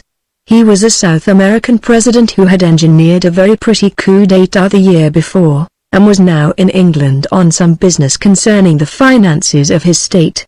You may remember his name, Ramon Pelham. He made rather a stir in the world for a year or two. I had read about him in the papers, and had looked forward to meeting him, for he had won his way to power by extraordinary boldness and courage, and he was quite young. There was a story that he was partly English and that his grandfather's name had been Pelham. I don't know what truth there was in that, but he knew England well and Englishmen liked him. Well, he had cried off on the telephone an hour before, and Molly was grievously disappointed. Her other guests bore the loss with more fortitude, for I expect they thought he was a brand of cigar. In those days dinners began earlier and dances later than they do today. I meant to leave soon, go back to my rooms and read briefs, and then look in at Lady Sampla's dance between 11 and 12.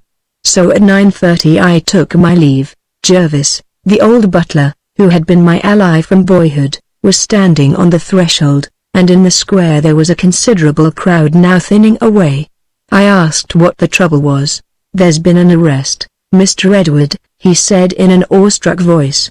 "It happened when I was serving coffee in the dining room. But our Albert saw it all. 2 foreigners, he said, proper rascals by their look, were took away by the police just outside this very door. The constables was very nippy and collared them before they could use their pistols, but they had pistols on them and no mistake. Albert says he saw the weapons. Did they propose to burgle you?" I asked. "I cannot say, Mr. Edward. But I shall give instructions for a very careful lock-up tonight. There were no cabs about, so I decided to walk on and pick one up.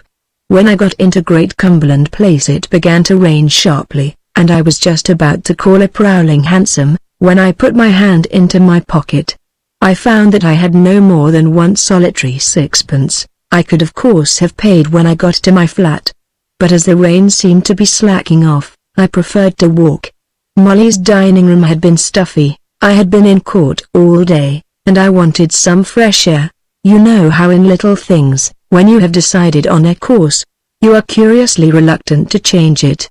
Before I got to the Marble Arch it had begun to pour in downright earnest. But I still stumped on. Only I entered the park, for even in February there is a certain amount of cover from the trees. I passed one or two hurried pedestrians, but the place was almost empty.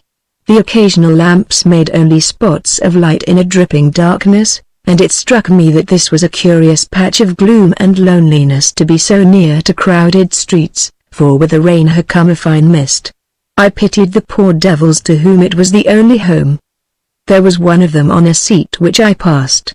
The collar of his thin shabby overcoat was turned up, and his shameful old felt hat was turned down, so that only a few square inches of pale face were visible. His toes stuck out of his boots, and he seemed sunk in a sodden misery. I passed him and then turned back. Casual charity is an easy dope for the conscience, and I indulge in it too often. When I approached him he seemed to stiffen, and his hands moved in his pockets. "A rotten night," I said.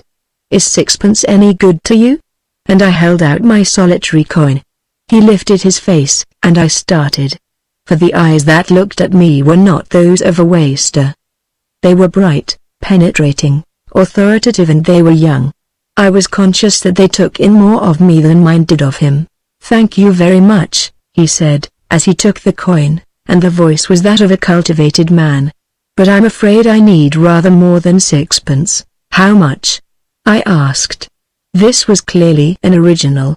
To be accurate, £5,000,000. He was certainly mad, but I was fascinated by this wisp of humanity. I wished that he would show more of his face. "Till your ship comes home," I said. "You want a bed, and you'd be the better of a change. Sixpence is all I have on me. But if you come to my rooms I'll give you the price of a night's lodging, and I think I might find you some old clothes." "Where do you live?" he asked. "Close by in Down Street." I gave the number. He seemed to reflect, and then he shot a glance on either side into the gloom behind the road. It may have been fancy, but I thought that I saw something stir in the darkness. "What are you?"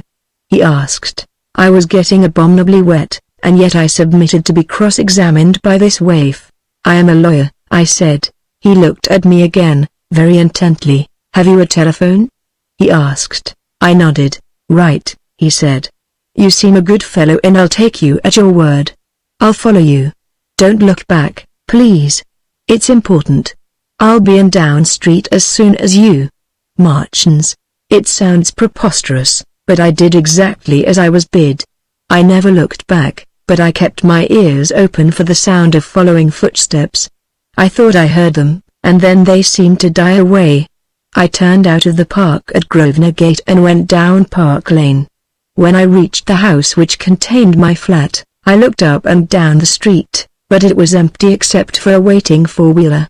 But just as I turned in I caught a glimpse of someone running at the Hertford Street end. The runner came to a sudden halt, and I saw that it was not the man I had left. To my surprise I found the waif on the landing outside my flat. I was about to tell him to stop outside, but as soon as I unlocked the door he brushed past me and entered. My man, who did not sleep on the premises, had left the light burning in the little hall. "Lock the door," he said in a tone of authority. "Forgive me taking charge, but I assure you it is important." Then to my amazement he peeled off the sopping overcoat, and kicked off his disreputable shoes. They were odd shoes, for what looked like his toes sticking out was really part of the makeup. He stood up before me in underclothes and socks, and I noticed that his underclothing seemed to be of the finest material. "Now for your telephone," he said. I was getting angry at these liberties. "Who the devil are you?" I demanded. "I am President Pelham," he said, with all the dignity in the world. "And you?" I questioned. "Oh, I am the German Emperor," he laughed. "You know you invited me here," he said. "You've brought this on yourself." Then he stared at me. "Hello. I've seen you before. You're Ethan. I saw you play at Lord's. I was 12th man for Harrow that year. Now for the telephone." There was something about the fellow, something defiant and debonair and young, that stopped all further protest on my part. He might or might not be President Pelham, but he was certainly not a wastrel. Besides, he seemed curiously keyed up, as if the occasion were desperately important, and he infected me with the same feeling. I said no more, but led the way into my sitting room. He flung himself on the telephone, gave a number, was instantly connected, and began a conversation in monosyllables. It was a queer jumble that I overheard. Bryanston Square was mentioned, and the park, and the number of my house was given to somebody. There was a string of foreign names: Pedro and Alejandro and Manuel and Alcázar, and short breathless inquiries. Then I heard a good fellow looks as if he might be useful in the row, and I wondered if he was referring to me. Some rapid Spanish followed, and then, "Come round at once, they will be here before you. Have policemen below, but don't let them come up. We should be able to manage alone. Oh, and tell Burton to ring here as soon as he has news." And he gave my telephone number. I put some coals on the fire, changed into a tweed jacket, and lit a pipe. I fetched a dressing gown from my bedroom and flung it on the sofa. "You'd better put that on," I said when he had finished. He shook his head. "I would rather be unencumbered," he said. "But I should dearly love a cigarette. And a liqueur brandy, if you have such a thing. That park of yours is infernally chilly." I supplied his needs, and he stretched himself in an armchair, with his stockinged feet to the fire. "You have been very good-humored, Leathern," he said. "Valdez, that's my aide-de-camp, will be here presently, and he will probably be preceded by other guests. But I think I have time for the short explanation which is your due. You believe what I told you?" I nodded. "Good. Well, I came to London 3 weeks ago to raise a loan. That was a matter of life or death for my big stupid country. I have succeeded. This afternoon the agreement was signed. I think I mentioned the amount to you, 5 million sterling. He smiled happily and blew a smoke ring into the air. "I must tell you that I have enemies. Among my happy people there are many rascals, and I had to deal harshly with them. So foul the sky clears not without a storm, that's Shakespeare, isn't it? I learnt it at school. You see, I had Holy Church behind me, and therefore I had against me all the gentry who call themselves liberators. Red Masons, anarchists, communists, that sort of crew. A good many are now reposing beneath the sod, but some of the worst remain. In particular, 6 followed me to England with instructions that I must not return. I don't mind telling you, Leathern, that I have had a peculiarly rotten time the last 3 weeks. It was most important that nothing should happen to me till the loan was settled, so I had to lead the sheltered life. It went against the grain, I assure you, for I prefer the offensive to the defensive. The English police were very amiable, and I never stirred without a cordon, your people and my own. The 6 wanted to kill me, and as it is pretty easy to kill anybody if you don't mind being killed yourself, we had to take rather elaborate precautions. As it was, I was twice nearly done in. Once my carriage broke down mysteriously, and a crowd collected, and if I hadn't had the luck to board a passing cab, I should have had a knife in my ribs. The second was at a public dinner, something not quite right about the cayenne pepper served with the oysters. One of my staff is still seriously ill." He stretched his arms. "Well, that first stage is over. They can't wreck the loan, whatever happens to me. Now I am free to adopt different tactics and take the offensive. I have no fear of the 6 in my own country. There I can take precautions, and they will find it difficult to cross the frontier or to live for 6 hours thereafter if they succeed. But here you are a free people, and protection is not so easy. I do not wish to leave England just yet. I have done my work and have earned a little play. I know your land and love it, and I look forward to seeing something of my friends. Also I want to attend the Grand National. Therefore, it is necessary that my enemies should be confined for a little, while I take my holiday. So for this evening I made a plan. I took the offensive. I deliberately put myself in their danger." He turned his dancing eyes towards me, and I have rarely had such an impression of wild and mirthful audacity. "We have an excellent intelligence system," he went on, "and the 6 have been assiduously shadowed. But as I have told you, no precautions avail against the fanatic. and I do not wish to be killed on my little holiday. So I resolved to draw their fire to expose myself as ground bait, so to speak, that I might have the chance of netting them. The 6 usually hunt in couples, so it was necessary to have 3 separate acts in the play, if all were to be gathered in. The first was in Bryanston Square. I put in, outside Lady Nantley's house. True. How did you know? I have just been dining there, and heard that you were expected. I saw the crowd in the square as I came away. It seems to have gone off quite nicely. We took pains to let it be known where I was dining. The 6, who mistrust me, delegated only 2 of their number for the job. They never put all their eggs in one basket. The 2 gentlemen were induced to make a scene, and, since they proved to be heavily armed, were taken into custody and may get a 6 months sentence. Very prettily managed, but unfortunately it was the 2 that matter least, the ones we call Little Pedro and Alejandro the Scholar. Impatient, blundering children, both of them. That leaves 4. The telephone bell rang, and he made a long arm for the receiver. The news he got seemed to be good, for he turned a smiling face to me. I should have said too. My little enterprise in the park has proved a brilliant success. But I must explain. I was to be the bait for my enemies, so I showed myself to the remaining 4. That was really rather a clever piece of business. They lost me at the Marble Arch and they did not recognize me as the scarecrow sitting on a seat in the rain. But they knew I had gone to earth there, and they stuck to the scent like terriers. Presently they would have found me, and there would have been shooting. Some of my own people were in the shadow between the road and the railings. When I saw you, were your enemies near? I asked. 2 were on the opposite side of the road. 1 was standing under the lamp post at the gate. I don't know where the 4th was at that moment. But all had passed me more than once. By the way, you very nearly got yourself shot, you know. When you asked me if 6pence was any good to me. That happens to be their password. I take great credit to myself for seeing instantly that you were harmless. Why did you leave the park if you had your trap so well laid? I asked. Because it meant dealing with all 4 together at once, and I do them the honor of being rather nervous about them.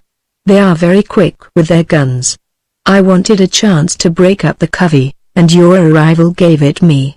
When I went off 2 followed, as I thought they would. My car was in Park Lane, and gave me a lift, and one of them saw me in it. I puzzled them a little, but by now they must be certain. You see, my car has been waiting for some minutes outside this house. What about the other 2? I asked. Burton has just telephoned that they have been gathered in. Quite an exciting little scrap. To your police it must have seemed a bad case of highway robbery. 2 ruffianly-looking fellows hold up a peaceful elderly gentleman returning from dinner. The odds were not quite like that. But the men I had on the job are old soldiers of the Indian Wars and can move softly. I only wish I knew which 2 they have got. Burton was not sure. Alcazar is one, but I can't be certain about the other. I hope it is not the Irishman. My bell rang very loud and steadily. In a few seconds I shall have solved that problem, he said gaily. I am afraid I must trouble you to open the door, Leathen. Is it your aide-de-camp? No. I instructed Valdez to knock. It is the residuum of the 6. Now, listen to me, my friend. These 2, whoever they are, have come here to kill me, and I don't mean to be killed. My first plan was to have Valdez here and others so that my 2 enemies should walk into a trap. But I changed my mind before I telephoned.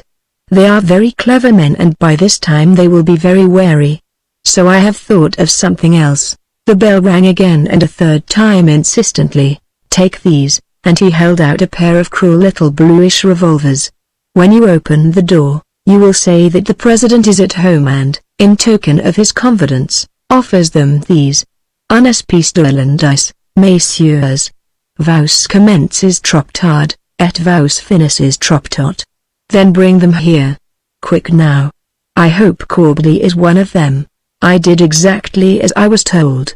I cannot say that I had any liking for the task, but I was a good deal under the spell of that calm young man, and I was resigned to my flat being made a rendezvous for desperadoes. I had locked and chained and bolted the door, so it took me a few moments to open it. I found myself looking at emptiness. "Who is it?" I called. "Who rang?" I was answered from behind me. It was the quickest thing I have ever seen, for they must have slipped through in the moment when my eyes were dazzled by the change from the dim light of the hall to the glare of the landing. That gave me some notion of the men we had to deal with. "Here," said the voice. I turned and saw two men in waterproofs and felt hats, who kept their hands in their pockets and had a fraction of an eye on the two pistols I swung by the muzzles. "The President will be glad to see you, gentlemen," I said. I held out the revolvers, which they seemed to grasp and flick into their pockets with a single movement. Then I repeated slowly the piece of rudeness in French. One of the men laughed. "Raymond does not forget," he said. He was a young man with sandy hair and hot blue eyes and an odd break in his long drooping nose. The other was a wiry little fellow, with a grizzled beard and what looked like a stiff leg. I had no guess at my friend's plan, and was concerned to do precisely as I was told. I opened the door of my sitting room, and noticed that the President was stretched on my sofa facing the door. He was smoking and was still in his underclothes. When the two men behind me saw that he was patently unarmed, they slipped into the room with a quick cat-like movement, and took their stand with their backs against the door. "Hello, Corbally," said the President pleasantly. "And you, Manuel. You're looking younger than when I saw you last. Have a cigarette?" And he nodded towards my box on the table behind him. Both shook their heads. "I'm glad you have come. You have probably seen the news of the loan in the evening papers. That should give you a holiday, as it gives me one. No further need for the hectic oversight of each other, which is so wearing and takes up so much time." "No," said the man called Manuel, and there was something very grim about his quiet tones. "We shall take steps to prevent any need for that in the future." "Tut, tut, that is your old self, Manuel. You are too fond of melodrama to be an artist. You are a priest at heart." The man snarled. "There will be no priest at your deathbed." Then to his companion, "Let us get this farce over." The President paid not the slightest attention but looked steadily at the Irishman. "You used to be a sportsman, Mike. Have you come to share Manuel's taste for potting the sitting rabbit?" "We are not sportsmen, we are executioners of justice," said Manuel. The President laughed merrily. "Superb. The best Roman manner." He still kept his eyes on Corbally. "Damn you, what's your game, Ramon?" the Irishman asked. His freckled face had become very red. "Simply to propose a short armistice. I want a holiday. If you must know, I want to go to the National." "So do I." "Well, let's call it truce. Say for 2 months or till I leave England, whichever period shall be the shorter. After that you can get busy again." The one he had named Manuel broke into a spluttering torrent of Spanish, and for a little they all talked that language. It sounded like a communion service on the President, to which he good-humoredly replied. I had never seen this class of ruffian before, to whom murder was as simple as shooting a partridge, and I noted curiously the lean hands, the restless wary eyes, and the ugly lips of the type. So far as I could make out, the President seemed to be getting on well with the Irishman but to be having trouble with Manuel. "Have ye really and truly nothing on ye?" Corbally asked. The President stretched his arms and revealed his slim figure in its close-fitting pants and vest. "Know him there?" And he nodded towards me. "He is a lawyer, he doesn't use guns." "Then I'm damned if I touch ye." 2 months it is. "What's your fancy for Liverpool?" This was too much for Manuel. I saw in what seemed to be one movement his hand slip from his pocket, Corbally's arm swing in a circle, and a plaster bust of Julius Caesar tumble off the top of my bookcase. Then I heard the report. "Ye nasty little man," said Corbally as he pressed him to his bosom in a bear's hug. "You are a traitor," Manuel shouted. "How will we face the others? What will Alejandro say and Alcata?" "I think I can explain," said the President pleasantly. "They won't know for quite a time, and then only if you tell them. You two gentlemen are all that remain for the moment of your patriotic company. The other 4 have been the victims of the English police, 2 in Bryanston Square, and 2 in the park close to the Marble Arch." "Ye don't say," said Corbally with admiration in his voice. "Faith, that's smart work. They too will have a little holiday. A few months to meditate on politics, while you and I go to the Grand National." Suddenly there was a sharp rat-tat at my door. It was like the knocking in Macbeth for dramatic effect. Corbally had one pistol at my ear in an instant, while a second covered the president. "It's all right," said the latter, never moving a muscle. "It's General Valdez, whom I think you know." That was another argument which I was coming to if I hadn't had the good fortune to appeal to Mr. Corbally's higher nature. "I know you have sworn to kill me, but I take it that the killer wants to have a sporting chance of escape." "Well, there wouldn't have been the faintest shadow of a chance here. Valdez is at the door, and the English police are below. You are brave men, I know, but even brave men dislike the cold gallows." The knocker fell again. "Let him in, Leathern," I was told, "or he will be damaging your valuable door. He has not the northern phlegm of you and me and Mr. Corbally." A tall man in an ulster, which looked as if it covered a uniform, stood on the threshold. Someone had obscured the lights on the landing so that the staircase was dark, but I could see in the gloom other figures. "President Pelham," he began. "The president is here," I said. "Quite well and in great form. He is entertaining 2 other guests." The general marched to my sitting room. I was behind him and did not see his face, but I can believe that it showed surprise when he recognized the guests. Manuel stood sulkily defiant, his hands in his waterproof pockets, but Corbally's light eyes were laughing. "I think you know each other," said the president graciously. "My God." Valdez seemed to choke at the sight. "These swine." "Excellency, I have." "You have nothing of the kind. These are friends of mine for the next 2 months, and Mr. Corbally and I are going to the Grand National together. Will you have the goodness to conduct them downstairs and explain to the inspector of police below that all has gone well and that I am perfectly satisfied, and that he will hear from me in the morning?" "One moment. What about a stirrup cup? Leathern, does your establishment run to a whiskey and soda all round?" It did. We all had a drink, and I believe I clinked glasses with Manuel. I looked in at Lady Sampla's dance as I had meant to. Presently I saw a resplendent figure arrive, the president, with the ribbon of the gold star of Bolivar across his chest. He was no more the larky undergraduate, but the responsible statesman, the father of his country.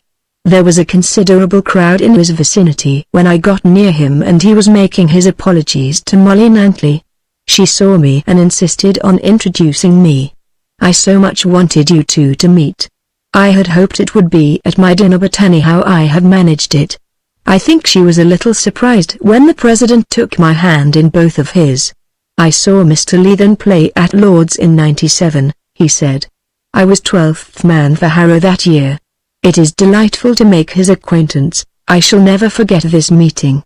How English he is," Molly whispered to me as we made our way out of the crowd. "They got him next year. They were bound to, for in that kind of business you can have no real protection. But he managed to set his country on its feet before he went down." No, it was neither Manuel nor Corbally. I think it was Alejandro the scholar. Part 8, Ship to Tarshish, Ralph Colat's story. Now the word of the Lord came unto Jonah the son of Amittai, saying, "Arise, go to Nineveh." But Jonah found the ship going to Tarshish, so he paid the fare thereof, and went down into it, to go with them unto Tarshish from the presence of the Lord. Jonah I. 1:3. The talk one evening turned on the metaphysics of courage. It is a subject which most men are a little shy of discussing. They will heartily applaud a friend's pluck, but it is curious how rarely they will label a man a coward. Perhaps the reason is that we are all odd mixtures of strength and weakness, brave in certain things, timid in others, and since each is a part meant to remember his private funks more vividly than the things about which he is bold, we are chary about dogmatizing. Lemantia propounded the thesis that everybody had a yellow streak in them. "We all," he said, "at times shirk unpleasant duties, and invent an honorable explanation, which we know to be a lie. Sandy Arbuthnot observed that the most temerarious deeds were often done by people who had begun by funking, and then, in the shame of the rebound, did a good deal more than those who had no qualms. The man who says I go not, and afterwards repents and goes, generally travels the devil of a long way, like Jonah, said Lamantia, who didn't like the job allotted him, and took ship to Tarshish to get away from it, and then repented and went like a raging lion to Nineveh. Kalat, who had been a sailor and one of the Q-boat heroes in the war, demurred. I wonder if Nineveh was as unpleasant as the whale's belly, he said. Then he told us a story in illustration, not as one would have expected, out of his wild sea memories, but from his experience in the city, where he was now a bill broker. I got to know Jim Hallward first when he had just come down from the university. He was a tall, slim, fair-haired lad, with a soft voice and the kind of manners which make the ordinary man feel a lout. Eton and Christ Church had polished him till he fairly glistened. His clothes were sober works of art, and he was the cleanest thing you ever saw. Always seemed to have just shaved and bathed after a couple of hours' hard exercise. We all liked him, for he was a companionable soul and had no frills, but in the city he was about as useless as a lily in a quickset hedge. Somebody called him an aplastic epicene, which sounded accurate, though I don't know what the words mean. He used to come down to business about 11 o'clock and leave at 4 earlier in summer, when he played polo at Hurlingham. This lotus-eating existence lasted for 2 years. His father was the head of Hallward's, the merchant bankers who had been in existence since before the Napoleonic Wars. It was an old-fashioned private firm with a tremendous reputation, but for some years it had been dropping a little out of the front rank. It had very few of the big issues, and, though reckoned as solid as the Bank of England, it had hardly kept pace with new developments. But just about the time Jim came down from Oxford, his father seemed to get a new lease of life. Hallward's suddenly became ultra-progressive, took in a new manager from one of the big joint stock banks, and launched out into business which before it would not have touched with the end of a barge pole. I fancy the old man wanted to pull up the firm before he died, so as to leave a good thing to his only child. In this new activity Jim can't have been of much use. His other engagements did not leave him a great deal of time to master the complicated affairs of a house like Hallward's. He spoke of his city connection with a certain distaste. The set he had got into were mostly eldest sons with political ambitions, and if Jim had any serious inclination it was towards Parliament, which he proposed to enter in a year or two. For the rest he played polo, and hunted, and did a little steeplechasing, and danced assiduously. Dancing was about the only thing he did really well, for he was only a moderate horseman and his politics were not to be taken seriously. So he was the complete flainer, agreeable, popular, beautifully mannered, highly ornamental, and the most useless creature on earth. You see, he had slacked at school, and had just scraped through college, and had never done a real piece of work in his life. In the autumn of 192, whispers began to circulate about Hallward's. It seemed that they were doing a very risky class of business, and people shrugged their shoulders. But no one was prepared for the almighty crash which came at the beginning of the new year. The firm had been trying to get control of a colonial railway, and for this purpose was quietly buying up the ordinary stock. But an American group, with unlimited capital, was out on the same tack, and the result was that the price was forced up, and Hallward's were foolish enough to go on buying. They borrowed up to the limit of their capacity, and called a halt too late. If the thing had been known in time the city might have made an effort to keep the famous old firm on its legs, but it all came like a thunderclap. Hallward's went down, the American group got their railway stock at a knockout price, and old Mr. Hallward, who had been ailing for some months, had a stroke of paralysis and died. I was desperately sorry for Jim. The foundations of his world were upset, and he hadn't a notion what to do about it. You see, he didn't know the rudiments of the business, and couldn't be made to understand it. He went about in a dream, with staring, unseeing eyes, like a puzzled child. At first he screwed himself up to a sort of effort. He had many friends who would help. He thought, and he made various suggestions, all of a bottomless futility. Very soon he found that his Mayfair popularity was no sort of asset to him. He must have realized that people were beginning to turn a colder eye on a pauper than on an eligible young man, and his overtures were probably met with curt refusals. Anyhow, in a week he had given up hope. He felt himself a criminal and behaved as such. He saw nobody but his solicitors, and when he met a friend in the street he turned and ran. A perfectly unreasonable sense of disgrace took possession of him, and there was a moment when I was afraid he might put an end to himself. This went on for the better part of a month, while I and one or two others were trying to save something from the smash.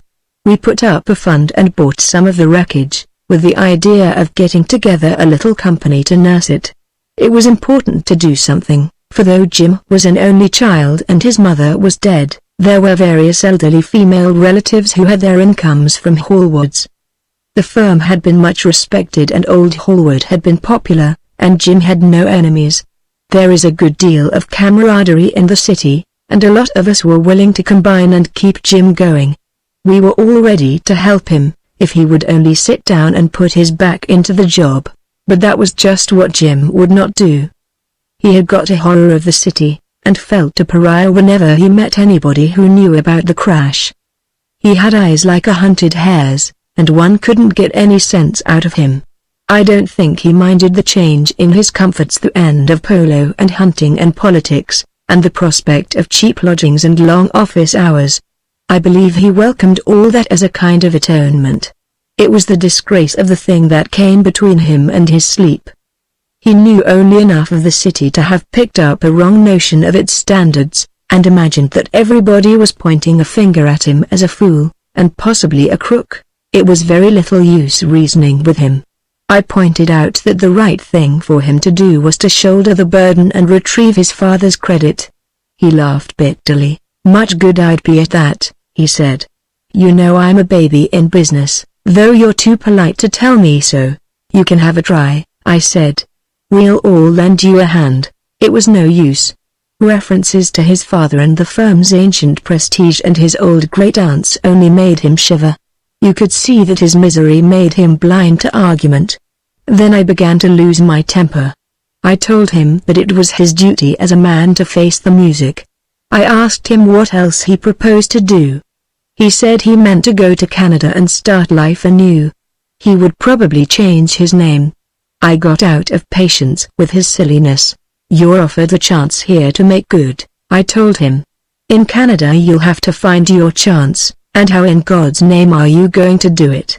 You haven't been bred the right way to succeed in the Dominions. You'll probably starve." "Quite likely," was his dismal answer. "I'll make my book for that.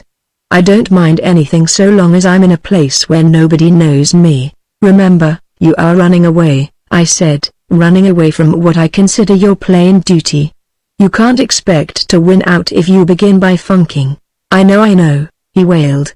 "I am a coward." I said no more, for when a man is willing to admit that he is a coward his nerves have got the better of his reason. Well, the upshot was that Jim sailed for Canada with a little short of £200 in his pocket, what was left of his last allowance. He could have had plenty of introductions, but he wouldn't take them. He seemed to be determined to bury himself, and I dare say, too, he got a morbid satisfaction out of discomfort. He had still the absurd notion of disgrace, and felt that any handicap he laid on himself was a kind of atonement. He reached Montreal in the filthy weeks when the spring thaw begins, the worst sample of weather to be found on the globe. Jim had not procured any special outfit, and he landed with a kit consisting of 2 smart tweed suits, a suit of flannels, riding breeches and knickerbockers, the remnants of his London wardrobe. It wasn't quite the rig for a poor man to go looking for a job in. He had travelled steerage, and, as might have been expected from one in his condition, had not made friends, but he had struck up a tepid acquaintanceship with an Irishman who was employed in a lumber business. The fellow was friendly, and was struck by Jim's obvious air of education and good breeding, so, when he heard that he wanted work, he suggested that a clerkship might be got in his firm. Jim applied, and was taken on as the clerk in charge of timber cutting rights in eastern Quebec. The work was purely mechanical, and simply meant keeping a record of numbered lots, checking them off on the map, and filling in the details in the register as they came to hand. But it required accuracy and strict attention, and Jim had little of either. Besides, he wrote the vile fist, which is the special privilege of our public schools. He held down the jobs for a fortnight and then was fired. He had found cheap lodgings in a boarding house down east, and trudged the 2 miles in the slush to his office. His fellow lodgers were willing enough to be friendly clerks and shop boys and typists and newspaper reporters, most of them. Jim wasn't a snob, but he was rapidly becoming a hermit, for all his nerves were exposed and he shrank from his fellows. His shyness was considered English swank, and the others invented nicknames for him and sniggered when he appeared. Luckily he was too miserable to pay much attention. He had no interest in their games, their visits to the movies and to cheap dance halls, and their precocious sweethearting. He could not get the hang of their knowing commercial jargon. They set him down as a snob, and he shrank from them as barbarians. But there was one lodger, a sub-editor on a paper which I shall call the Evening Hawk, who saw a little farther than the rest. He realized that Jim was an educated man, a scholar he called it, and he managed to get part of his confidence. So when Jim lost his lumber job he was offered a billet on the Hawk.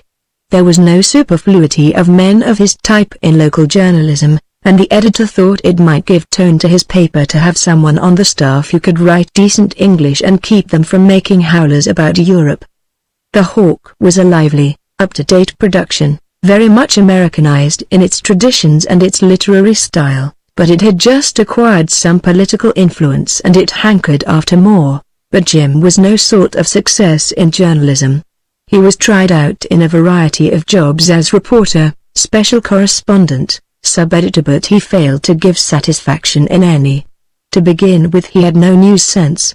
Not many things interested him in his present frame of mind, and he had no notion what would interest the Hawk's readers. He couldn't compose snappy headlines, and it made him sick to try. His writing was no doubt a great deal more correct than that of his colleagues, but it was dull as ditch water. To add to everything else, he was desperately casual. It was not that he meant to be slack, but that he had no stimulus to make him concentrate his attention, and he was about the worst sub-editor, I fancy, in the history of the press. Summer came, and sleet and icy winds gave place to dust and heat. Jim tramped the grilling streets, one vast ache of homesickness. He had to stick to his tweeds, for his flannel suit had got lost in his journeys between boarding houses, and, as he mopped his brow in the airless newspaper rooms smelling of printer's ink and shaken by the great presses, he thought of green lawns at Hurlingham, and cool backwaters of the Isis, and clipped yew hedges in old gardens, and a pleasant club window overlooking St. James's Street. He hungered for fresh air, but when on a Sunday morning he went for a long walk, he found no pleasure in the adjacent countryside. It all seemed dusty and tousled and unhomely. He wasn't complaining, for it seemed to him part of a rightful expiation, but he was very lonely and miserable. I have said that he had landed with a couple of £100, and this he had managed to keep pretty well intact. One day at a quick luncheon counter he got into talk with a man called McNee, a Manitoban who had fought in the war, and knew something about horses. McNee, like Jim, did not take happily to town life, and was very sick of his job with an automobile company, and looking about for a better. There was not much in common between the two men, except a dislike of Montreal, for I picture McNee as a rough diamond, an active enterprising fellow meant by Providence for a backwoodsman. He had heard of a big dam somewhere down in the Gasp district, which was being constructed in connection with a pulp scheme. He knew one of the foremen, and believed that money might be made by anyone who could put up a little capital and run a store in the construction camp. He told Jim that it was a fine wild country with plenty of game in the woods, and that, besides making money easily, a storekeeper could have a white man's life. But every bit of $1,000 capital would be needed, and he could only lay his hands on a couple of hundred. To Jim in his stuffy lodging house the scheme offered a blessed escape. He wanted to make money, he wanted fresh air and trees and running water, For your Englishman, though town-bred, always hankers after the country. So he gave up his job on the Hawk, just when it was about to give him up, and started out with McNee. The place was his first disappointment. It was an ugly clearing in an interminable forest of dull spruces, which ran without a break to New Brunswick. However far you walked there was nothing to see except the low muffled hills and the monotonous green of the firs. The partners were given a big shack for their store, and made their sleeping quarters in one end of it. For stock they had laid in a quantity of tin goods, tobacco, shirts and socks and boots, and a variety of musical instruments. But they found that most of their stuff was unmarketable, since the men were well fed and clothed by the company, and after a week their store had become a rough kind of cafe, selling hot dogs and ice cream and soft drinks. McNee was immensely proud of it and ornamented the walls with ideal faces from the American magazines. He was a born restaurant keeper, if he had got his chance, but unfortunately there was not much profit in Coca-Cola and gingerade. In about a fortnight the place became half eating house, half club, where the workmen gathered of an evening to play cards. McNee was in his element, but Jim was no more used than a sick pup. He didn't understand the lingo, and his shyness and absorption made him as unpopular as in the Montreal boarding houses. He saw his little capital slipping away, and there was no compensation in the way of a pleasant life. He tried to imitate McNee's air of hearty bonhomie, and miserably failed. His partner was a good fellow, and stood up for him when an irate navvy consigned him to perdition as a god-darned London dude, and Jim's own good temper and sense of only getting what he deserved did something to protect him. But he soon realized that he was a ghastly failure, and this knowledge prevented him expostulating with the other for his obvious shortcomings. For McNee soon became too much of a social success. Gasp was not dry, and there was more than soft drinks consumed in the store, especially by the joint proprietor and his friend the foreman. Also McNee was a bit of a gambler and was perpetually borrowing small sums from capital to meet his losses. Now and then Jim took a holiday, and tramped all of a long summer day. The country around being only partially surveyed, there was no map to be had, and he repeatedly lost himself. Once he struck a lumber camp and was given pork and beans by cheerful French Canadians whose patois he could not follow. Once he had almost a happy day, when he saw his first moose. But generally he came back from stifling encounters with cedar swamps and boys' brawl, weary but unrefreshed. He was not in the frame of mind to get much comfort out of the Canadian wilds, for he was always sore with longing for a different kind of landscape. The river on which the camp lay was the famous Mouchie, and 12 miles down on the St. Lawrence shore was a big fishing lodge owned by a rich New Yorker. Jim used to see members of the party, young men in marvelous knickerbockers and young women in jumpers like Joseph's coat, and he hid himself at the sight of them. Occasionally a big roadster would pass the store, conveying fishermen to some of the upper lakes. Once, when he was feeling specially dispirited after a long hot day, a car stopped at the door, and 2 people descended. They came into the store, and the young man asked for lemonade, declaring that their tongues were hanging out of their mouths. Happily McNee was there to serve them, while Jim sheltered behind the curtain of the sleeping room. He knew them both. One was a subaltern in the cavalry with whom he had played bridge in the club, the other was a girl whom he had danced with. Their workmanlike English clothes, their quiet clear English voices gave him a bad dose of homesickness. They were returning, he reflected, to hot baths and cool clean clothes and delicate food and civilized talk. For a moment he sickened at the sour stale effluvia of the eating house, and the rank smell of the pork which McNee had been frying. Then he cursed himself for a fool and a child. In the fall the work on the dam was shut down, and the store was closed. The partners couldn't remove their unsaleable goods, so the whole stock was sold at junk prices among the nearest villages. Jim found himself with about $300 in the world, and the long Canadian winter to get through. The fall on the other side of the Atlantic is the pick of the year, and the beauty of the flaming hillsides did a little to revive his spirits. McNee wanted to get back to Manitoba, where he had heard of a job, and Jim decided that he would try Toronto, which was supposed to be rather more healthy for Englishmen than the other cities. So the two traveled west together, and Jim insisted on paying McNee's fare to Winnipeg, thereby leaving himself $150 or so on which to face the world. Toronto is the friendliest place on earth for the man who knows how to make himself at home there. There were plenty to help him if he had looked for them, for nowhere will you find more warm-hearted people to the square mile.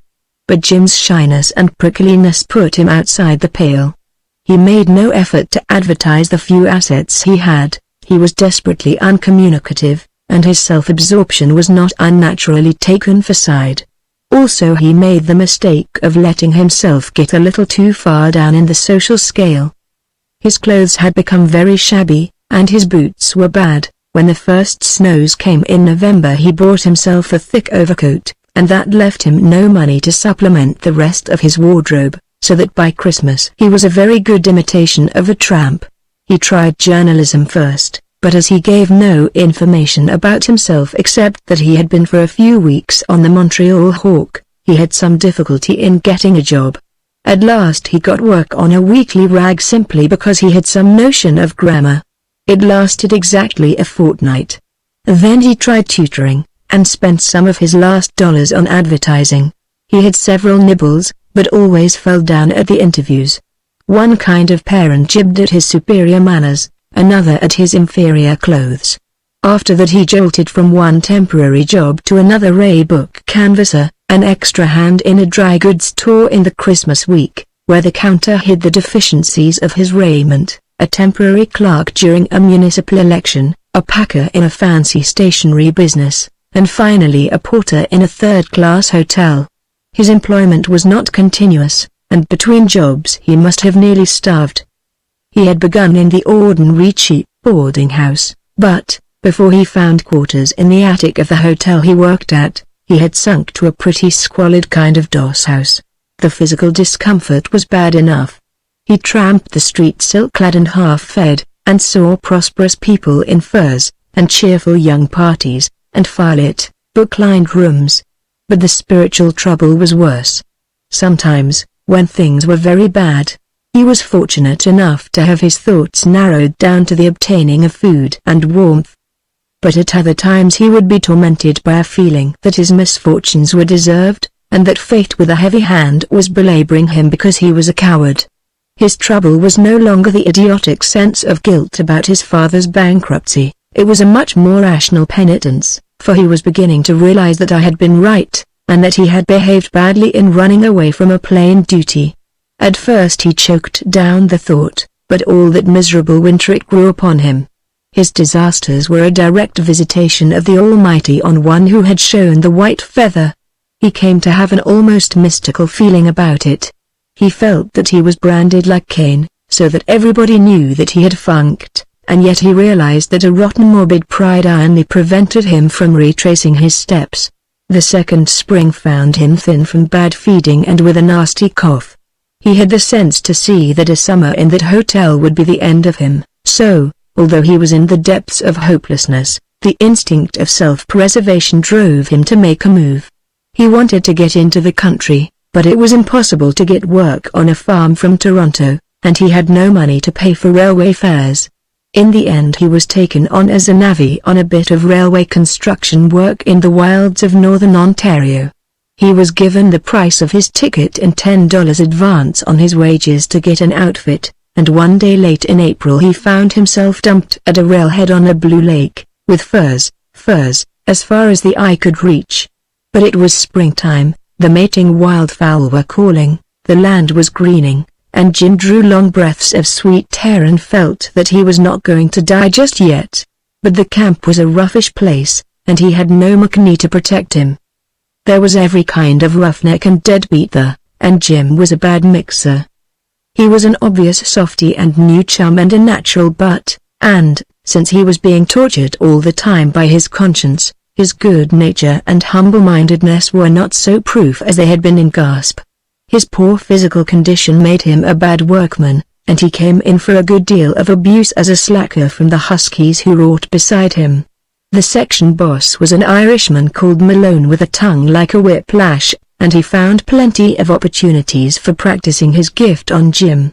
But he was a just man, and after a bit of rough tonguing he saw that Jim was very white about the gills and told him to show his hands.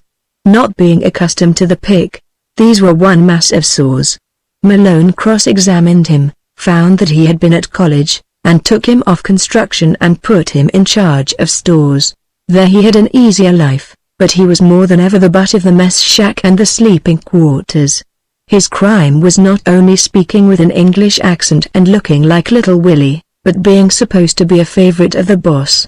By and by the ragging became unbearable, and after his mug of coffee had been 3 times struck out of his hand at one meal, Jim lost his temper and hit out. In the fight which followed he was ridiculously outclassed. He had been fairly good at games, but he had never boxed since his private school, and it is well for Jim's kind of man to think twice before he takes on a fellow who has all his life earned his living by his muscles. But he stood up pluckily, and took a good deal of punishment before he was knocked out, and he showed no ill will afterwards. The incident considerably improved his position. Malone, who heard of it, asked him where in God's name he had been brought up that he couldn't use his hands better, but didn't appear ill-pleased. The fight had another consequence. It gave him just a suspicion of self-confidence, and helped him on his way to the decision to which he was slowly being compelled. A week later he was sent 100 miles into the forest to take supplies to an advance survey party. It was something of a compliment that Malone should have picked him for the job, but Jim did not realize that. His brain was beating like a pendulum on his private trouble that he had run away, that all his misfortunes were the punishment for his cowardice, and that, though he confessed his fault, he could not make his shrinking flesh go back. He saw England as an Eden indeed, but with angels and flaming swords at every gate. He pictured the lifted eyebrows and the shrugged shoulders as he crept into a clerk's job, with not only his father's shame on his head, but the added disgrace of his own flight. It had seemed impossible a year ago to stay on in London, but now it was 1,000-fold more impossible to go home. Yet the thought gave him no peace by day or night. He had 6 men in his outfit, 2 of them half-breeds, and the journey was partly by canoe with heavy portages and partly on foot with the stores in pack loads. It rained in torrents, the river was in flood, and the first day they made a bare 20 miles. The half-breeds were tough old customers, but the other 4 were not much to bank on, and on the 3rd day, when they had to hump their packs and foot it on a bad trail through swampy woods in a cloud of flies, they decided that they had had enough.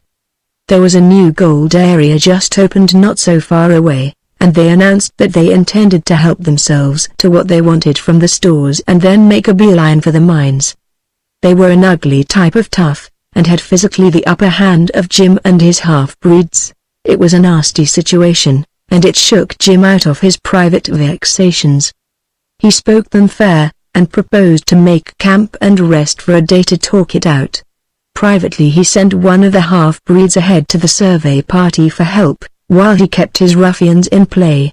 Happily he had some whiskey with him and he had them drinking and playing cards, which took him well into the afternoon.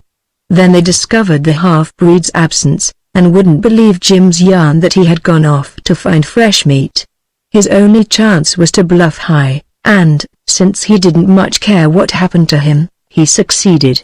He went to bed that night with a tough beside him who had announced his intention of putting a bullet through his head if there was any dirty work. Sometime after midnight his messenger arrived with help, and fortunately his bedside companion's bullet went wide. The stores, a bit depleted, were safely delivered, and when Jim got back to his base he received a solid cursing from his boss for his defective stewardship. But Malone concluded with one of his rare compliments. "You'll train on, Sonny," he said. "There's guts in you for all your goo-goo face." That episode put an end to Jim's indecision. His time in Canada had been one long chapter of black disasters, and he was confident that they were sent to him as a punishment. His last adventure had somehow screwed up his manhood. He hated Canada like poison, but the thought of going back to England made him green with apprehension. Yet he was clear that he must do it or never have a moment's peace. So he wrote to me and told me that for a year he had been considering things, and had come to the conclusion that he had behaved like a cad. He was coming back to get into any kind of harness I directed, and would I advance him £30 for his journey? Now the little company we had put together to nurse the wreckage of Hallward's had been doing rather well. One or two things had unexpectedly turned up trumps. There was enough money to keep the maiden aunts going, and it looked as if there would be a good deal presently for Jim. He had gone off leaving no address, so I had had no means of communicating with him. I cabled him £100, and told him to come along. One afternoon near the end of June he turned up in my office. He had crossed the Atlantic steerage, and his clothes were those of a docker who has been months out of work. The first thing he did was to plank £80 on my desk. "You sent me too much," he said. "I don't want to owe more than is necessary. You can stop the 20 quid out of my wages." At first sight I thought him very little changed in face. He was incredibly lean and tanned and his hair wanted cutting, but he had the same shy, hunted eyes as the boy who had bolted a year before.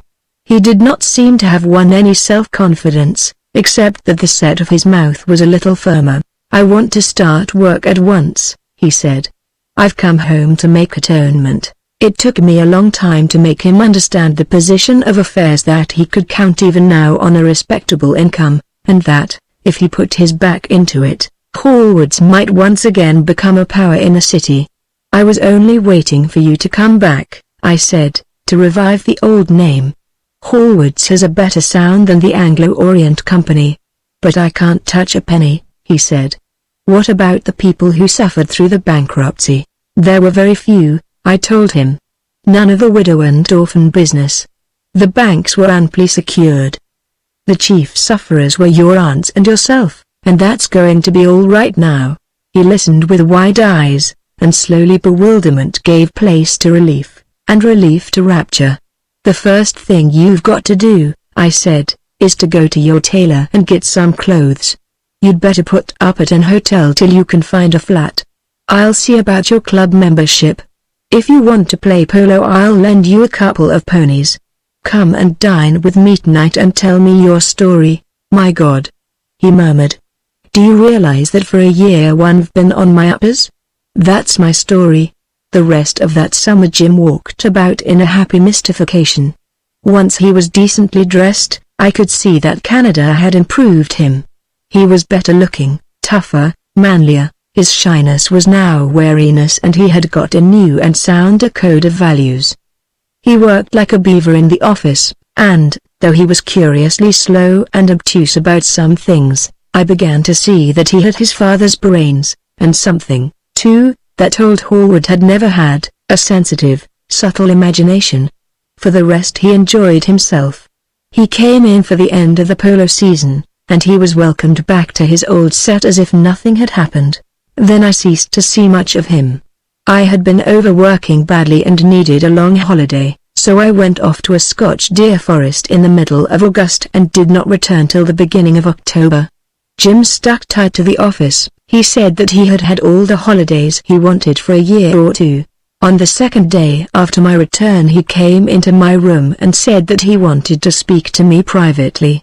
He wished, he said, that nothing should be done about the restoring the name of Hallward's.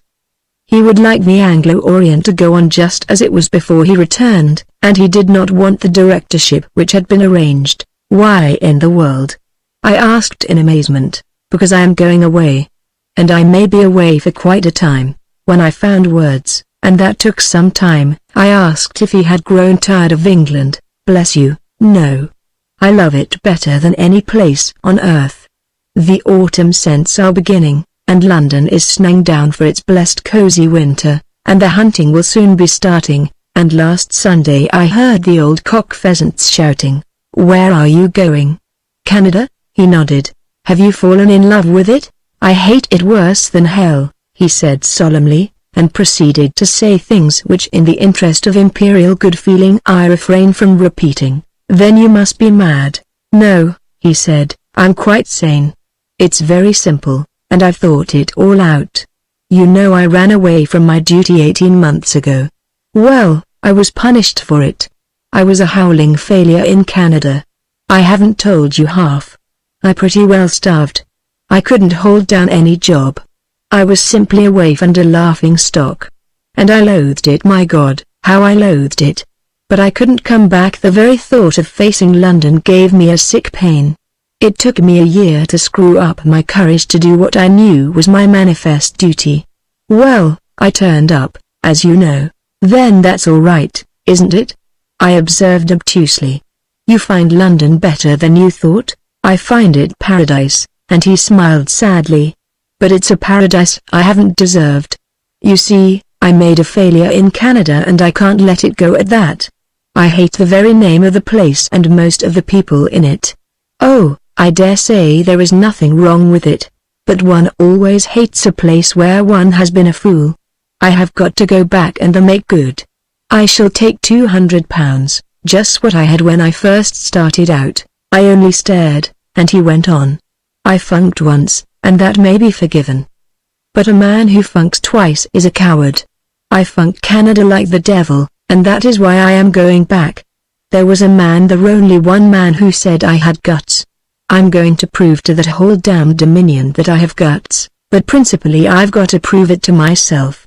After that I'll come back to you, and we'll talk business. I could say nothing, indeed I didn't want to say anything. Jim was showing a kind of courage several grades ahead of old Jonas.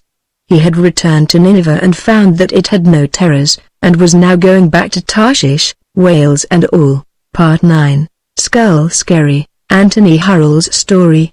Who's there, besides foul weather, King Lear?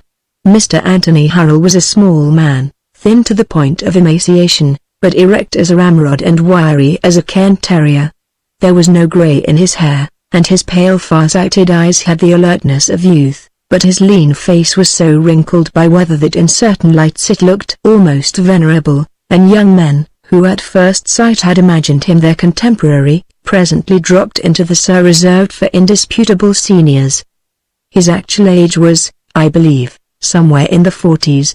He had inherited a small property in Northumberland, where he had accumulated a collection of the rarer wildfowl, but much of his life had been spent in places so remote that his friends could with difficulty find them on the map. He had written a dozen ornithological monographs, was joint editor of the chief modern treatise on British birds, and had been the first man to visit the tundras of the Yenai. He spoke little, and that with an agreeable hesitation, but his ready smile, his quick interest, and the impression he gave of having a fathomless knowledge of strange modes of life, made him a popular and intriguing figure among his friends. Of his doings in the war he told us nothing. What we knew of them, and they were sensational enough in all conscience, we learned elsewhere. It was Nightingale's story which drew him from his customary silence. At the dinner following that event he made certain comments on current explanations of the supernormal. I remember once, he began, and before we knew he had surprised us by embarking on a tale. He had scarcely begun before he stopped. "I'm boring you," he said deprecatingly. "There's nothing much in the story. You see, it all happened, so to speak, inside my head. I don't want to seem an egotist." "Don't be an ass, Tony," said Lamantia.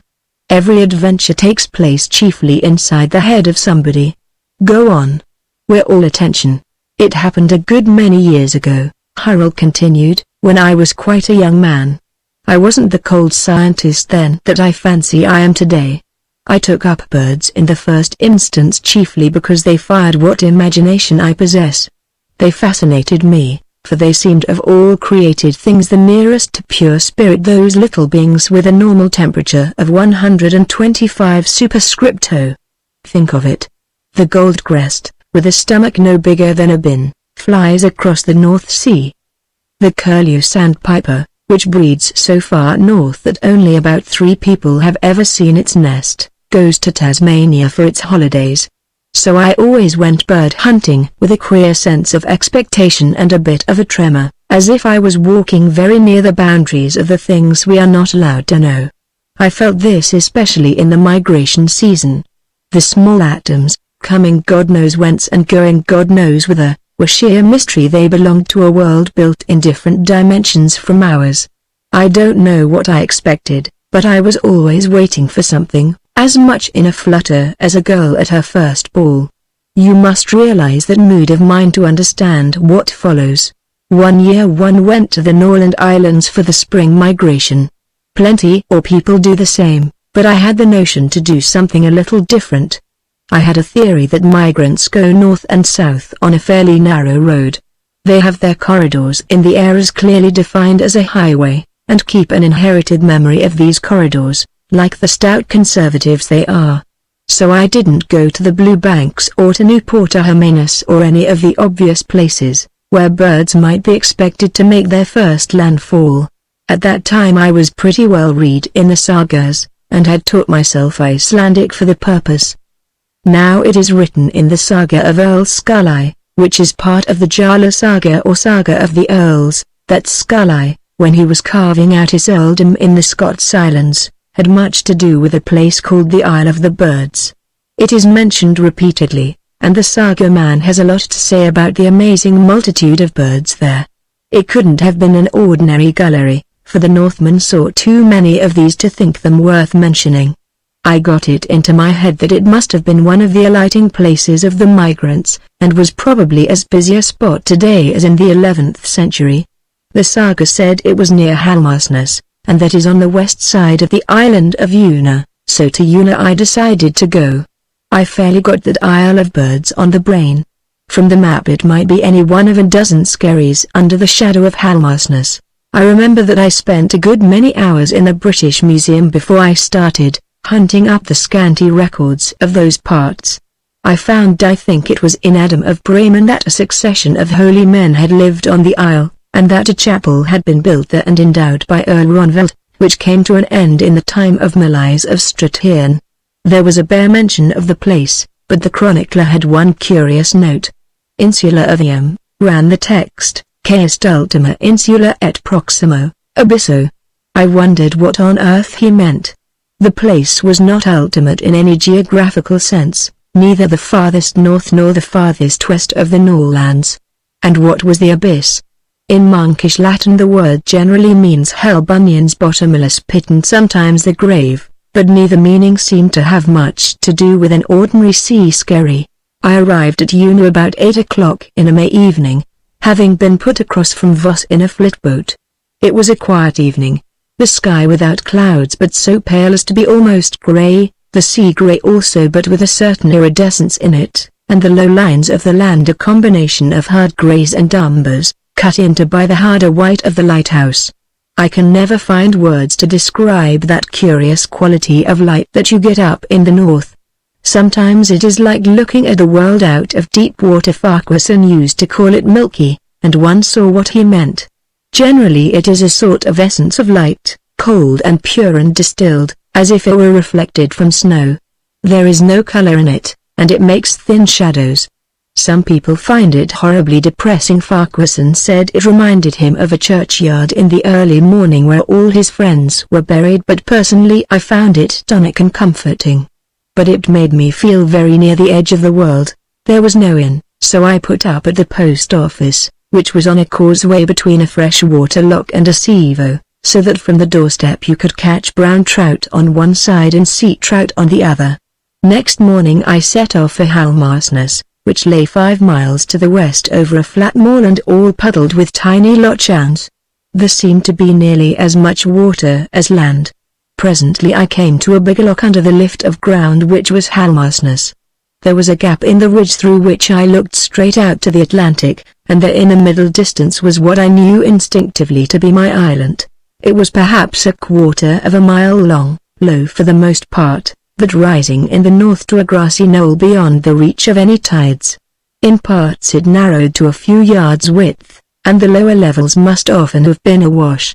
But it was an island, not a reef, and I thought I could make out the remains of the monkish cell.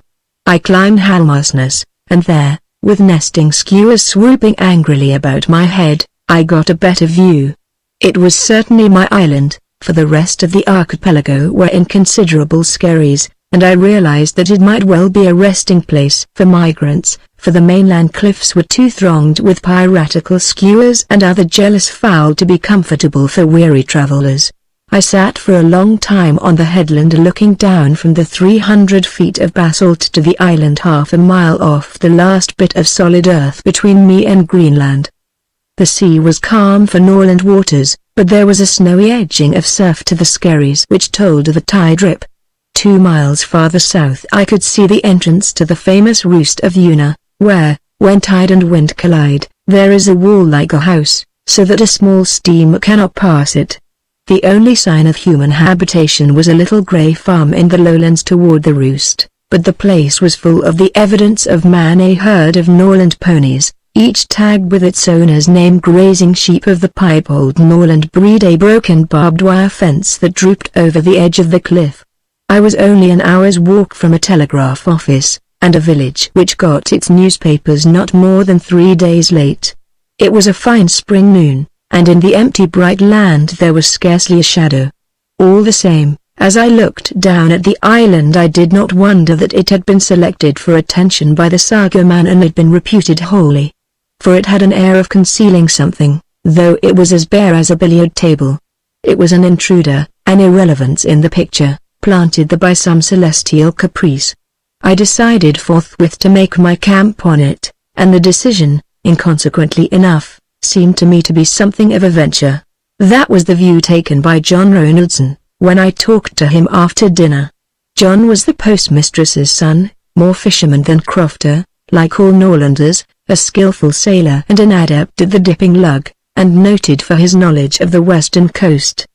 He had difficulty in understanding my plan, and when he identified my island he protested. "Not Skull Skerry," he cried.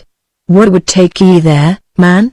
Ye'll get a the birds ye want on Halmarsness and a far better bield. Ye'll be blown away on the Skerry, if the wind rises."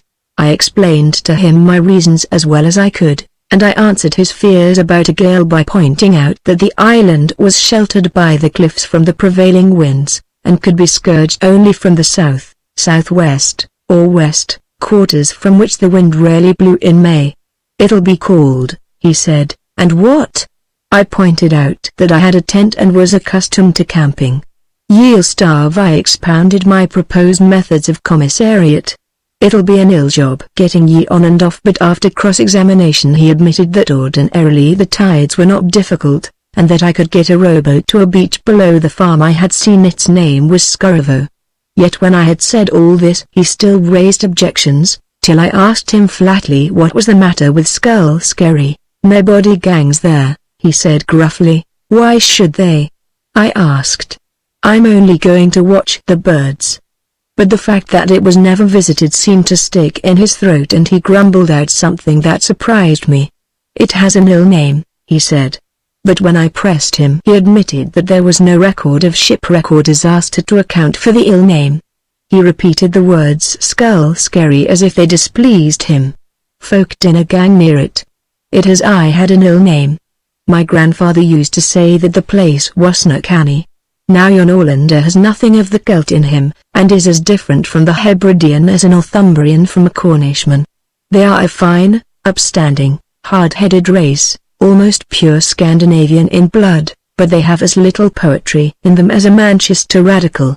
I should have put them down as utterly free from superstition, and, in all my many visits to the islands I have never yet come across a folk tale, hardly even a historical legend. Yet here was John Ronaldson, with his weather-beaten face and stiff chin and shrewd blue eyes, declaring that an innocent-looking island wasna canny, and showing the most remarkable disinclination to go near it. Of course all this only made me keener. Besides, it was called Skull Skerry, and the name could only come from Earl Scully, so it was linked up authentically with the oddments of information I had collected in the British Museum, the Jarla Saga and Adam of Bremen and all the rest of it. John finally agreed to take me over next morning in his boat, and I spent the rest of the day in collecting my kit.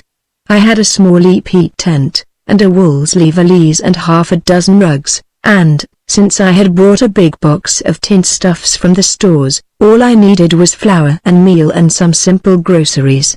I learned that there was a well on the island, and that I could count on sufficient driftwood for my fire, but to make certain I took a sack of coals and another of peats. So I set off next day in John's boat, ran with the wind through the roost of Una when the tide was right, tacked up the coast, and came to the Skerry early in the afternoon. You could see that John hated the place. We ran into a cove on the east side, and he splashed ashore as if he expected to have his landing opposed, looking all the time sharply about him. When he carried my stuff to a hollow under the knoll which gave a certain amount of shelter, his head was always twisting round. To me the place seemed to be the last word in forgotten peace. The swell lipped gently on the reefs and the little pebbled beaches, and only the babble of gulls from Halmarsnes broke the stillness. John was clearly anxious to get away, but he did his duty by me. He helped me to get the tent up, found a convenient place for my boxes, pointed out the well and filled my water bucket, and made a zeba of stones to protect my camp on the Atlantic side. We had brought a small dinghy along with us, and this was to be left with me, so that when I wanted I could row across to the beach at Skarvo.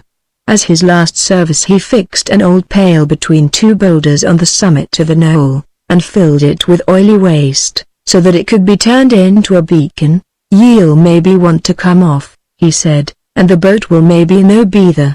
Kindle your flare, and they'll see it at Skarvo and get the word to me, and I'll come for ye." Though the muckle black silky himsel was hunkering on the Skerry, then he looked up and sniffed the air. "I dinna like the set of the sky," he declared. "It's a bad weatherhead. There'll be mire wind than I like in the next 24 hours." So saying, he hoisted his sail and presently was a speck on the water towards the roost. There was no need for him to hurry, for the tide was now wrong, and before he could pass the roost he would have 3 hours to wait on this side of the Mull. But the man, usually so deliberate and imperturbable, had been in a fever to be gone. His departure left me in a curious mood of happy loneliness and pleasurable expectation.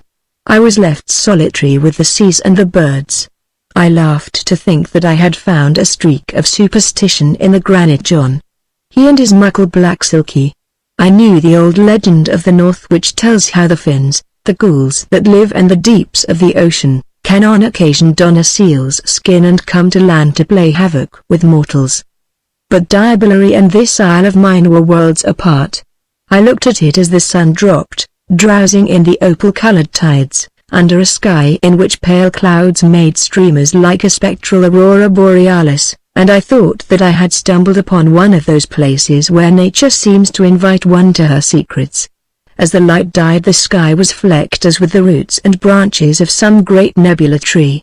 That would be the weatherhead of which John Ronaldson had spoken. I set my fire going, cooked my supper, and made everything snug for the night. I had been right in my guess about the migrants. It must have been about 10 o'clock when they began to arrive after my fire had died out and I was smoking my last pipe before getting into my sleeping bag. A host of fieldfares settled gently on the south part of the Skerry. A faint light lingered till after midnight, but it was not easy to distinguish the little creatures, for they were aware of my presence and did not alight within a dozen yards of me. But I made out bramblings and buntings and what I thought was the Greenland wheatear, also jack snipe and sandling, and I believed from their cries that the curlew sandpiper and the whimbrel were there. I went to sleep in a state of high excitement, promising myself a fruitful time on the morrow. I slept badly, as one often does one's first night in the open. Several times I woke with a start under the impression that I was in a boat rowing swiftly with the tide. And every time I woke I heard the flutter of myriad birds, as if a velvet curtain was being slowly switched along an oak floor. At last I fell into deeper sleep, and when I opened my eyes it was full day. The first thing that struck me was that it had got suddenly colder. The sky was stormily red in the east, and masses of woolly clouds were banking in the north. I lit my fire with numbed fingers and hastily made tea.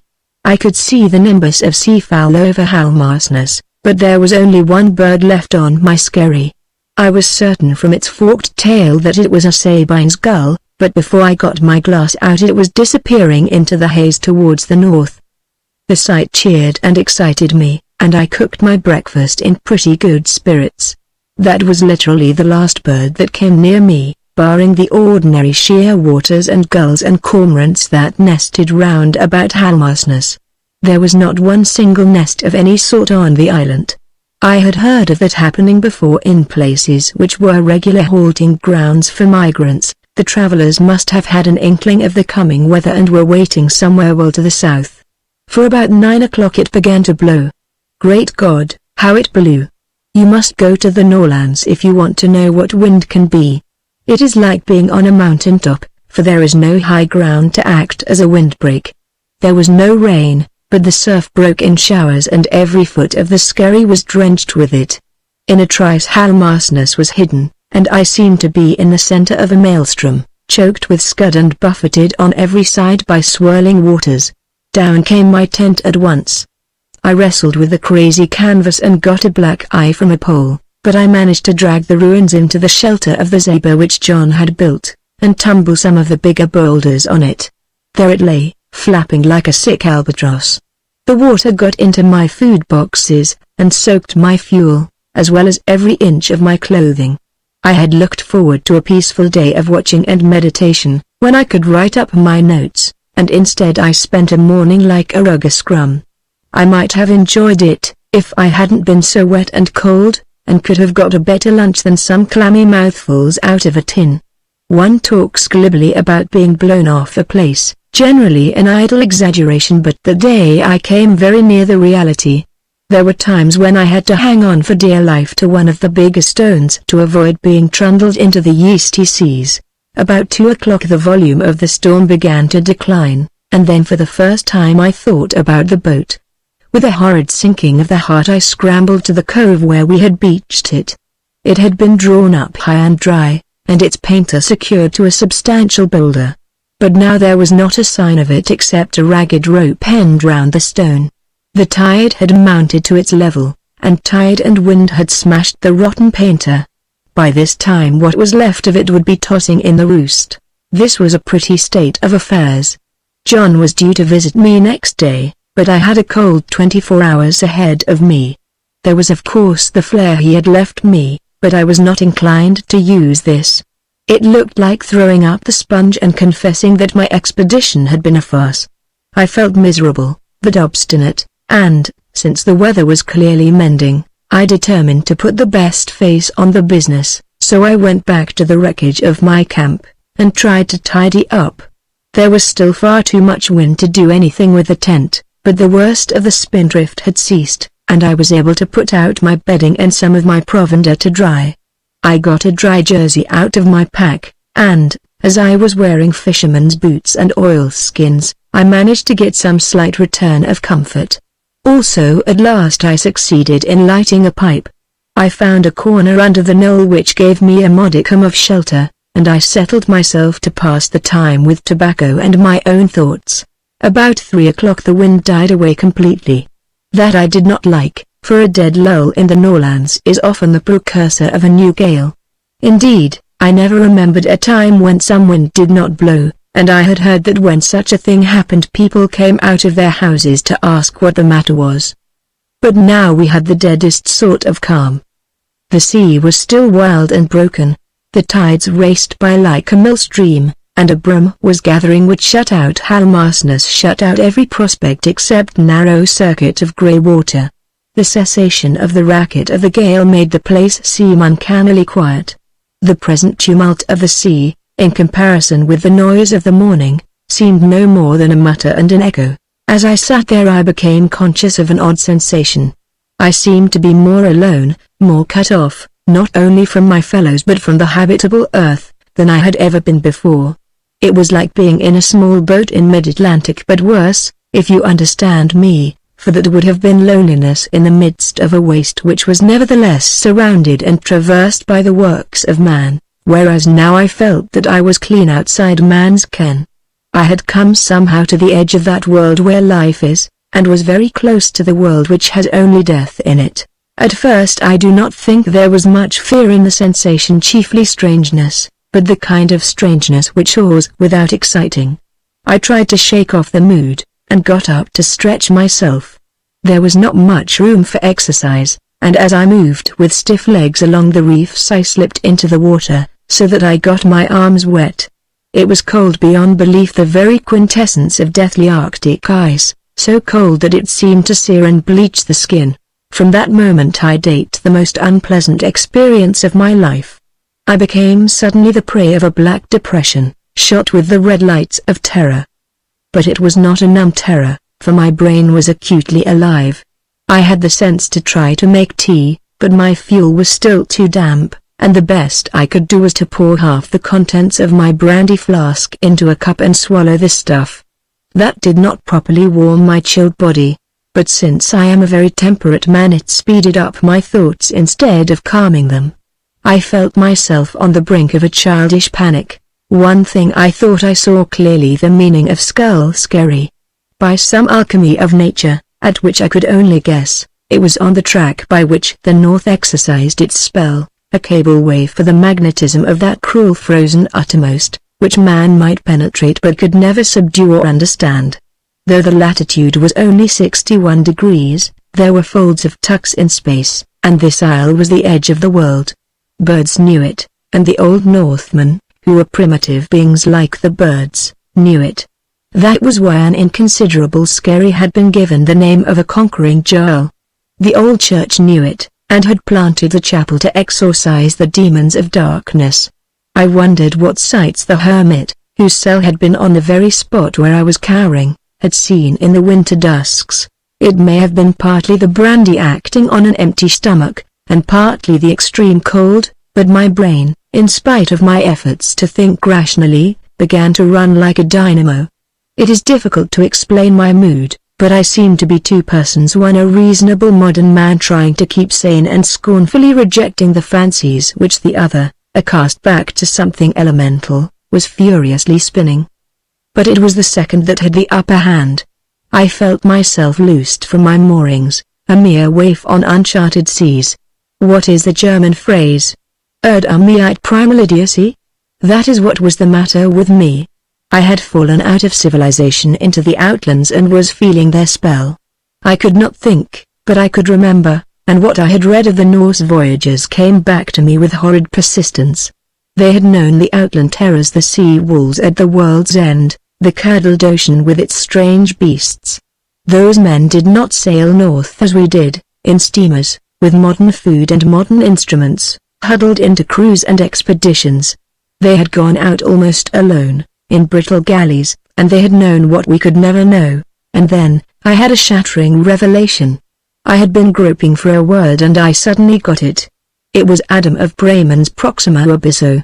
This island was next door to the abyss, and the abyss was that blanched world of the north which was the negation of life. That unfortunate recollection was the last straw. I remember that I forced myself to get up and try again to kindle a fire. But the wood was still too damp, and I realized with consternation that I had very few matches left, several boxes having been ruined that morning. As I staggered about I saw the flare which John had left for me, and had almost lit it. But some dregs of manhood prevented me. I could not own defeat in that babyish way. I must wait till John Ronaldson came for me next morning. Instead I had another mouthful of brandy, and tried to eat some of my sodden biscuits. But I could scarcely swallow. This infernal cold, instead of rousing hunger, had given me only a raging thirst. I forced myself to sit down again with my face to the land. You see, every moment I was becoming more childish. I had the notion, I cannot call it a thought, that down the avenue from the north something terrible and strange might come. My nervous state must have been pretty bad, for though I was cold and empty and weary I was scarcely conscious of physical discomfort. My heart was fluttering like a scared boy's, and all the time the other part of me was standing aside and telling me not to be a damned fool. I think that if I had heard the rustle of a flock of migrants I might have pulled myself together, but not a blessed bird had come near me all day. I had fallen into a world that killed life, a sort of valley of the shadow of death. The brim spoiled the long northern twilight, and presently it was almost dark. At first I thought that this was going to help me, and I got hold of several of my half-dry rugs, and made a sleeping place. But I could not sleep, even if my teeth had stopped chattering, for a new and perfectly idiotic idea possessed me. It came from a recollection of John Ronaldson's parting words. What had he said about the black Silky, the Finn who came out of the deep and hunkered on this scary, raving mania? But on this lost island in the darkening night, with icy tides lapping about me, was any horror beyond belief? Still, the sheer idiocy of the idea compelled a reaction. I took hold of my wits with both hands and cursed myself for a fool. I could even reason about my folly. I knew what was wrong with me. I was suffering from panic, a physical affection produced by natural causes, explicable, though as yet not fully explained. 2 friends of mine had once been afflicted with it, one in a lonely glen in the Jotunheim, so that he ran for 10 miles over stony hills till he found a setter and human companionship, the other in a Bavarian forest, where both he and his guide tore for hours through the thicket till they dropped like logs beside a highroad. This reflection enabled me to take a pull on myself and to think a little ahead. If my troubles were physical, then there would be no shame in looking for the speediest cure. Without further delay I must leave this God-forgotten place. The flare was all right, for it had been set on the highest point of the island, and John had covered it with a peat. With one of my few remaining matches I lit the oily waste, and a great smoky flame leapt to heaven. If the half-dark had been eerie, this sudden brightness was eerier. For a moment the glare gave me confidence, but as I looked at the circle of moving water evilly lit up, all my terrors returned. How long would it take John to reach me? They would see it at once at Skaravo. They would be on the lookout for it. John would not waste time, for he had tried to dissuade me from coming an hour, 2 hours at the most. I found I could not take my eyes from the waters. They seemed to flow from the north in a strong stream, black as the heart of the Eldris, irresistible as fate, cruel as hell. There seemed to be uncouth shapes swimming in them, which were more than the flickering shadows from the flare. Something portentous might at any moment come down that river of death. Someone. And then my knees gave under me and my heart shrank like a pea, for I saw that the someone had come. He drew himself heavily out of the sea, wallowed for a second, and then raised his head and, from a distance of 5 yards, looked me blindly in the face. The flare was fast dying down, but even so at that short range it cast a strong light, and the eyes of the awful being seemed to be dazed by it. I saw a great dark head like a bull's, an old face wrinkled as if in pain, a gleam of enormous broken teeth, a dripping beard, all formed on other lines than God has made mortal creatures. And on the right of the throat was a huge scarlet gash. The thing seemed to be moaning, and then from it came a sound, whether of anguish or wrath I cannot tell, but it seemed to be the cry of a tortured fiend. That was enough for me. I pitched forward in a swoon, hitting my head on a stone, and in that condition 3 hours later John Ronaldson found me. They put me to bed at Skaravo with hot earthenware bottles, and the doctor from Voss next day patched up my head and gave me a sleeping draught. He declared that there was little the matter with me except shock from exposure, and promised to set me on my feet in a week. For 3 days I was as miserable as a man could be, and did my best to work myself into a fever. I had said not a word about my experience, and left my rescuers to believe that my only troubles were cold and hunger, and that I had lit the flare because I had lost the boat. But during these days I was in a critical state. I knew that there was nothing wrong with my body, but I was gravely concerned about my mind, for this was my difficulty. If that awful thing was a mere figment of my brain, then I had better be certified at once as a lunatic. No sane man could get into such a state as to see such portents with the certainty with which I had seen that creature come out of the night. If, on the other hand, the thing was a real presence, then I had looked on something outside natural law, and my intellectual world was broken in pieces. I was a scientist, and a scientist cannot admit the supernatural. If with my eyes I had beheld the monster in which Adam of Bremen believed, which holy men had exorcised, which even the shrewd Norlanders shuddered at as the Black Silky, then I must burn my books and revise my creed. I might take to poetry or theosophy, but I would never be much good again at science. On the 3rd afternoon I was trying to doze, and with shut eyes fighting off the pictures which tormented my brain. John Ronaldson and the farmer of Skaravo were talking at the kitchen door. The latter asked some question, and John replied, "Aye, it was a walrus and nae mistake. It cam ashore at Gloopness and Sandy Fraser he gotten the skin of it. It was dead when he found it, but no long dead. The pure beast would drift south on some floe, and it was sair hurt, for Sandy said it had a hole in its throat ye could put your knife in. There hasna been a walrus come to Una since my grandfather's day." I turned my face to the wall and composed myself to sleep. For now I knew that I was sane, and need not forswear science. Part 10, Tendbant Manus, Sir Arthur Warcliffe's story. Send not on your soul before, to dive from the beguiling shore, and let not yet the swimmer leave his clothes upon the sands of Eve. A.E. Houseman. One night we were discussing Selden, who had died a week before and whose memorial service had been held that morning in St. Margaret's. He had come on amazingly in Parliament, one of those sudden rises which were common in the immediate post-war years, when the older reputations were being questioned and the younger men were too busy making a livelihood to have time for hobbies.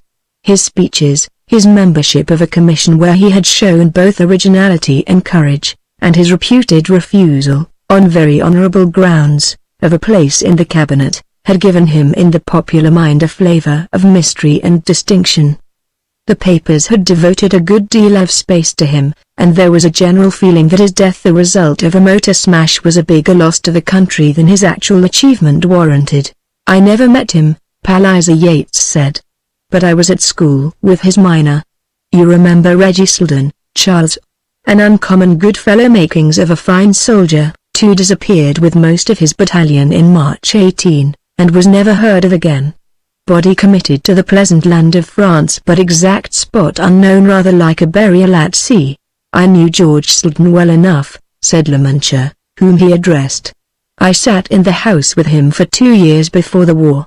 That is to say, I knew as much of him as anybody did, but there was very little you could lay hold of.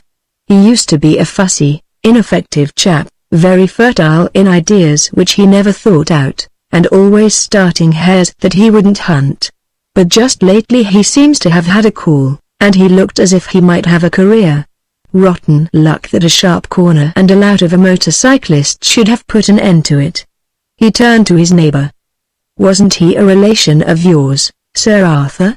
The man addressed was the oldest member of the club and by far the most distinguished.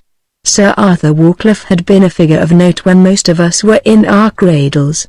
He began life in the sappers, and before he was 30 had been in command of a troublesome little Somaliland expedition. Then he had governed a variety of places with such success that he was seriously spoken of for India. In the war he would have liked to have returned back to soldiering, but they used him as the cabinet handyman, and he had all the worst diplomatic and administrative jobs to tackle.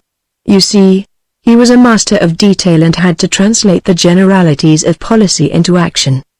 He had never, as the jargon goes, got his personality over the footlights, so he was only a name to the public but a tremendous name, of which every party spoke respectfully. He had retired now, and lived alone with his motherless boy. Usually, for all his 65 years, he seemed a contemporary, for he was curiously young at heart, but every now and then we looked at his wise, worn face, realized what he had been and was, and sat at his feet. "Yes," he said in reply to Lemancher. "George Selden was my wife's cousin, and I knew him well for the last 20 years.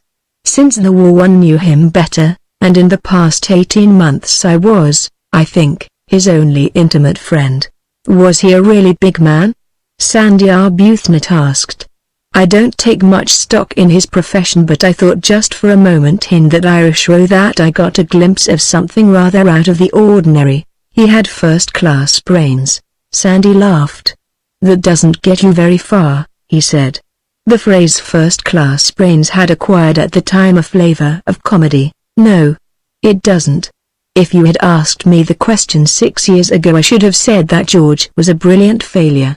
Immensely clever in his way, really well educated, which very few of us are, laborious as a beaver, but futile. The hair that is always being passed by every kind of tortoise. He had everything in his favour, but nothing ever came out as he wanted it. I only knew him after he came down from Oxford, but I believe that at the university he was a nonpareil. I was up with him," said Beckwither, the historian. "Oh, yes, he was a big enough figure there. He was head of Winchester, and senior scholar of Balliol, and took 2 firsts and several university prizes in his stride. He must have sat up all night, for he never appeared to work, you see. It was his pose to do things easily, a variety of the grand manner. He was a most disquieting undergraduate. In his political speeches he had the air of having just left a cabinet meeting." "Was he popular?" someone asked. "Not a bit," said Beckwither. "And for all his successes we didn't believe in him. He was too worldly wise, what we used to call Banozak, too bent on getting on.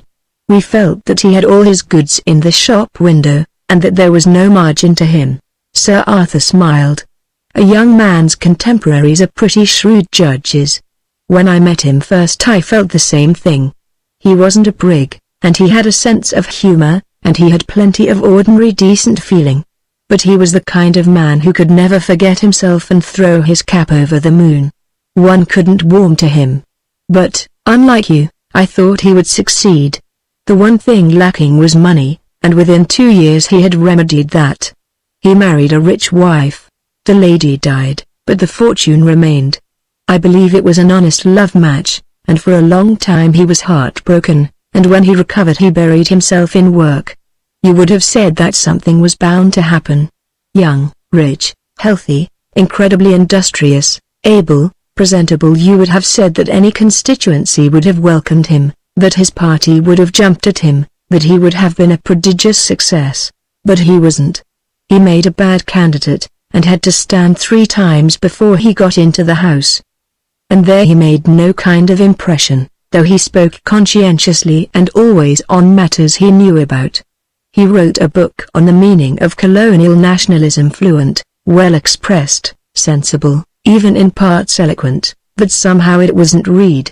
He was always making speeches at public dinners and at the annual meetings of different kinds of associations, but it didn't seem to signify what he said, and he was scarcely reported. There was no conspiracy of silence to keep him down, for people rather liked him. He simply seemed to have no clear boundary lines and to be imperfectly detached from the surrounding atmosphere. I could never understand why. "Lack of personality," said LeMuncher. "I remember feeling that. Yes, but what is personality? He had the things that make it: brains and purpose. One liked him, was impressed by his attainments, but, if you understand me, one wasn't impressed by the man. It wasn't ordinary lack of confidence, for on occasion he could be aggressive. It was the lack of a continuity of confidence in himself and in other things. He didn't believe enough. That was why, as you said, he was always starting hares that he wouldn't hunt. Some excellent and unanswerable reason would occur to him why he should slack off. He was what I believe you call a good party man and always voted orthodoxly, but, after 4 years in the House, instead of being a leader he was rapidly becoming a mere cog in the machine. He didn't seem to be able to make himself count. That was his position 8 years ago, and it was not far from a tragedy. He was as able as any man in the cabinet, but he lacked the demonic force which even stupid people sometimes possess. I can only describe him in paradoxes. He was at once conceited and shy, inordinately ambitious and miserably conscious that he never got the value of his abilities out of life. Then came the war. He served, didn't he? Leithen asked. I remember running across him at GHQ. You may call it serving, if you mean that he was never out of uniform for 4 years. But he didn't fight. I wanted him to. I thought a line battalion might make a man of him, but he shrank from the notion. It wasn't lack of courage, I satisfied myself of that. But he hadn't the nerve to sink himself into the ranks of ordinary men. You understand why? It would have meant the realization of what was the inmost fear of his heart. He had to keep up the delusion that he was some sort of a swell, had to have authority to buttress his tottering vanity. So he had a selection of footling staff jobs, liaison with this and that, deputy assistant to Tom, Dick and Harry, quite futile, but able to command special passes and staff cars. He ranked, I think, as a full colonel, but an Army Service Corps private was more useful than 10 of him. And he was as miserable as a man could be. He liked people to think that his trouble was the strain of the war, but the real strain was that there was no strain. He knew that he simply didn't matter. At least he was candid with himself, and he was sometimes candid with me. He rather hoped, I think, that I would inspire him into something worth doing, but in common honesty I couldn't, for you see I too had come to disbelieve in him utterly. Well, that went on till March 1918, when his brother Reggie was killed in the German push. 9th Division, wasn't it? Palliser Yates nodded. 9th. South African Brigade.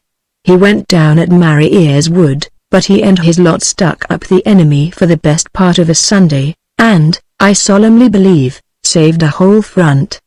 They were at the critical point, you see, the junction of Gough and Buchan. His body was never found, I know, said Sir Arthur, and that is just the point of my story. He stopped. I suppose I'm right to tell you this.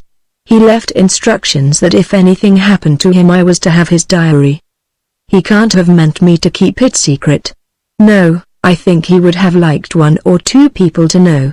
He looked towards Palliser Yates. You knew Reggie Selden? How would you describe him? The very best stamp of British regimental officer, was the emphatic reply. Clever? Not a bit. Only average brains, but every ounce of them useful. Always cheery and competent, and a born leader of men. He was due for a brigade when he fell, and if the war had lasted another couple of years he might have had a corps. I never met the other Selden, but from what you say he must have been the plumb opposite of Reggie. Just so. George had a great opinion of his brother in addition to the ordinary brotherly love, for there were only the 2 of them. I thought the news of his death would break him altogether. But it didn't. He took it with extraordinary calm, and presently it looked as if he were actually more cheerful. You see, they never found the body. He never saw him lying dead, or even the grave where he was buried, and he never met anybody who had. Reggie had been translated mysteriously out of the world, but the melancholy indisputable signs of death were lacking. You mean he thought he was only missing and they might turn up someday? No. He knew he was dead. The proof was too strong. The presumption was too heavy. But while there was enough to convince his reason, there was too little for his imagination. No white face and stiff body, no wooden cross in the cemetery. He could picture him as still alive, and George had a queer sensitive imagination about which most people knew nothing. Sir Arthur looked round the table and saw that we were puzzled. It is a little difficult to explain. Do you remember a story of the French at Verdun making an attack over ground they had been fighting on for months? They shouted en avant, les morts, and they believed that the spirits of the dead responded and redressed the balance. I think it was the last action at Vaux. I don't suppose the Poilu thought the dead came back to help him, but he pretended they were still combatants, and got a moral support from the fancy. That was something like George Selden's case. If you had asked him, you would have found that he had no doubt that what was left of Reggie was somewhere in the churned-up wilderness north of Buchan. And there was never any nonsense about visitations or messages from the dead. But the lack of visible proofs enabled his imagination to picture Reggie as still alive, and going from strength to strength. He nursed the fancy till it became as real to him as anything in his ordinary life. Reggie was becoming a great man and would soon be the most famous man in the world, and something of Reggie went into him and he shared in Reggie's glory. In March 18 a partnership began for George Selden with his dead brother, and the dead, who in his imagination was alive and triumphant, lifted him out of the sticky furrow which he had been ploughing since he left Oxford. We were all silent except Bew, who said that he had come across the same thing in the East, some Rajput prince, I think. How did you know this? Lamanchu asked. From the diary. George set down very fully every stage of his new career.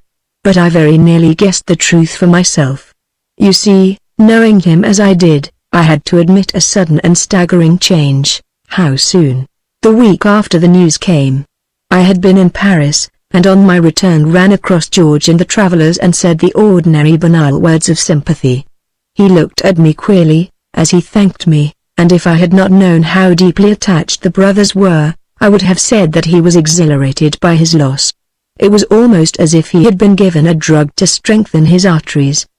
He seemed to me suddenly a more substantial fellow, calmer, more at peace with himself.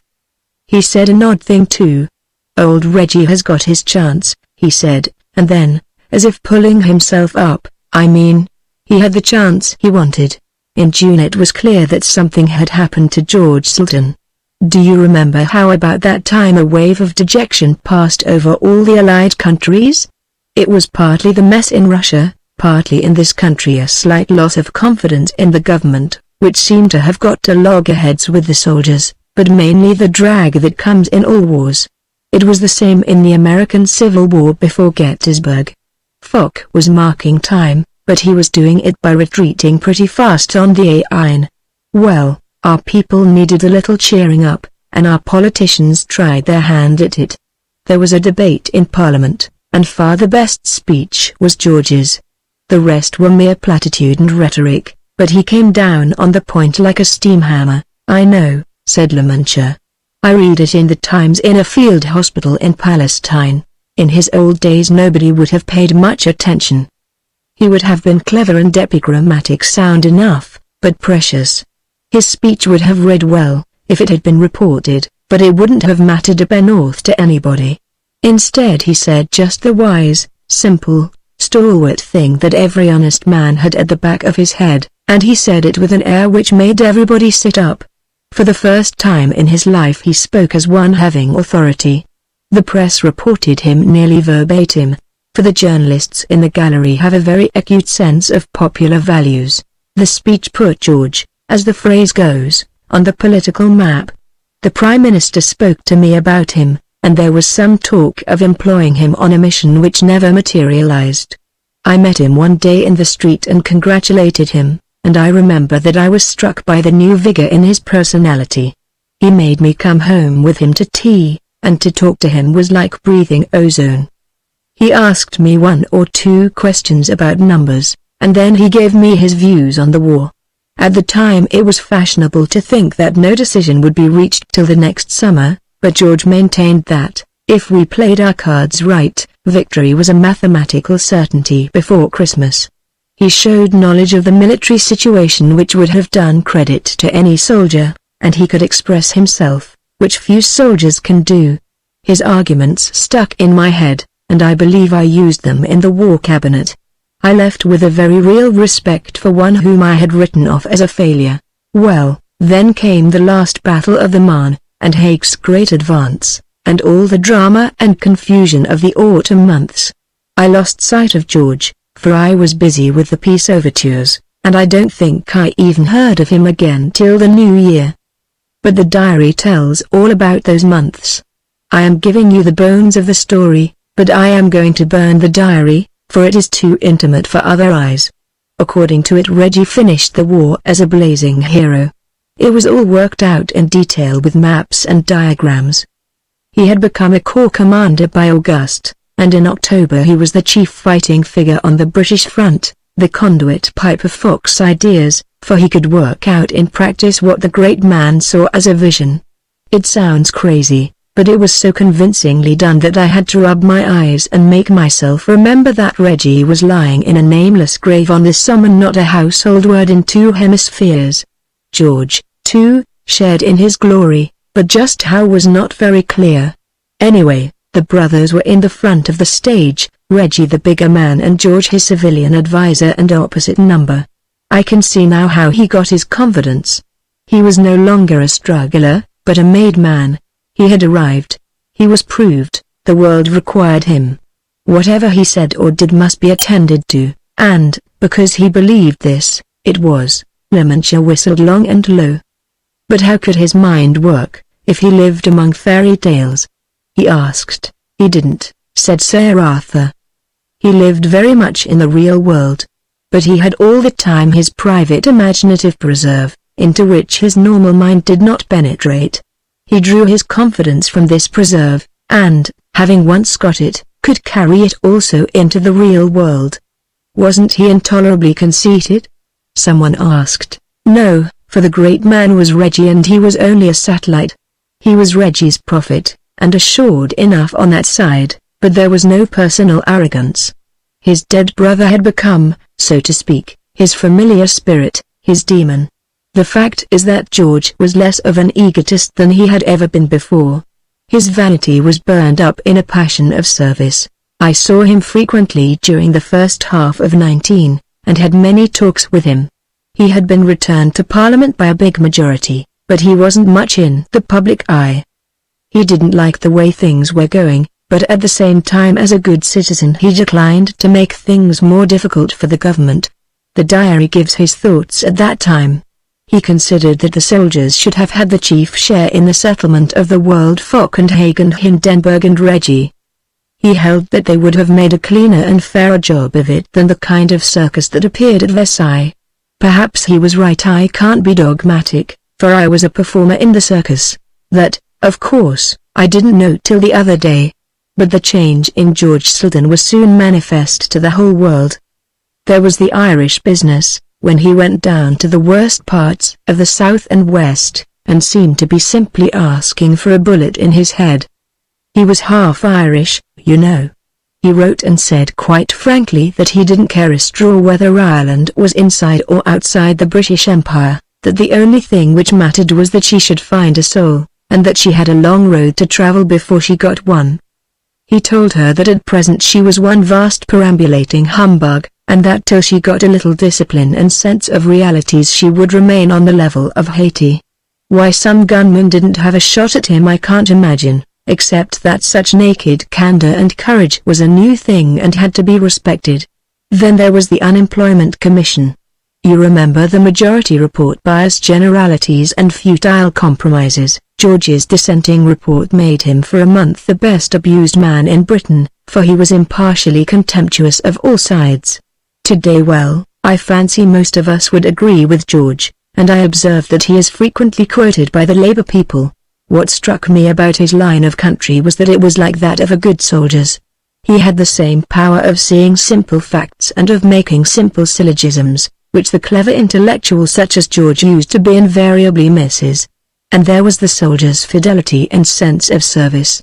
George plainly had no axe to grind.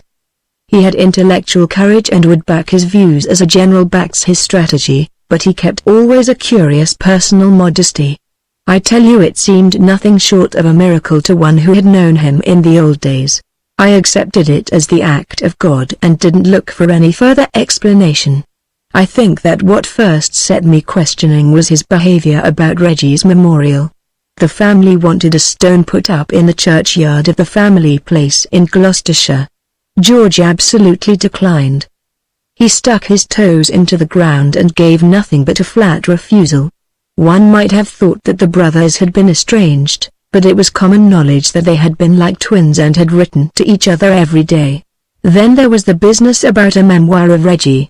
The regiment wanted one, and his staff college contemporaries. Tollett, you remember him?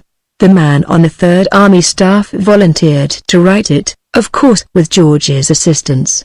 George refused bluntly and said that he felt the strongest distaste for the proposal. Tollett came to me about it, and I had George to luncheon and thrashed it out with him. I found his reasons very difficult to follow, for he objected even to a regimental history being compiled. He admitted that Tollett was as good a man as could be found for the job, but he said he hated the idea. Nobody understood Reggie but himself. Someday, he suggested, he might try to do justice to him in print, but not yet. I put forward all the arguments I could think of, but George was adamant. Walking home, I puzzled a good deal about the affair. It couldn't be merely the jealousy of a writer who wanted to reserve a good subject for himself. That wasn't George's character, and he had no literary vanity. Besides, that wouldn't explain his aversion to a prosaic regimental chronicle, and still less his objection to the cenotaph in the Gloucestershire churchyard. I wondered if there was not some quirk in George, some odd obsession about his brother.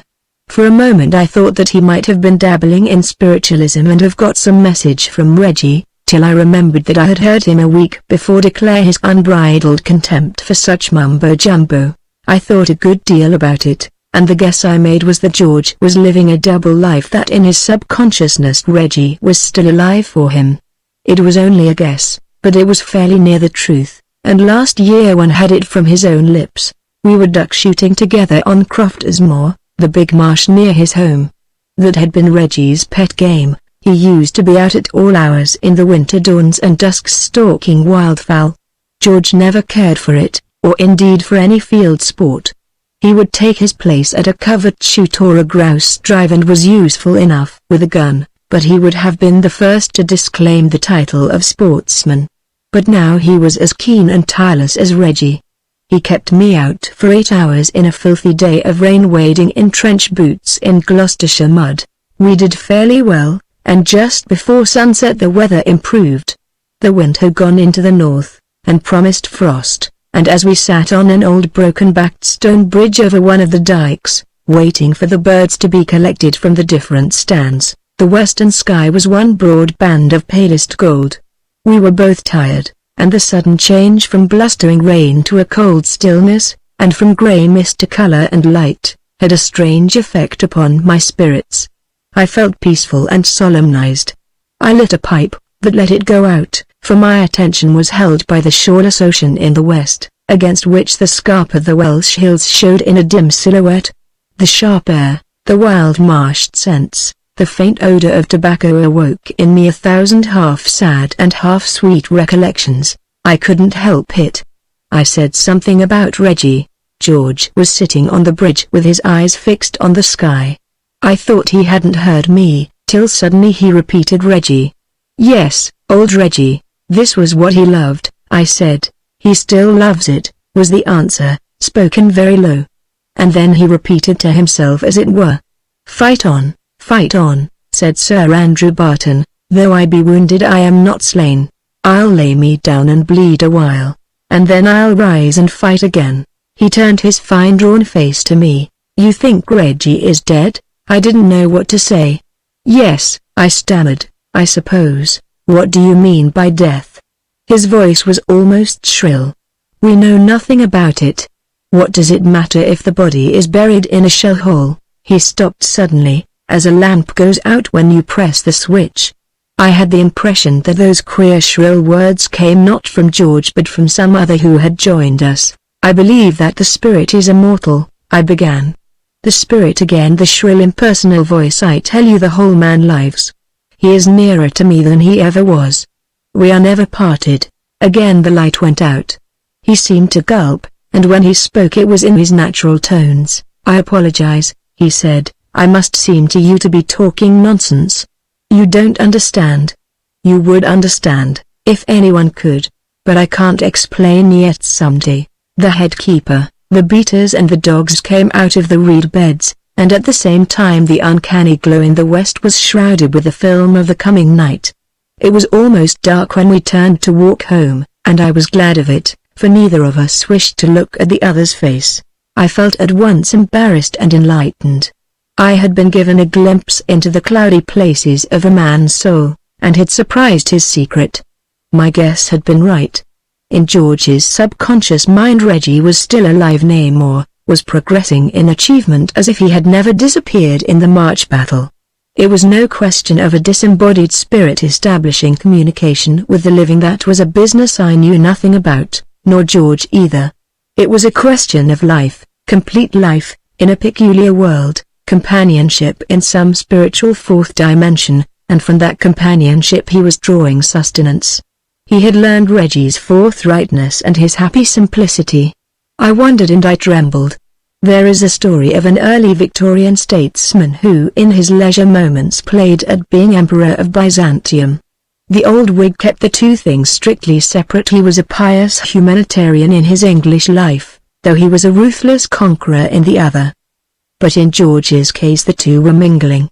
He was going about his daily duties with the power acquired from his secret world, that secret world, in which, with Reggie, he had become a master, was giving him a mastery over our common life. I did not believe it would last. It was against nature that a man could continue to live as a parasite on the dead. I am almost at the end of my story. 2 months later, George became a figure of national importance. It was he who chiefly broke up the coalition at the Grafton House meeting, and thereby, I suppose, saved his party. His speech, you remember, clothed through subtleties and irrelevances with the simple declaration that he could not work with what he could not trust, and, unless things changed, must go out of public life. That was Reggie's manner, you know, pure Reggie.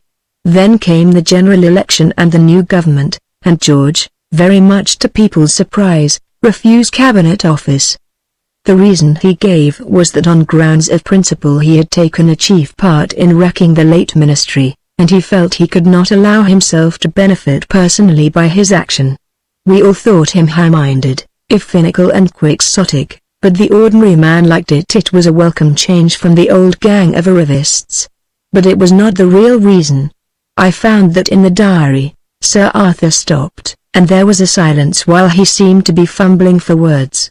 Here we are walking on the edge of great mysteries, he continued. The reason why he refused the Prime Minister's offer was Reggie. Somehow the vital force in that subconscious world of his was ebbing. I cannot explain how, but Reggie was moving away from what we call realities and was beckoning him to follow. The Grafton House speech was George's last public utterance. Few people saw him after that, for he rarely attended the House. I saw him several times in Gloucestershire. Was he happy? Yes, I should say utterly happy, but too detached, too peaceful, as if he had done with the cares of this world. I think I guessed what was happening, when he told me that he had consented to the cenotaph in the churchyard.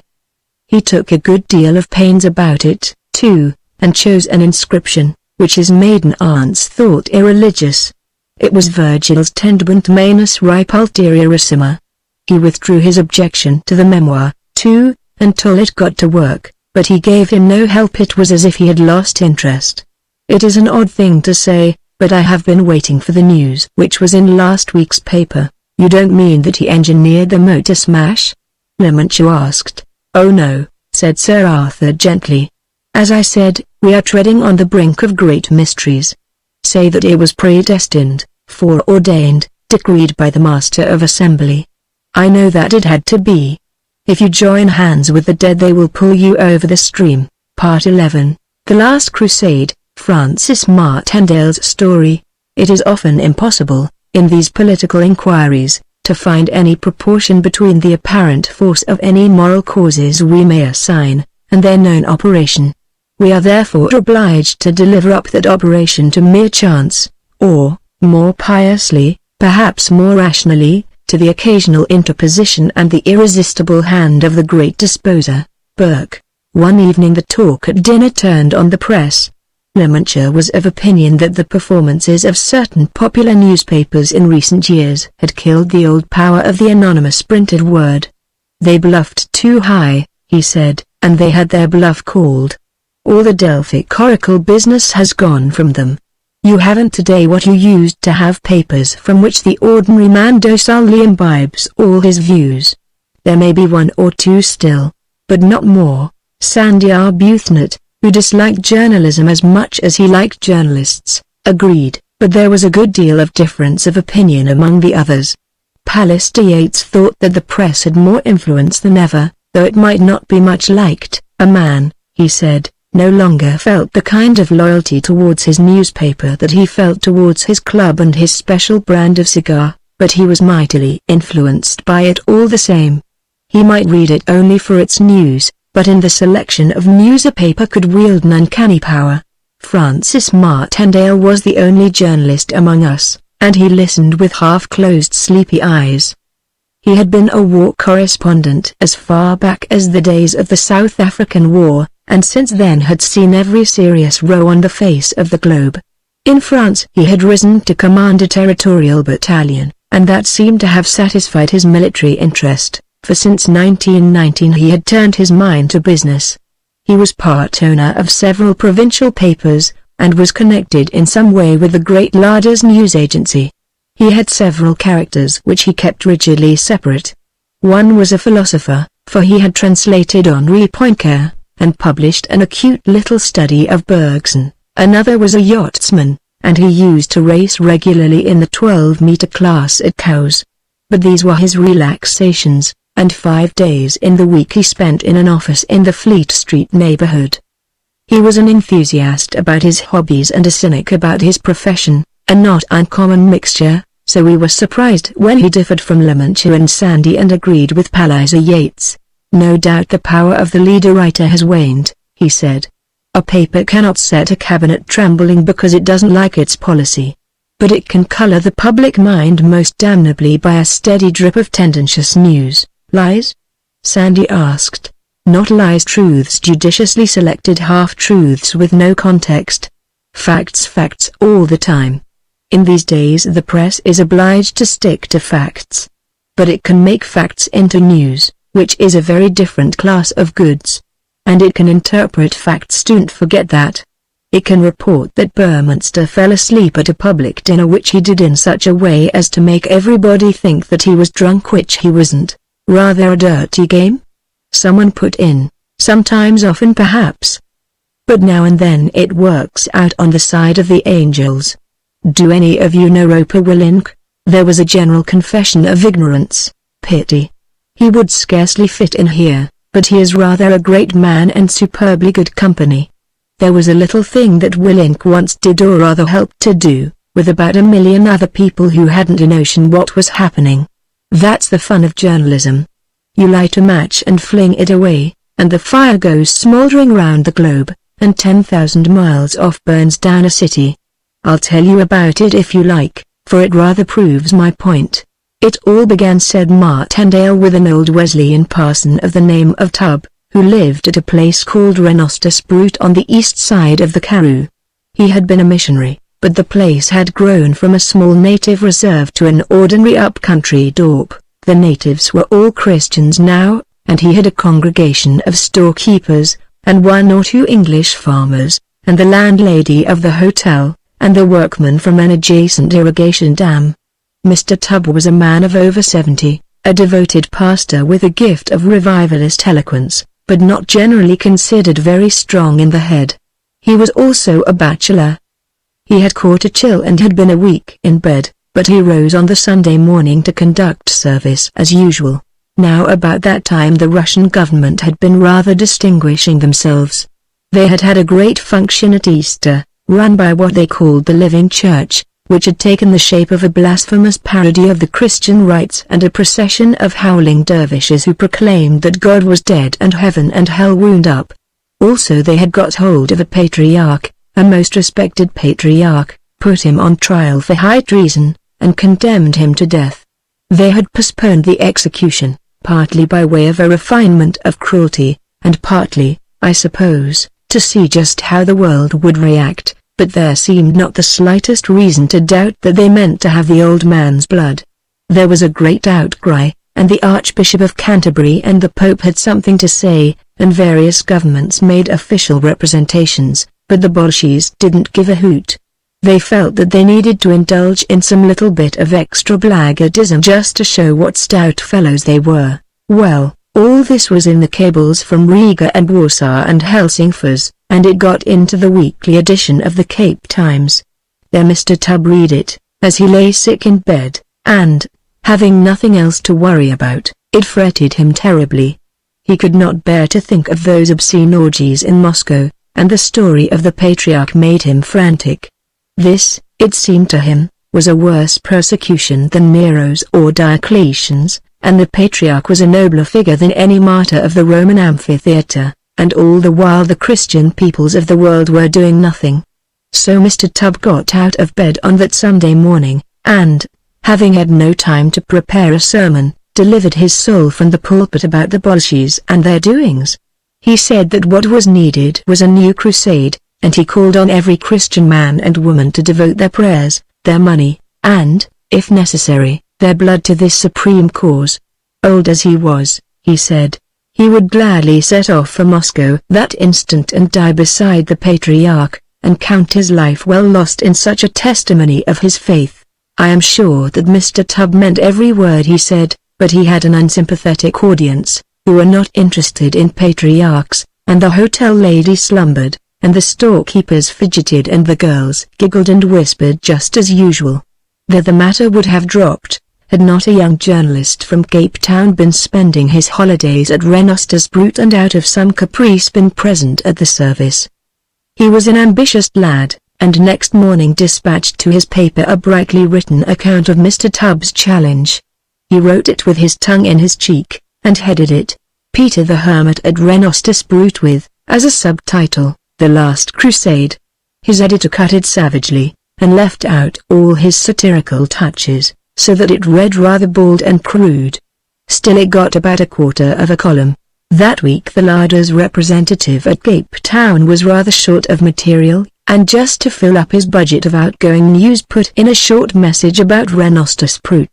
It ran, "On Sunday Tubb Wesleyan Minister Runagates summoned congregation in name Christianity release Patriarch and announced intention personally lead crusade Moscow." That was the result of the cutting of the bright young correspondent's article. What he had meant as fantasy and farce was so summarized as to appear naked fact.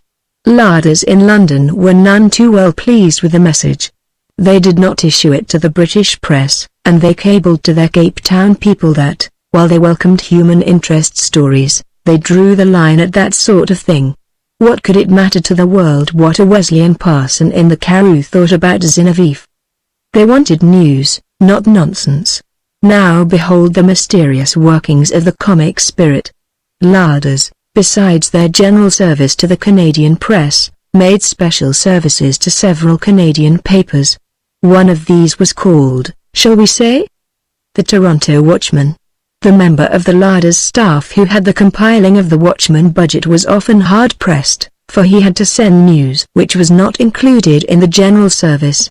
That week he was peculiarly up against it, so he went through the files of the messages that had come in lately and had not already been transmitted to Canada, and in the Cape Town section he found the Runagates yarn. He seized on it joyfully, for he did not know of the disfavor with which his chief had regarded it, and he dressed it up nicely for Toronto. The Watchman he knew was a family paper, with a strong religious connection, and this would be meat and drink to it. So he made the story still more matter-of-fact. Mr. Tubb had sounded a call to the Christian Church, and was himself on the eve of setting out against Trotsky like David against Goliath. He left the captions to the Toronto sub-editors, but of his own initiative he mentioned John Knox. That, he reflected comfortably, as he closed up and went off to play golf, would fetch the Presbyterian-minded Watchman. It did. The editor of the Watchman, who was an elder of the Kirk and a Liberal member of Parliament, had been getting very anxious about the ongoings in Russia. He was not very clear what a patriarch was, but he remembered that various Anglican ecclesiastics had wanted to affiliate the English and Greek churches, so he concluded that he was some kind of Protestant. He had, like most people, an intense dislike of Moscow and its ways, and he had been deeply shocked by the Easter sacrilege. So he went large on the Larder's message. It was displayed on his chief page, side by side with all the news he could collect about the Patriarch, and he had no less than 2 leaders on the subject. The first, which he wrote himself, was headed "The Weak Things of the World and the Strong." He said that Mr. Tubbs' clarion call, the voice of a simple man of God echoing from the lonely veldt, might yet prove a turning point in history, and he quoted Burke about a child and a girl at an inn changing the fate of nations. It should arouse the conscience of the Christian world, and inaugurate a new crusade, which would lift mankind out of the rut of materialism and open its eyes to the eternal verities. Christianity had been challenged by the miscreants in Russia, and the challenge must be met. I don't think he had any very clear idea what he meant, for he was strongly opposed to anything that suggested war, but it was a fine chance for uplift writing. The second leader was called The Deep Obligations of Empire, and, with a side glance at Mr. Tubb, declared that unless the British Empire was a spiritual and moral unity it was not worth talking about. The rest of the Canadian press did not touch the subject. They had not had the Runagates message, and were not going to lift it. But the Watchman had a big circulation, and Mr. Tubb began to have a high, if strictly local, repute. Several prominent clergymen preached sermons on him, and a weekly paper printed a poem in which he was compared to Street Teresa and Joan of Arc, The thing would have been forgotten in a fortnight, if MagneonBooks had not chosen to take a hand. MagneonBooks, as you probably know, is the biggest newspaper property in the world directed by a single hand. It owns outright well over 100 papers, and has a controlling interest in perhaps 1,000. Its tone is strictly national, not to say chauvinistic. Its young men in Europe at that time were all 100% Americans, and returned to the States 120%, to allow for the difference in the exchange. MagneonBooks does not love England, for it began with strong Irish connections, and it has done good work in pointing out to its immense public the predatory character of British imperialism and the atrocities that fill the shining hours in India and Egypt. As a matter of fact, however, its politics are not very serious. What it likes is a story that can be told in thick black headlines, so that the stupidest of its free-born readers, glancing in his shirt sleeves at the first page of his Sunday paper, can extract nourishment. Murders, rapes, fires and drownings are its daily bread, and it fairly revels in details, measurements and plans, names and addresses of witnesses, and appalling half-tone blocks. Most unfairly it is called sensational, for the stuff is as dull as a directory. With regard to Russia, MagneonBooks had steered a wavy course. It had begun in 1917 by flaunting the banner of freedom, for it disliked all monarchies on principle. In 1919 it wanted America to recognize the Russian government, and take hold of Russian trade. But a series of rebuffs to its special correspondence changed its view, and by 1922 it had made a speciality of Bolshevik horrors. The year 1923 saw it again on the fence, from which in 6 months it had tumbled off in a state of anti-Bolshevik hysteria. It was out now to save God's country from foreign microbes, and it ran a good special line of experts who proved that what America needed was a cordon sanitaire to protect her purity from a diseased world.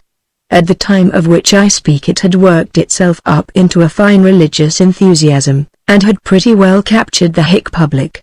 MagneonBooks was first and foremost a business proposition, and it had decided that crime and piety were the horses to back. I should add that, besides its papers, it ran a news agency, the PU, which stood for Press Union, but which was commonly and affectionately known as Punk. MagneonBooks seized upon the story in the Toronto Watchman as a gift from the gods, and its headlines were a joy forever. All over the States men read aged saint defies demoniacs, says that in God's name he will move mountains, vengeance from the veldt, the first trumpet blast, who is on the Lord's side WHO. I dare say that in the East and beyond the Rockies people were only mildly interested, but in the Middle West and in the South the thing caught like measles. MagneonBooks did not leave its stunts to perish of inanition. As soon as it saw that the public was intrigued it started out to organize that interest. It circularized every parson over big areas, it arranged meetings of protest and sympathy, it opened subscription lists, and, though it refrained from suggesting government action, it made it clear that it wanted to create such a popular feeling that the government would be bound to bestir itself. The hometowns caught fire, the Bible Belt was moved to its foundations, every Methodist minister rallied to his co-religionist of Renostasprut, the Sunday schools uplifted their voice, and even the red-blooded he-men of the Rotary clubs got going. The Holiness Tabernacle of Sarcophagus, Nebraska, produced 20 volunteers who were ready to join Mr. Tubb in Moscow, and the women started knitting socks for them, just as they did in the war. The First Consecration Church of Jumpersville, Tennessee, followed suit, and MagneonBooks made the most of the doings of every chapel in every one-horse township. Punk, too, was busy, and cabled wonderful stories of the new crusade up and down the earth. Old established papers did not as a rule take the punk service, so only a part of it was printed, but it all helped to create an atmosphere. Presently Concords had to take notice. This, as you know, is the foremost American press agency. We call it the C.C. and it had no more dealings with punk than the Jews with the Samaritans. It was in close alliance with Larders, so it cabled testily wanting to know why it had not received the Renostasprut message. Larders replied that they had considered the story too absurd to waste tolls on, But, since the CC was now carrying a lot of stuff about the new crusade, they felt obliged to cable to Cape Town to clear things up. Punk had already got onto the job, and was asking its correspondents for pictures of Renoster Sprout, interviews with the Reverend Tubb, details about what he wore and ate and drank, news of his mother and his childhood, and his premonitions of future greatness. Half a dozen anxious journalists converged upon Renoster Sprout, but they were too late. For Mr. Tubb was dead choked on a chicken bone at his last Sunday dinner. They were only in time to attend the funeral in the little, dusty, sun-baked cemetery.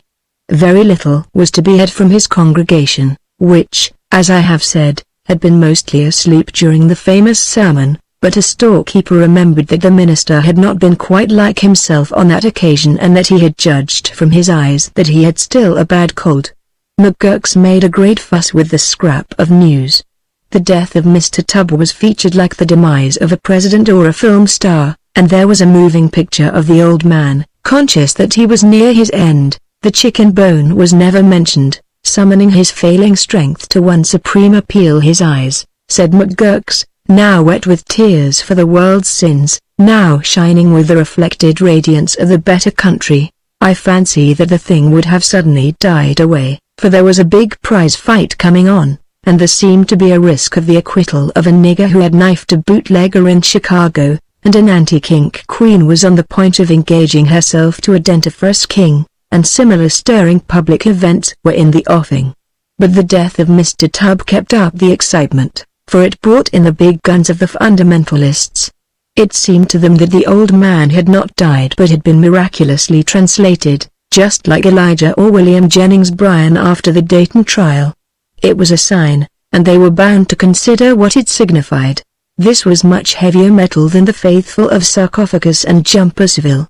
The agitation was now of national importance. It had attained normalcy, as you might say, the normalcy of the periodic American movement. Conventions were summoned and addressed by divines whose names were known even in New York. Senators and congressmen took a hand, and J. Constantine Buttrick, the silver trumpet of Wisconsin, gave tongue, and was heard by several million wireless outfits. Articles even appeared about it in the intellectual weeklies. Congress wasn't in session, which was fortunate, but Washington began to be uneasy, for volunteers for the crusade were enrolling fast. The CC was compelled to carry long dispatches, and larders had to issue them to the English press, which usually printed them in obscure corners with the names misspelt. England is always apathetic about American news, and, besides, she had a big strike on her hands at the time. Those of us who get American press clippings realized that quite a drive was starting to do something to make Moscow respectful to religion, but we believed that it would be dropped before any serious action could be taken. Meanwhile Zinoviev and Trotsky carried on as usual, and we expected any day to hear that the Patriarch had been shot and buried in the prison yard. Suddenly fate sent Roper Willink mooning round to my office. I suppose Willink is the least known of our great men, for you fellows have never even heard his name. But he is a great man in his queer way, and I believe his voice carries farther than any living journalist's, though most people do not know who is speaking. He doesn't write much in the press here, only now and then a paper in the heavy monthlies, but he is the prince of special correspondence, and his London letters in every known tongue are printed from Auckland to Seattle. He seems to have found the common denominator of style which is calculated to interest the whole human family. On the continent he is the only English journalist whose name is known to the ordinary reader, rather like Maximilian Harden before the war. In America they reckon him a sort of pope, and his stuff is syndicated in all the country papers. His enthusiasms make a funny hodgepodge: the League of Nations and the British Empire, racial purism and a sentimental socialism, but he is a devout Catholic, and Russia had become altogether too much for him. That was why I thought he would be interested in McGurk's stunt, of which he had scarcely heard, so he sat down in an armchair and, during the consumption of 5 Caporal cigarettes, studied my clippings. I have never seen a man so roused. "I see light," he cried, pushing his double glasses up on his forehead. "Martindale, this is a revelation. out of the mouths of babes and sucklings. Master Ridley, we shall this day kindle a fire which will never be extinguished. Nonsense, I said. The thing will fizzle out in a solemn protest from Washington to Moscow, with which old Trotsky will light his pipe. It has got into the hands of the highbrows, and in a week will be clothed in the jargon of the State Department, and the hometowns will wonder what has been biting them. We must retrieve it, he said softly. Get it back to the village green and the prayer meeting. It was the prayer meeting, remember, which brought America into the war. But how? McGurk's has worked that beat to death. McGurk's, he cried contemptuously. The time is past for slobber, my son. What they want is the prophetic, the apocalyptic, and by the bones of Habakkuk they shall have it. I am going to solemnize the remotest parts of the great republic, and then, he smiled serenely, I shall interpret that solemnity to the world. First the fact and then the moral, that's the layout. He stuffed my clippings into his pocket and took himself off, and there was that in his eye which foreboded trouble. Someone was going to have to sit up when Willink looked like that. My hope was that it would be Moscow, but the time was getting terribly short. Any day might bring the news that the patriarch had gone to his reward. I heard nothing for several weeks, and then Punk suddenly became active, and carried some extraordinary stuff. It was mostly extracts from respectable papers in the Middle West and the South, reports of meetings which seemed to have worked themselves into hysteria, and rumors of secret gatherings of young men which suggested the Ku Klux Klan. Moscow had a press agency of its own in London, and it began to worry Larders for more American news. Larders in turn worried the CC, but the CC was reticent. There was a movement, we were told, but the government had it well in hand, and we might disregard the scarce stuff Punk was sending. Everything that was important and reliable would be in its own service. I thought I detected Willink somewhere behind the scenes, and tried to get hold of him, but learned that he was out of town. One afternoon, however, he dropped in, and I noticed that his high-boned face was leaner than ever, but that his cavernous eyes were happy. The good work goes Canellion, he said. He was always quoting, and he flung at me a bundle of green clippings. They were articles of his own in the American press, chiefly the Sunday editions, and I noticed that he had selected the really influential country papers, one in Tennessee, one in Kentucky, and a batch from the Corn States. I was staggered by the power of his stuff. Willink had never to my knowledge written like this before. He didn't rave about Bolshevik crimes, people were sick of that, and he didn't bang the religious drum or thump the harmonium. McGurk's had already done that to satiety. He quietly took it for granted that the crusade had begun, and that plain men all over the earth, who weren't looking for trouble, felt obliged to start out and abolish an infamy or never sleep peacefully in their beds again. He assumed that presently from all corners of the Christian world there would be an invading army moving towards Moscow, a thing that governments could not check, a peoples rising as irresistible as the change of the seasons. Assuming this, he told them just exactly what they would see. I can't do justice to Willink by merely describing these articles. I ought to have them here to read to you. Noble English they were, and as simple as the Psalms.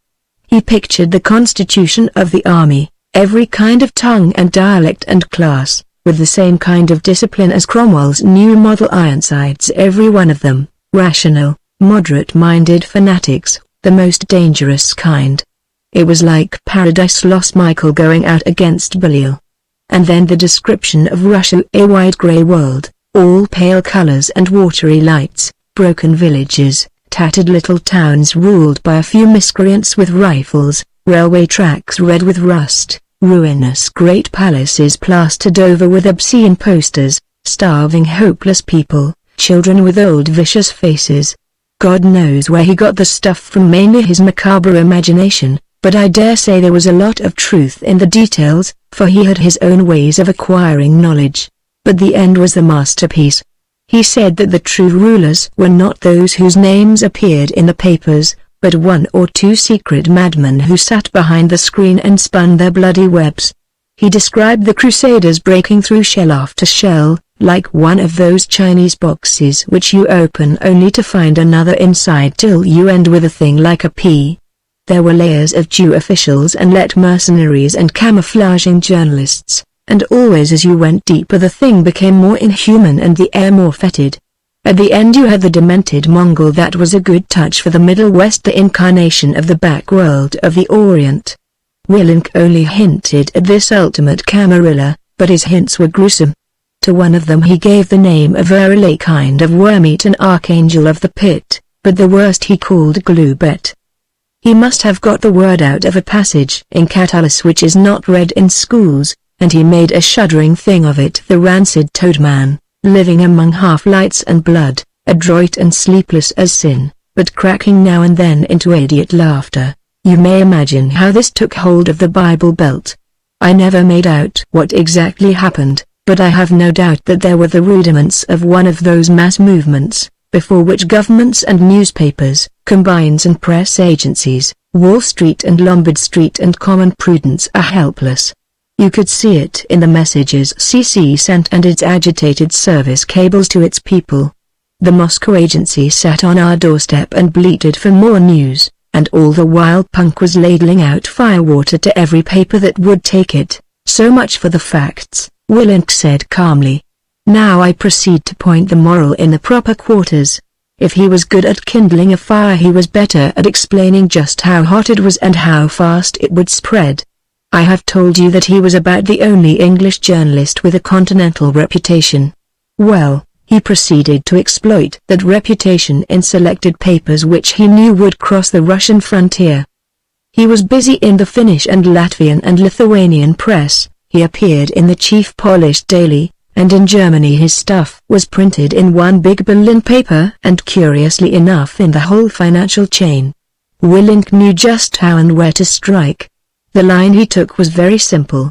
He quietly explained what was happening in America and the British dominions, that the outraged conscience of Christendom had awakened among simple folk, and that nothing on earth could hold it. It was a Puritan crusade, the most deadly kind. From every corner of the globe believers were about to assemble, ready to sacrifice themselves to root out an infamy. This was none of your Denikins and Kolchaks and Tsarist emigre affairs. It was the world's Christian democracy, and a business democracy. No flag waving or shouting, just a cold steady determination to get the job done, with ample money and men and an utter carelessness of what they spent on both. Cautious governments might try to obstruct, but the people would compel them to toe the line. It was a militant League of Nations, with the Bible in one hand and the latest brand of munition in the other. We had a feverish time at Larders in those days. The British press was too much occupied with the strike to pay full attention, but the press of every other country was on its hind legs. Presently things began to happen.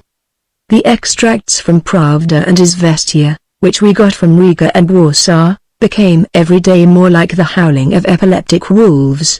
Then came the news that Moscow had ordered a very substantial addition to the Red Army. I telephoned this item to Willink, and he came round to see me. The wind is rising, he said. The fear of the Lord is descending on the tribes, and that we know is the beginning of wisdom. I observed that Moscow had certainly got the wind up, but that I didn't see why. You don't mean to say that you have got them to believe in your precious crusade? He nodded cheerfully.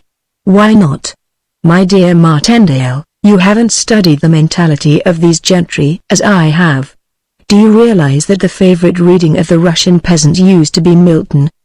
Before the war you could buy a translation of Paradise Lost at every book kiosk in every country fair. These rootless intellectuals have cast off all they could, but at the back of their heads the peasant superstition remains. They are afraid in their bones of a spirit that they think is in Puritanism. That's why this American business worries them so. They think they are a match for Rome, and they wouldn't have minded if the racket had been started by the Knights of Columbus or that kind of show.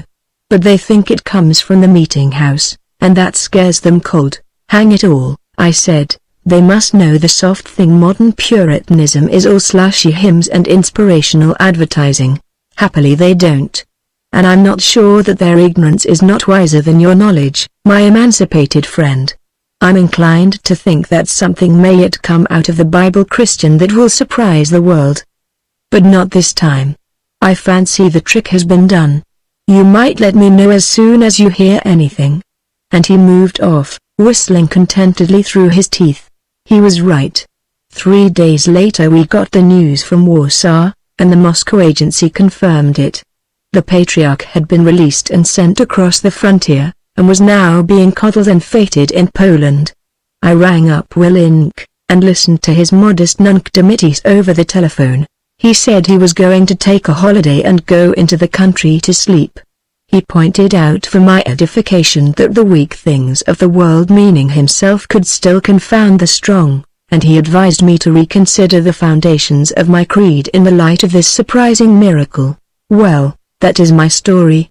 We heard no more of the crusade in America, except that the fundamentalists seem to have got a second wind from it and started a large-scale heresy hunt. Several English bishops said that the release of the patriarch was an answer to prayer. Our press pointed out how civilization, if it spoke with one voice, would be listened to even in Russia, and labor papers took occasion to enlarge on the fundamental reasonableness and urbanity of the Moscow government. Personally, I think that Willink drew the right moral.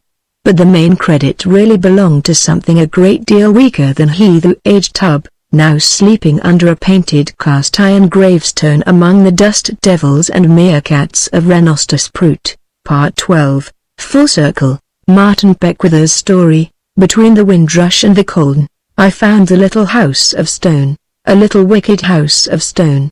Beckwither, the historian, whose turn for storytelling came at our last dinner before the summer interregnum, apologized for reading his narrative.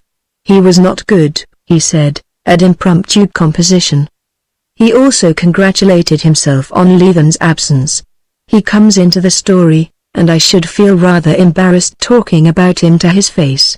But he has read my manuscripts and approved it, so you have two reliable witnesses to a queerish tale. In his precise academic voice he read what follows. The October day was brightening towards late afternoon when Leathen and I climbed the hill above the stream and came in sight of the house. All morning a haze with the sheen of pearl in it had lain on the folds of downland, and the vision of far horizons, which is the glory of Cotswold, has been veiled, so that every valley seemed a place enclosed and set apart. But now a glow had come into the air, and for a little the autumn lawns had the tints of summer. The gold of sunshine was warm on the grasses, and only the riot of color in the berry-laden edges of the fields and the slender woodlands told of the failing year. We were looking into a green cup of the hills, and it was all a garden. A little place, bounded by slopes that defined its graciousness with no hint of barrier, so that a dweller there, though his view was but half a mile on any side, would yet have the sense of dwelling on uplands and commanding the world. Round the top edge ran an old wall of stones, beyond which the October bracken flamed to the skyline. Inside were folds of ancient pasture with here and there a thorn bush, falling to rose gardens, and, on one side, to the smooth sward of a terrace above a tiny lake. At the heart of it stood the house, like a jewel well set. It was a miniature, but by the hand of a master. The style was late 17th century, when an agreeable classic convention had opened up to sunlight and comfort the dark magnificence of the Tudor fashion.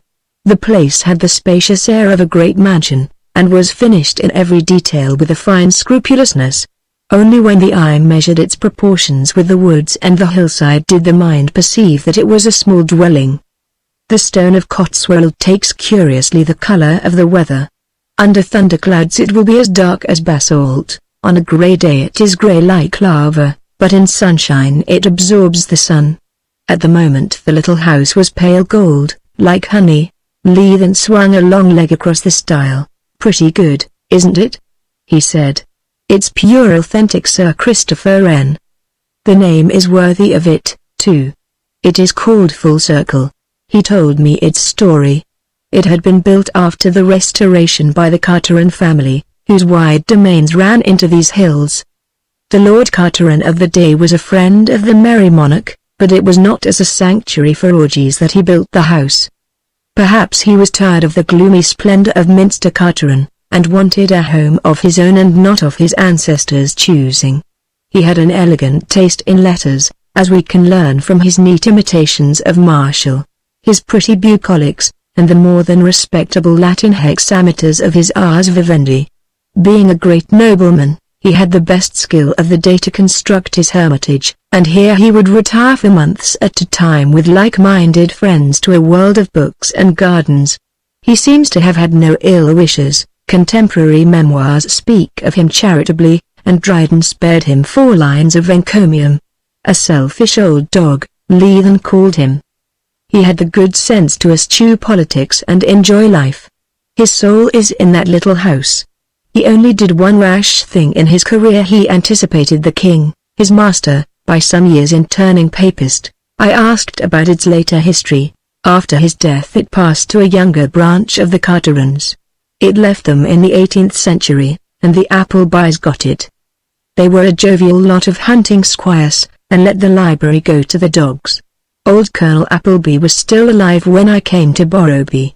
Something went wrong in his inside when he was nearly 70, and the doctors knocked him off liquor. Not that he drank too much, though he did himself well. That finished the poor old boy. He told me that it revealed to him the amazing truth that during a long and, as he hoped, publicly useful life he had never been quite sober. He was a good fellow, and I missed him when he died. The place went to a remote cousin called Giffen. Leathen's eyes, as they scanned the prospect, seemed amused. Julian and Ursula Giffen. I dare say you know the names. They always hunt in couples, and write books about sociology and advanced ethics and psychics, books called either The New This or That, or Towards Something or Other. You know the sort of thing. They're deep in all the pseudosciences. Decent souls, but you can guess the type. I came across them in a case I had at the Old Bailey defending a ruffian who was charged with murder. I hadn't a doubt he deserved hanging on 20 counts, but there wasn't enough evidence to convict him on this one. Doddridge was at his worst. It was just before they induced him to retire, and his handling of the jury was a masterpiece of misdirection. Of course there was a shindy. The thing was a scandal, and it stirred up all the humanitarians, till the murderer was almost forgotten in the iniquities of old Doddridge. You must remember the case. It filled the papers for weeks. Well, it was in that connection that I fell in with the Giffens. I got rather to like them, and I've been to see them at their house in Hampstead. Golly, what a place! Not a chair fit to sit down on, and colours that made you want to weep. I never met people with heads so full of feathers. I said something about that being an odd milieu for him. Oh, I like human beings, all kinds. It's my profession to study them, for without that the practice of the law would be a lean affair. There are hordes of people like the Giffens, only not so good, for they really have hearts of gold. They are the rootless stuff in the world today, in revolt against everything and everybody with any ancestry. A kind of innocent self-righteousness, wanting to be the people with whom wisdom begins and ends. They are mostly sensitive and tender-hearted, but they wear themselves out in an eternal dissidence. Can't build, you know, for they object to all tools, but very ready to crab. They scorn any form of Christianity, but they'll walk miles to patronize some wretched sect that has the merit of being brand new. Pioneers they call themselves, funny little unclad people adventuring into the cold desert with no maps. Giffen once described himself and his friends to me as forward-looking, but that, of course, is just what they are not. To tackle the future you must have a firm grip of the past, and for them the past is only a pathological curiosity. They're up to their necks in the mud of the present. But good, after a fashion, and innocent, sordidly innocent. Fate was in an ironical mood when she saddled them with that wicked little house. Wicked did not seem to me to be a fair word. It sat honey-colored among its gardens with the meekness of a dove. The sound of a bicycle on the road behind made us turn round, and Leathen advanced to meet a dismounting rider. He was a tallish fellow, some 40 years old perhaps, with one of those fluffy blonde beards that have never been shaved. Short-sighted, of course, and wore glasses. Biscuit-colored knickerbockers and stockings clad his lean limbs. Leathen introduced me. We are walking to Borrowby, and stopped to admire your house. Could we have just a glimpse inside? I want Beckwither to see the staircase." Mr. Giffen was very willing. "I've been over to Cliston to send a telegram. We have some friends for the weekend who might interest you. Won't you stay to tea?" There was a gentle formal courtesy about him, and his voice had the facile intonations of one who loves to talk. He led us through a little gate, and along a shorn green walk among the bracken to a postern which gave entrance to the garden. Here, though it was October, there was still a bright show of roses, and the jet of water from the leaden cupid dripped noiselessly among fallen petals. And then we stood before the doorway, above which the old Cartron had inscribed a line of Horace. I have never seen anything quite like the little hall.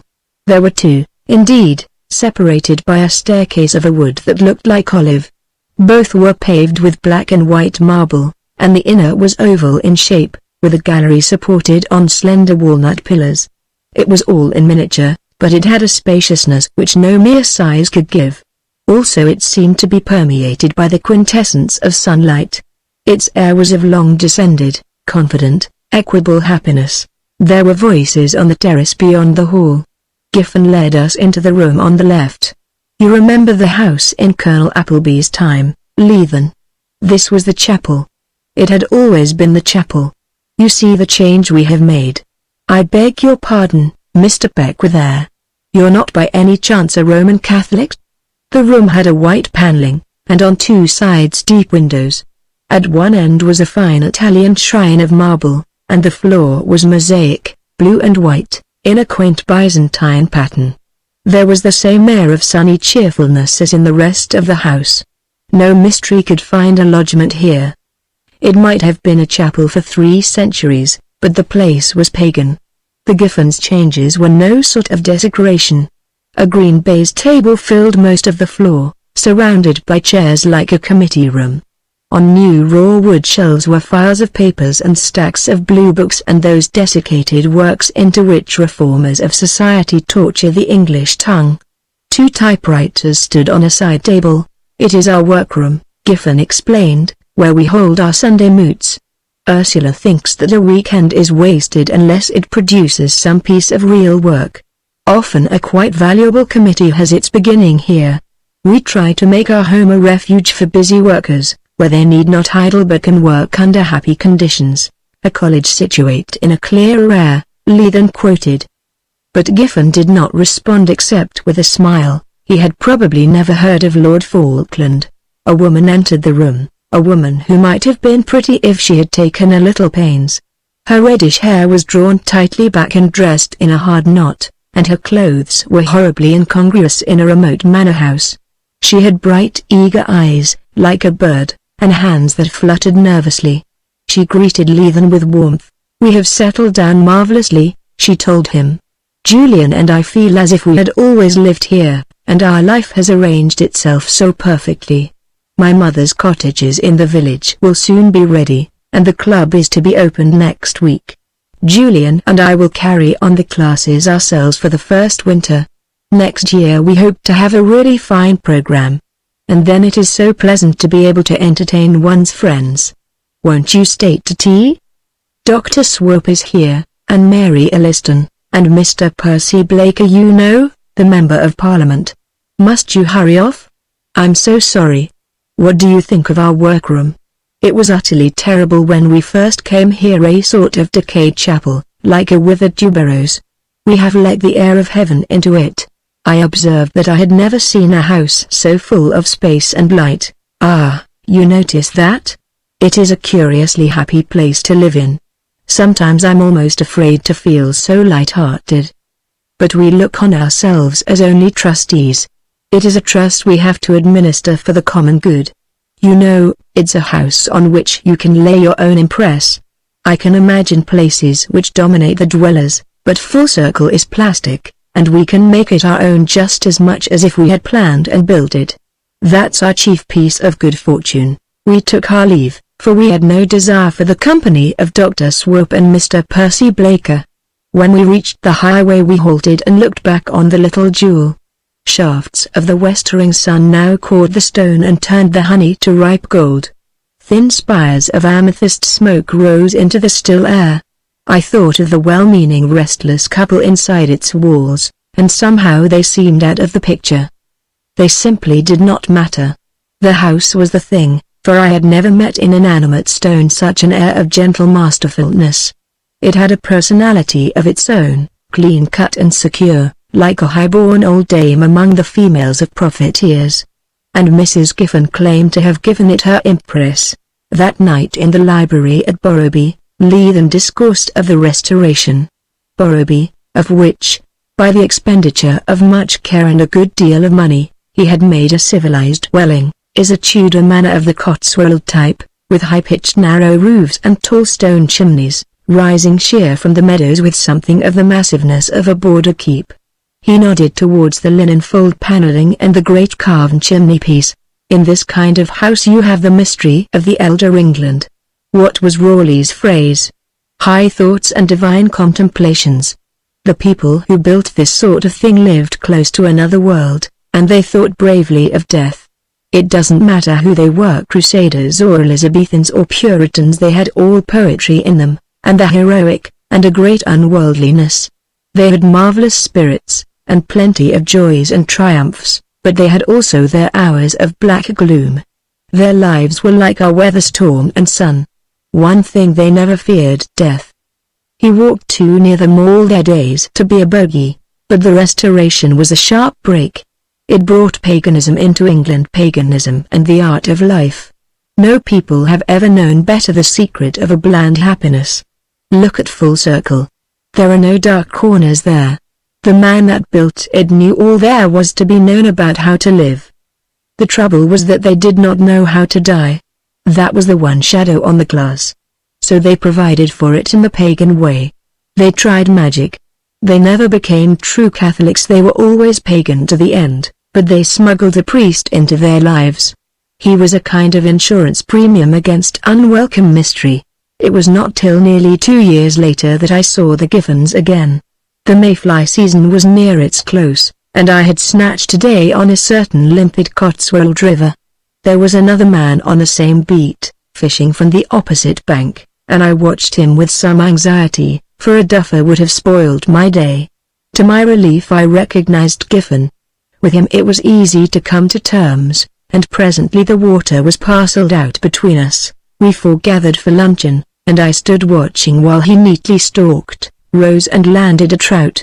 I confessed to some surprise first that Giffen should be a fisherman at all, for it was not in keeping with my old notion of him, and second, that he should cast such a workmanlike line. As we lunched together, I observed several changes.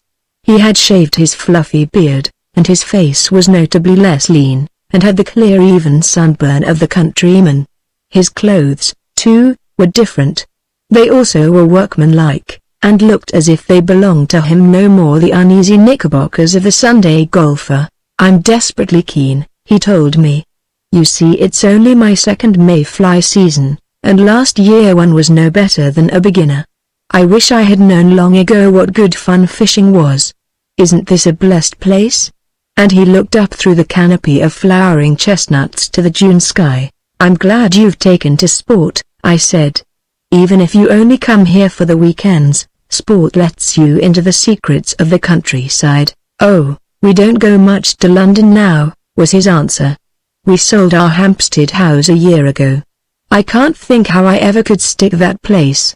Ursula takes the same view. "I wouldn't leave Oxfordshire just now for £1,000. Do you smell the hawthorn? Last week this meadow was scented like paradise. Do you know, Leathen's a queer fellow?" I asked why. "He once told me that this countryside in June made him sad. He said it was too perfect a thing for fallen humanity. I call that morbid. Do you see any sense in it?" I knew what Leathen meant, but it would have taken too long to explain.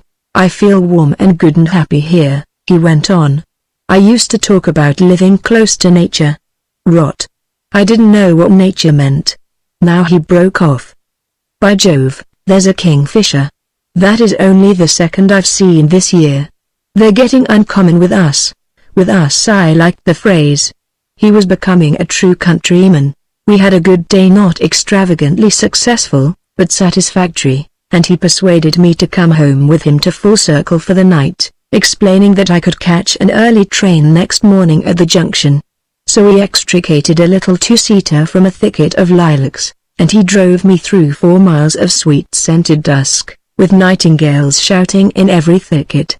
I changed into a suit of his flannels in a bedroom looking out on the little lake where trout were rising, and I remember that I whistled from pure light-heartedness.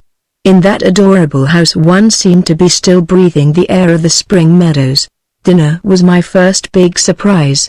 It was admirable, plain but perfectly cooked, and with that excellence of basic material which is the glory of a well-appointed country house.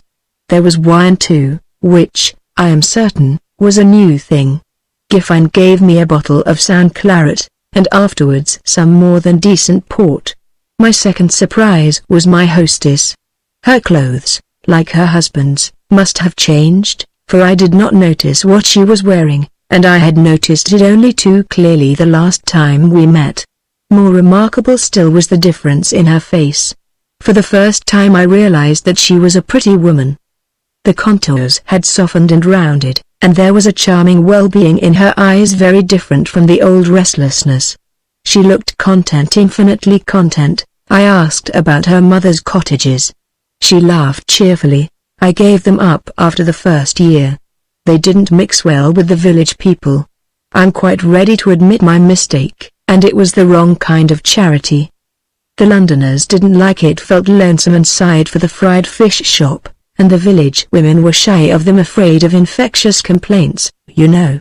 Julian and I have decided that our business is to look after our own people. It may have been malicious, but I said something about the wonderful scheme of village education. Another relic of Cockneyism, laughed the lady, but Buchan looked a trifle shy. I gave it up because it didn't seem worthwhile. What is the use of spoiling a perfectly wholesome scheme of life by introducing unnecessary complications? Medicine is no good unless a man is sick, and these people are not sick. Education is the only cure for certain diseases the modern world has engendered, but if you don't find the disease, the remedy is superfluous.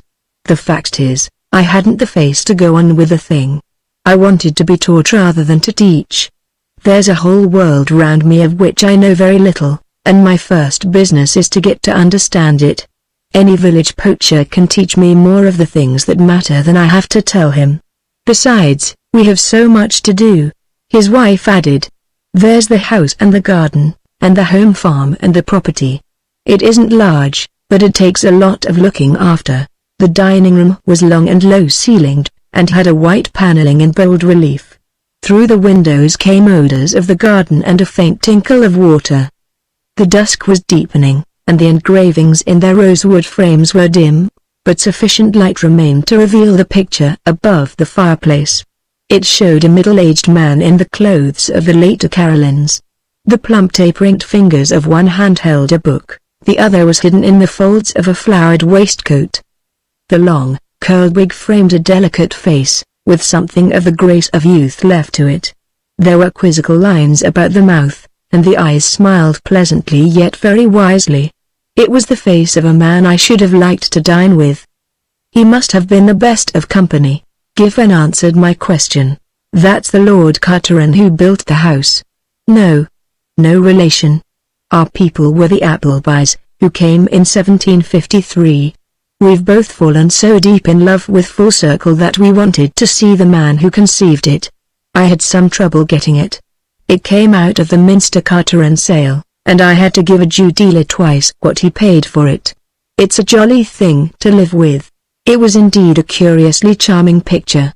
I found my eyes straying to it till the dusk obscured the features. It was the face of one wholly at home in a suave world, learned in all the urbanities. A good friend, I thought, the old lord must have been, and a superlative companion. I could imagine neat Horatian tags coming ripely from his lips. Not a strong face, but somehow a dominating one. The portrait of the long-dead gentleman had still the atmosphere of life. Buchan raised his glass of port to him as we rose from the table, as if to salute a comrade. We moved to the room across the hall, which had once been the Buchan's workroom, the cradle of earnest committees and weighty memoranda. This was my third surprise. Baize-covered table and raw wood shelves had disappeared. The place was now half smoking room, half library. On the walls hung a fine collection of colored sporting prints, and below them were ranged low Heppelheit bookcases.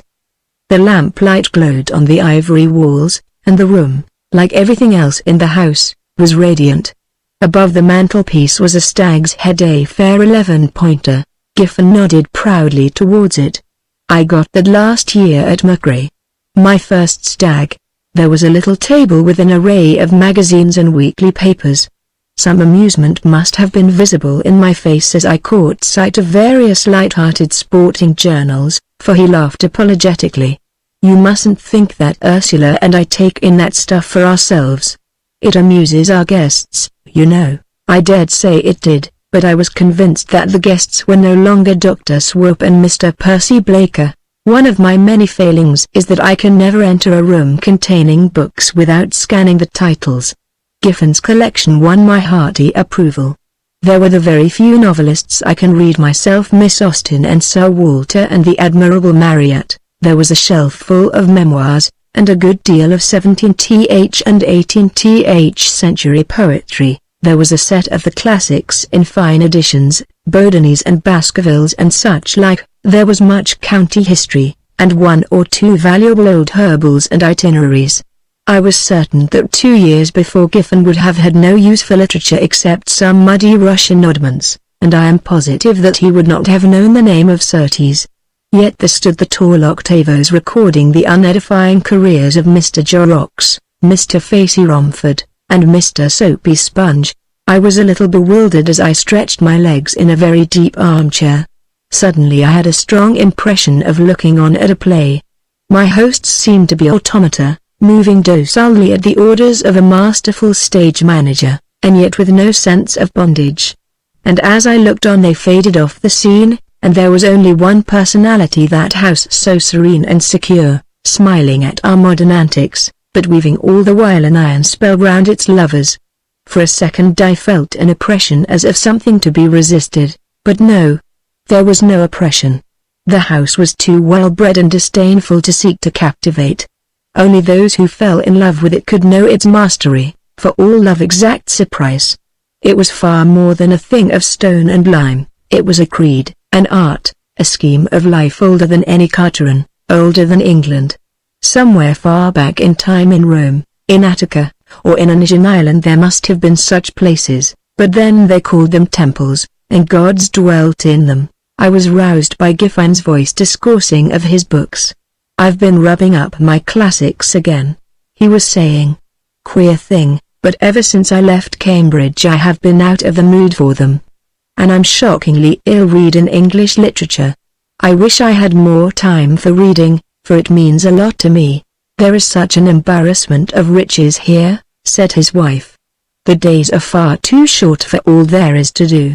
Even when there is nobody staying in the house I find every hour occupied. It's delicious to be busy over things one really cares for. All the same I wish I could do more reading, said Giffen. I've never wanted to so much before. But you come in tired from shooting and sleep sound till dinner, said the lady, laying an affectionate hand on his shoulder. They were happy people, and I like happiness. Self-absorbed perhaps, but I prefer selfishness in the ordinary way of things. We are most of us selfish dogs, and altruism makes us uncomfortable. But I had somewhere in my mind a shade of uneasiness, for I was the witness of a transformation too swift and violent to be wholly natural. Years, no doubt, turn our eyes inward and abate our heroics, but not a trifle of 2 or 3. Some agency had been at work here, some agency other and more potent than the process of time. The thing fascinated and partly frightened me. For the Giffens, though I scarcely dared to admit it, had deteriorated. They were far pleasanter people. I liked them infinitely better. I hoped to see them often again. I detested the type they used to represent, and shunned it like the plague. They were wise now, and mellow, and most agreeable human beings. But some virtue had gone out of them. An uncomfortable virtue, no doubt, but a virtue, something generous and adventurous. Before their faces had had a sort of wistful kindness. Now they had geniality, which is not the same thing. What was the agency of this miracle? It was all around me, the ivory paneling, the olive wood staircase, the lovely pillared hall. I got up to go to bed with a kind of awe on me. As Mrs. Giffen lit my candle, she saw my eyes wandering among the gracious shadows. "Isn't it wonderful," she said, "to have found a house which fits us like a glove? No. Closer. Fits us as a bearskin fits the bear. It has taken our impress like wax." Somehow I didn't think that the impress had come from the Giffens' side. A November afternoon found Leithen and myself jogging homewards from a run with the Haythrop. It had been a wretched day. Twice we had found and lost, and then a deluge had set in which scattered the field. I had taken a hearty toss into a swamp, and got as wet as a man may be, but the steady downpour soon reduced everyone to a like condition. When we turned towards Borrowby the rain ceased, and an icy wind blew out of the east which partially dried our sopping clothes. All the grace had faded from the Cotswold valleys. The streams were brown torrents, the meadows lagoons, the ridges bleak and grey, and a sky of scurrying clouds cast leaden shadows. It was a matter of 10 miles to Borrowby. We had long ago emptied our flasks, and I longed for something hot to take the chill out of my bones. "Let's look in at Full Circle," said Leithen, as we emerged on the high road from a muddy lane. "We'll make the Giffens give us tea. You'll find changes there." I asked what changes, but he only smiled and told me to wait and see. My mind was busy with surmises as we rode up the avenue. I thought of drink or drugs, and promptly discarded the notion. Full Circle was above all things decorous and wholesome. Leithen could not mean the change in the Giffens' ways which had so impressed me a year before, for he and I had long ago discussed that. I was still puzzling over his words when we found ourselves in the inner hall, with the Giffens making a hospitable fuss over us. The place was more delectable than ever.